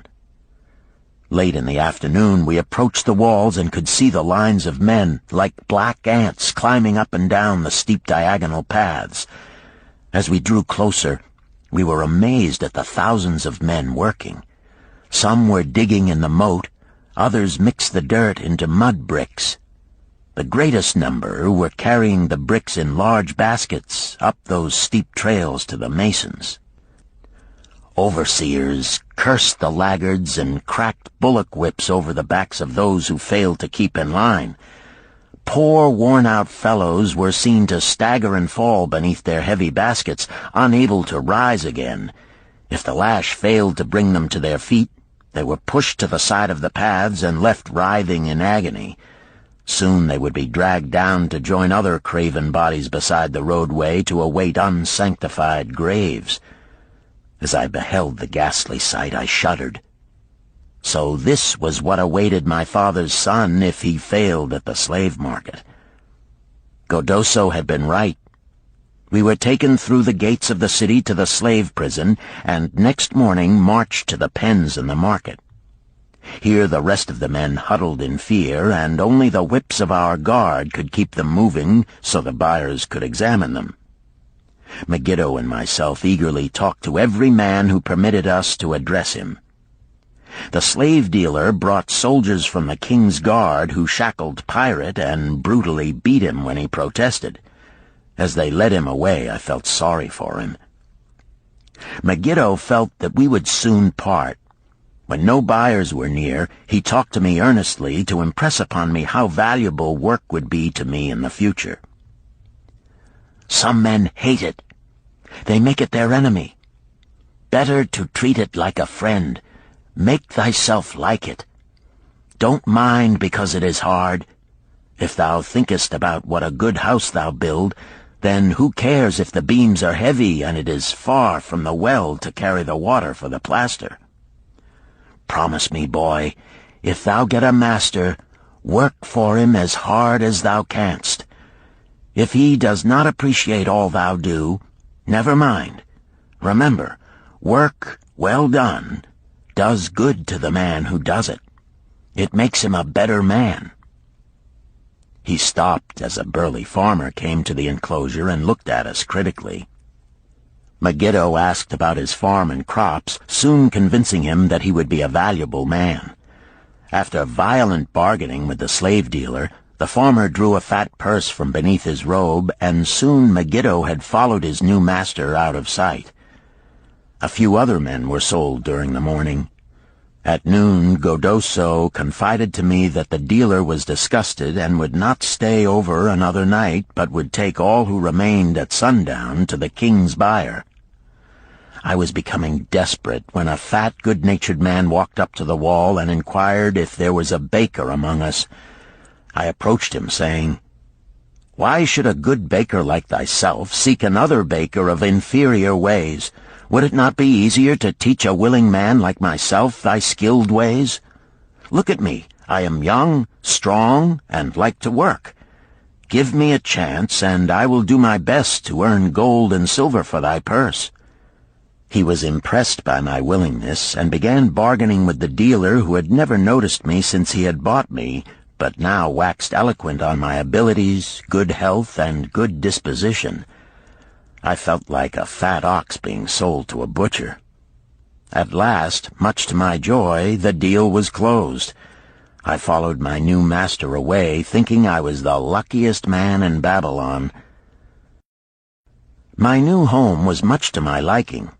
Nananeid, my master, taught me how to grind the barley in the stone bowl that stood in the courtyard, how to build the fire in the oven, and then how to grind very fine the sesame flour for the honey cakes.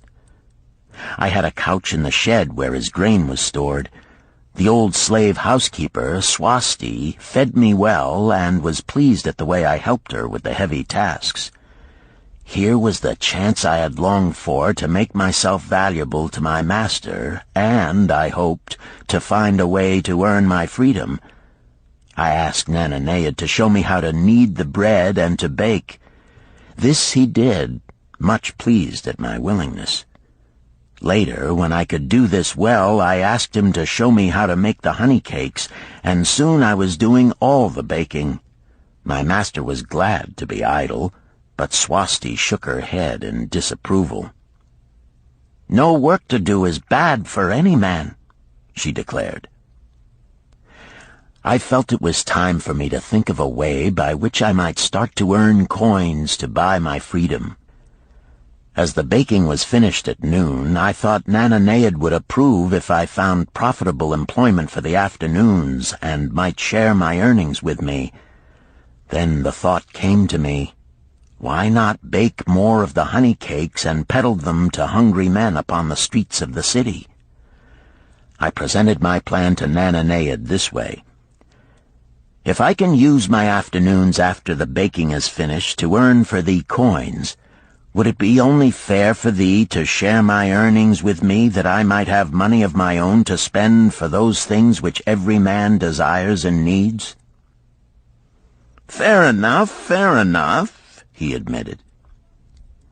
When I told him of my plan to peddle our honey cakes, he was well pleased. "Here is what we will do," he suggested. "Thou sellest them at 2 for a penny, then half of the pennies will be mine to pay for the flour and the honey and the wood to bake them. Of the rest I shall take half, and thou shalt keep half." I was much pleased by this generous offer that I might keep for myself 1/4 of my sales. That night I worked late to make a tray upon which to display them. Nananeid gave me one of his worn robes that I might look well, and Swasti helped me patch it and wash it clean. The next day I baked an extra supply of honey cakes. They looked brown and tempting upon the tray as I went along the street, loudly calling my wares.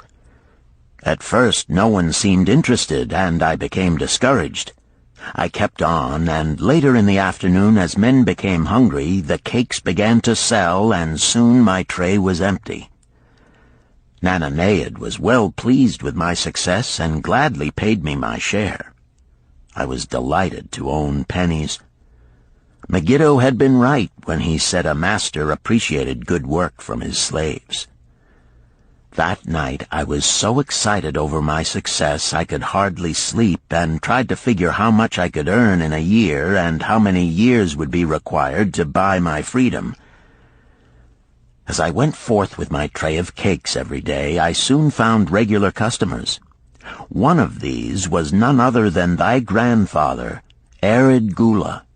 He was a rug merchant and sold to the housewives, going from one end of the city to the other, accompanied by a donkey loaded high with rugs and a black slave to tend it.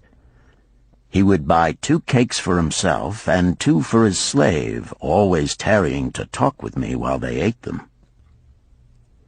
Thy grandfather said something to me one day that I shall always remember. "I like thy cakes, boy. But better still, I like the fine enterprise with which thou offerest them. Such spirit can carry thee far on the road to success." But how canst thou understand, Hayden Gula, what such words of encouragement could mean to a slave boy, lonesome in a great city, struggling with all he had in him to find a way out of his humiliation? As the months went by, I continued to add pennies to my purse. It began to have a comforting weight upon my belt. Work was proving to be my best friend, just as Megiddo had said. I was happy, but Swasti was worried. "Thy master, I fear to have him spend so much time at the gaming houses," she protested. I was overjoyed one day to meet my friend Megiddo upon the street. He was leading 3 donkeys loaded with vegetables to the market. "I am doing mighty well," he said. "My master does appreciate my good work, for now I am a foreman. See, he does trust the marketing to me. And also he is sending for my family. Work is helping me to recover from my great trouble. Someday it will help me to buy my freedom and once more own a farm of my own." Time went on, and Nananeid became more and more anxious for me to return from selling. He would be waiting when I returned, and would eagerly count and divide our money. He would also urge me to seek further markets and increase my sales.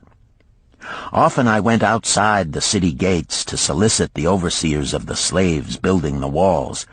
I hated to return to the disagreeable sights, but found the overseers liberal buyers. One day I was surprised to see Zabado waiting in line to fill his basket with bricks. He was gaunt and bent, and his back was covered with welts and sores from the whips of the overseers. I was sorry for him, and handed him a cake which he crushed into his mouth like a hungry animal. Seeing the greedy look in his eyes, I ran before he could grab my tray.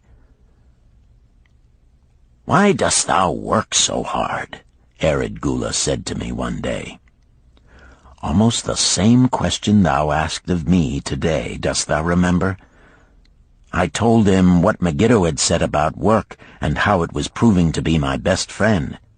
I showed him with pride my wallet of pennies and explained how I was saving them to buy my freedom. "When thou art free, what wilt thou do?" he inquired. "Then," I answered, "I intend to become a merchant." At that he confided in me, something I had never suspected. "Thou knowest not that I also am a slave. I am in partnership with my master." "Stop," demanded Hayden Gula. "I will not listen to lies defaming my grandfather. He was no slave." His eyes blazed in anger. Sharunada remained calm. "I honor him for rising above his misfortune and becoming a leading citizen of Damascus. Art thou, his grandson, cast of the same mold? Art thou man enough to face true facts, or dost thou prefer to live under false illusions?" Hayden Gula straightened in his saddle. In a voice suppressed with deep emotion, he replied, "My grandfather was beloved by all. Countless were his good deeds.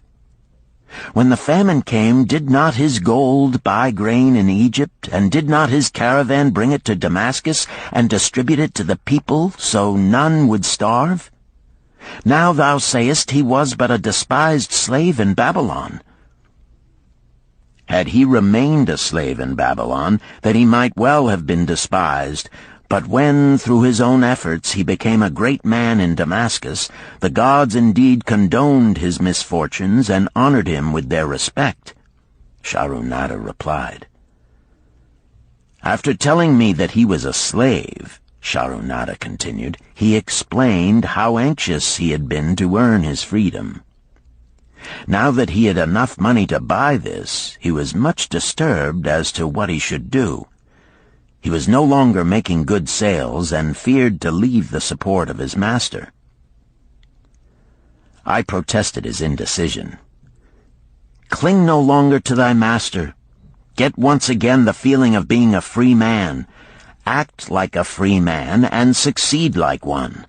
Decide what thou desirest to accomplish, and then work will aid thee to achieve it." He went on his way, saying he was glad I had shamed him for his cowardice.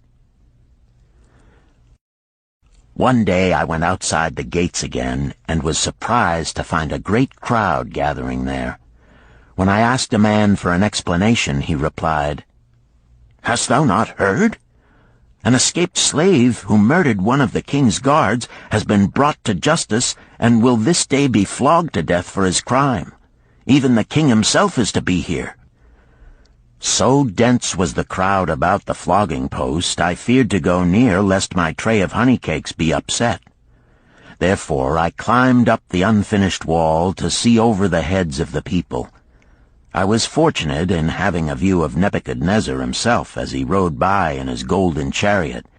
Never had I beheld such grandeur, such robes and hangings of gold cloth and velvet. I could not see the flogging, though I could hear the shrieks of the poor slave. I wondered how one so noble as our handsome king could endure to see such suffering, yet when I saw he was laughing and joking with his nobles, I knew he was cruel and understood why such inhuman tasks were demanded of the slaves building the walls. After the slave was dead, his body was hung upon a pole by a rope attached to his leg so all might see. As the crowd began to thin, I went close. On the hairy chest, I saw tattooed 2 entwined serpents. It was Pirate. The next time I met Arid Gula, he was a changed man. Full of enthusiasm, he greeted me. "Behold, the slave thou knewest is now a free man. There was magic in thy words. Already my sales and my profits are increasing. My wife is overjoyed. She was a free woman, the niece of my master. She much desires that we move to a strange city where no man shall know I was once a slave. Thus our children shall be above reproach for their father's misfortune. Work has become my best helper. It has enabled me to recapture my confidence and my skill to sell." I was overjoyed that I had been able, even in a small way, to repay him for the encouragement he had given me.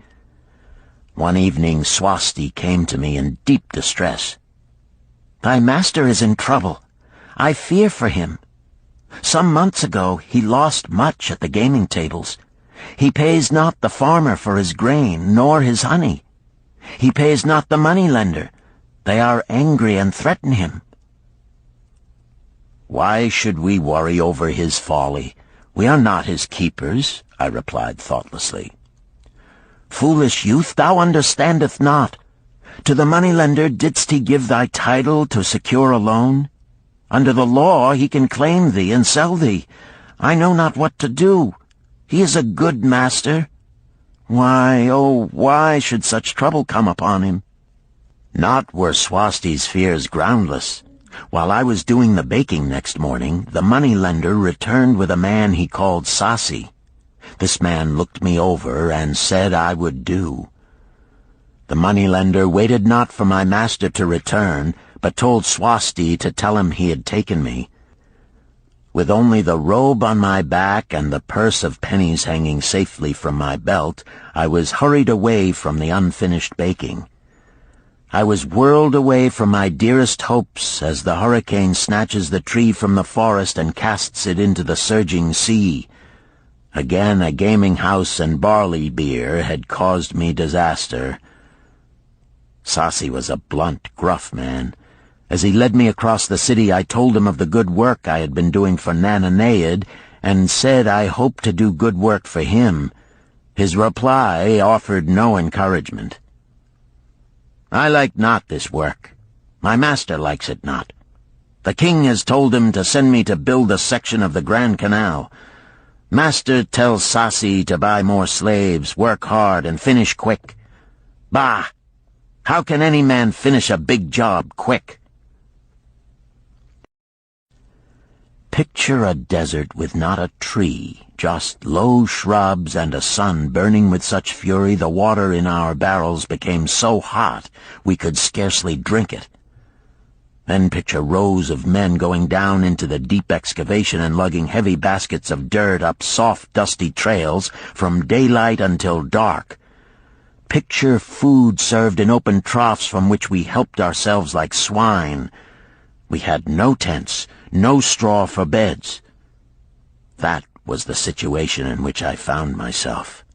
I buried my wallet in a marked spot, wondering if I would ever dig it up again. At first I worked with good will, but as the months dragged on I felt my spirit breaking. Then the heat fever took hold of my weary body. I lost my appetite and could scarcely eat the mutton and vegetables. At night I would toss in unhappy wakefulness. In my misery I wondered if Zabado had not the best plan, to shirk and keep his back from being broken in work. Then I recalled my last sight of him and knew his plan was not good. I thought of Pirate with his bitterness and wondered if it might be just as well to fight and kill. The memory of his bleeding body reminded me that his plan was also useless. Then I remembered my last sight of Megiddo. His hands were deeply calloused from hard work, but his heart was light and there was happiness on his face. His was the best plan. Yet I was just as willing to work as Megiddo. He could not have worked harder than I. Why did not my work bring me happiness and success? Was it work that brought Megiddo happiness, or was happiness and success merely in the laps of the gods? Was I to work the rest of my life without gaining my desires, without happiness and success? All of these questions were jumbled in my mind, and I had not an answer. Indeed, I was sorely confused. Several days later, when it seemed that I was at the end of my endurance and my questions still unanswered, Sasi sent for me. A messenger had come from my master to take me back to Babylon. I dug up my precious wallet, wrapped myself in the tattered remnants of my robe, and was on my way. As we rode, the same thoughts of a hurricane whirling me hither and thither kept racing through my feverish brain. I seemed to be living the weird words of a chant from my native town of Harun. Besetting a man like a whirlwind, driving him like a storm, whose course no one can follow, whose destiny no one can foretell. Was I destined to be ever thus punished for I knew not what? What new miseries and disappointments awaited me? When we rode to the courtyard of my master's house, imagine my surprise when I saw Erid Gula awaiting me. He helped me down and hugged me like a long-lost brother. As we went our way, I would have followed him as a slave should follow his master, but he would not permit me. He put his arm about me, saying, "I hunted everywhere for thee. When I had almost given up hope, I did meet Swasti, who told me of the money-lender who directed me to thy noble owner. A hard bargain he did drive, and made me pay an outrageous price. But thou art worth it. Thy philosophy and thy enterprise have been my inspiration to this new success." "Megiddo's philosophy, not mine," I interrupted. "Megiddo's and thine. Thanks to thee both, we are going to Damascus, and I need thee for my partner." "See," he exclaimed, "in one moment thou wilt be a free man." So saying, he drew from beneath his robe the clay tablet carrying my title. This he raised above his head and hurled it to break in 100 pieces upon the cobblestones.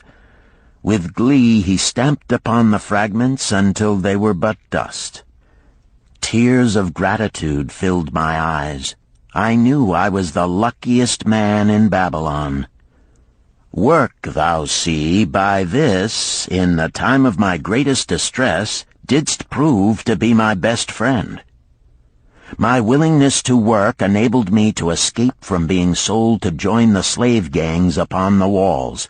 It also so impressed thy grandfather, he selected me for his partner. Then Hayden Gula questioned, "Was work my grandfather's secret key to the golden shekels?" "It was the only key he had when I first knew him," Sharunada replied. "Thy grandfather enjoyed working. The gods appreciated his efforts and rewarded him liberally." "I begin to see," Hayden Gula was speaking thoughtfully. "Work attracted as many friends who admired his industry and the success it brought. Work brought him the honors he enjoyed so much in Damascus. Work brought him all those things I have approved. And I thought work was fit only for slaves." "Life is rich with many pleasures for men to enjoy," Sharunada commented. "Each has its place. I am glad that work is not reserved for slaves. Were that the case, I would be deprived of my greatest pleasure. Many things do I enjoy, but nothing takes the place of work." Sharunada and Hayden Gula rode in the shadows of the towering walls up to the massive bronze gates of Babylon. At their approach, the gate guards jumped to attention and respectfully saluted an honored citizen. With head held high, Sharunada led the long caravan through the gates and up the streets of the city.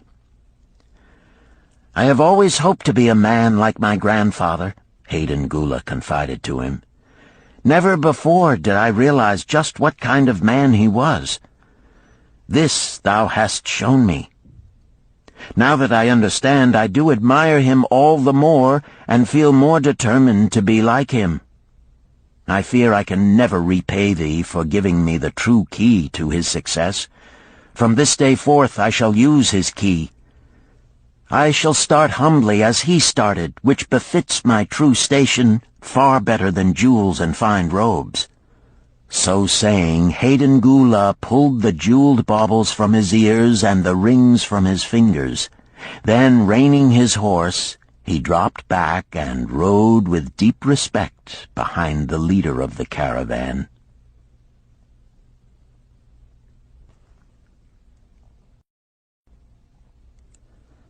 Chapter 11. An Historical Sketch of Babylon. In the pages of history there lives no city more glamorous than Babylon. Its very name conjures visions of wealth and splendor. Its treasures of gold and jewels were fabulous. One naturally pictures such a wealthy city as located in a suitable setting of tropical luxury, surrounded by rich natural resources of forests and mines. Such was not the case. It was located beside the Euphrates River in a flat, arid valley. It had no forests, no mines, not even stone for building. It was not even located upon a natural trade route. The rainfall was insufficient to raise crops. Babylon is an outstanding example of man's ability to achieve great objectives using whatever means are at his disposal. All of the resources supporting this large city were man-developed. All of its riches were man-made. Babylon possessed just two natural resources: a fertile soil and water in the river. With one of the greatest engineering accomplishments of this or any other day, Babylonian engineers diverted the waters from the river by means of dams and immense irrigation canals. Far out across that arid valley went these canals to pour the life-giving waters over the fertile soil. This ranks among the first engineering feats known to history. Such abundant crops as were the reward of this irrigation system the world had never seen before. Fortunately, during its long existence, Babylon was ruled by successive lines of kings to whom conquest and plunder were but incidental. While it engaged in many wars, most of these were local or defensive against ambitious conquerors from other countries who coveted the fabulous treasures of Babylon. The outstanding rulers of Babylon live in history because of their wisdom, enterprise, and justice. Babylon produced no strutting monarchs who sought to conquer the known world that all nations might pay homage to their egotism. As a city, Babylon exists no more. When those energizing human forces that built and maintained the city for thousands of years were withdrawn, it soon became a deserted ruin. The site of the city is in Asia, about 600 miles east of the Suez Canal, just north of the Persian Gulf. The latitude is about 30 degrees above the equator, practically the same as that of Yuma, Arizona. It possessed a climate similar to that of this American city, hot and dry.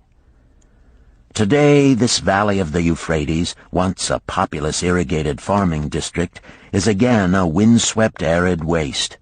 Scant grass and desert shrubs strive for existence against the wind-blown sands. Gone are the fertile fields, the mammoth cities, and the long caravans of rich merchandise. Nomadic bands of Arabs, securing a scant living by tending small herds, are the only inhabitants.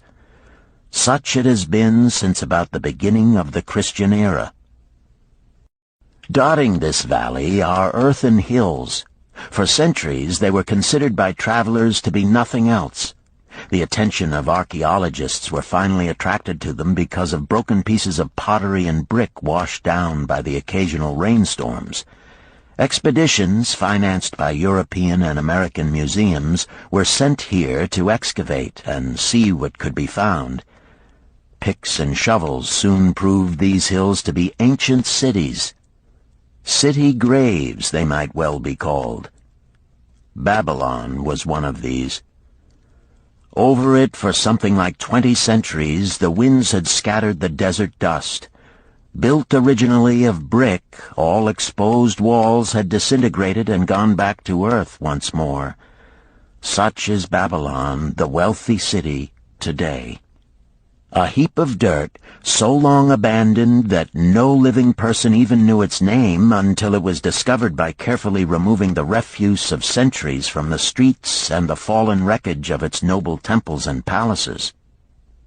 Many scientists considered the civilization of Babylon and other cities in this valley to be the oldest of which there is a definite record. Positive dates have been proved reaching back 8,000 years. An interesting fact in this connection is the means used to determine these dates. Uncovered in the ruins of Babylon were descriptions of an eclipse of the sun. Modern astronomers readily computed the time when such an eclipse, visible in Babylon, occurred, and thus established a known relationship between their calendar and our own. In this way we have proved that 8,000 years ago the Sumerites, who inhabited Babylonia, were living in walled cities. one can only conjecture for how many centuries previous such cities had existed. Their inhabitants were not mere barbarians living within protecting walls. They were an educated and enlightened people. So far as written history goes, they were the first engineers, the first astronomers, the first mathematicians, the first financiers, and the first people to have a written language. Mention has already been made of the irrigation systems which transformed the arid valley into an agricultural paradise. The remains of these canals can still be traced, although they are mostly filled with accumulated sand. Some of them were of such size that, when empty of water, a dozen horses could be ridden abreast along their bottoms. In size they compare favorably with the largest canals in Colorado and Utah. In addition to irrigating the valley lands, Babylonian engineers completed another project of similar magnitude. By means of an elaborate drainage system, they reclaimed an immense area of swampland at the mouths of the Euphrates and Tigris rivers and put this also under cultivation. Herodotus, the Greek traveler and historian, visited Babylon while it was in its prime and has given us the only known description by an outsider. His writings give a graphic description of the city and some of the unusual customs of its people. He mentions the remarkable fertility of the soil and the bountiful harvest of wheat and barley which they produced. The glory of Babylon has faded, but its wisdom has been preserved for us. For this we are indebted to their form of records. In that distant day, the use of paper had not been invented. Instead, they laboriously engraved their writing upon tablets of moist clay. When completed, these were baked and became hard tile. In size, they were about 6 by 8 inches and an inch in thickness. These clay tablets, as they are commonly called, were used much as we use modern forms of writing. Upon them were engraved legends, poetry, history, transcriptions of royal decrees, the laws of the land, titles to property, promissory notes, and even letters which were dispatched by messengers to distant cities. From these clay tablets we are permitted an insight into the intimate personal affairs of the people. For example, one tablet, evidently from the records of a country storekeeper, relates that upon the given date, a certain named customer brought in a cow and exchanged it for 7 sacks of wheat, 3 being delivered at the time, and the other 4 to await the customer's pleasure. Safely buried in the wrecked cities, archaeologists have recovered entire libraries of these tablets, hundreds of thousands of them. One of the outstanding wonders of Babylon was the immense walls surrounding the city. The ancients ranked them with the Great Pyramid of Egypt as belonging to the 7 wonders of the world. Queen Semiramis is credited with having erected the first walls during the early history of the city.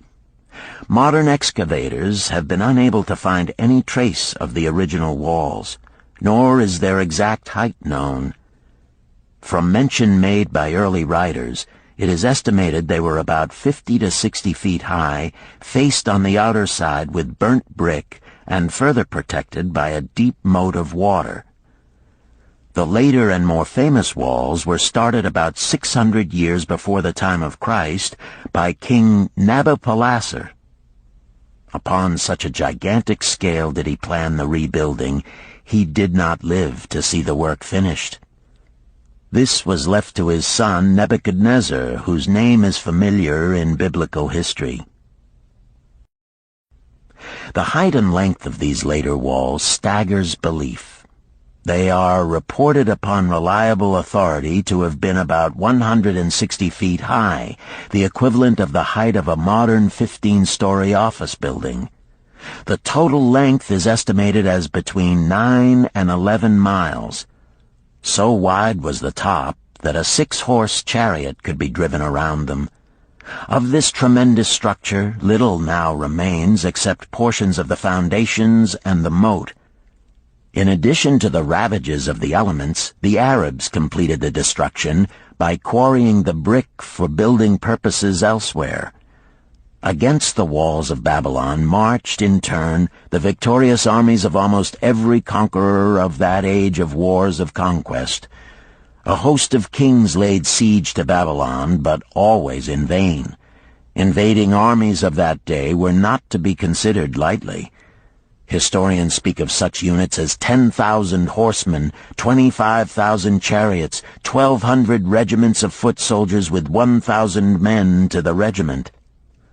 Often 2 or 3 years of preparation would be required to assemble war materials and depots of food along the proposed line of march. The city of Babylon was organized much like a modern city. There were streets and shops. Peddlers offered their wares through residential districts. Priests officiated in magnificent temples. Within the city was an inner enclosure for the royal palaces. The walls about this were said to have been higher than those about the city. The Babylonians were skilled in the arts. These included sculpture, painting, weaving, gold working, and the manufacture of metal weapons and agricultural implements. Their jewelers created most artistic jewelry. Many samples have been recovered from the graves of its wealthy citizens and are now on exhibition in the leading museums of the world. At a very early period, when the rest of the world was still hacking at trees with stone-headed axes, or hunting and fighting with flint-pointed spears and arrows, the Babylonians were using axes, spears, and arrows with metal heads. The Babylonians were clever financiers and traders. So far as we know, they were the original inventors of money as a means of exchange, of promissory notes, and written titles to property. Babylon was never entered by hostile armies until about 540 years before the birth of Christ. Even then, the walls were not captured. The story of the fall of Babylon is most unusual. Cyrus, one of the great conquerors of that period, intended to attack the city and hoped to take its impregnable walls. Advisors of Nabonidus, the king of Babylon, persuaded him to go forth to meet Cyrus and give him battle without waiting for the city to be besieged. In the succeeding defeat to the Babylonian army, it fled away from the city. Cyrus thereupon entered the open gates and took possession without resistance. Thereafter, the power and prestige of the city gradually waned until, in the course of a few hundred years, it was eventually abandoned, deserted, left for the winds and storms to level once again to that desert earth from which its grandeur had originally been built. Babylon had fallen, never to rise again. But to it, civilization owes much. The eons of time have crumbled to dust the proud walls of its temples, but the wisdom of Babylon endures. The End. You've been listening to The Richest Man in Babylon by George S. Clason, narrated by Richard Ferrone, and directed by Ben Ruggiero. If you've enjoyed this book and this performance, Recorded Books recommends The Art of War by Sun Tzu, narrated by Joe Mantegna. This classic of military strategy includes a detailed introduction and commentary on the history of Chinese warfare and military thought. We also recommend Nickel and Dimed by Barbara Ehrenreich, narrated by Christine McMurdo Wallace. Nickel and Dimed reveals low-wage America in all its tenacity, anxiety, and surprising generosity. A land of big boxes, fast food, and 1,000 desperate stratagems for survival. You'll find a wide selection of titles in the Recorded Books catalog, including bestsellers, mysteries, classics, histories, and more. So to order another recorded book, or for a copy of our latest listing, please call the toll-free number found on the back of this book. Don't forget to ask about easy 30-day rentals by mail. On our website, you can browse our catalog, place orders, hear about our latest releases, or tune into narrator profiles and author interviews. So visit us there at www.recordedbooks.com. And thank you for being a Recorded Books reader.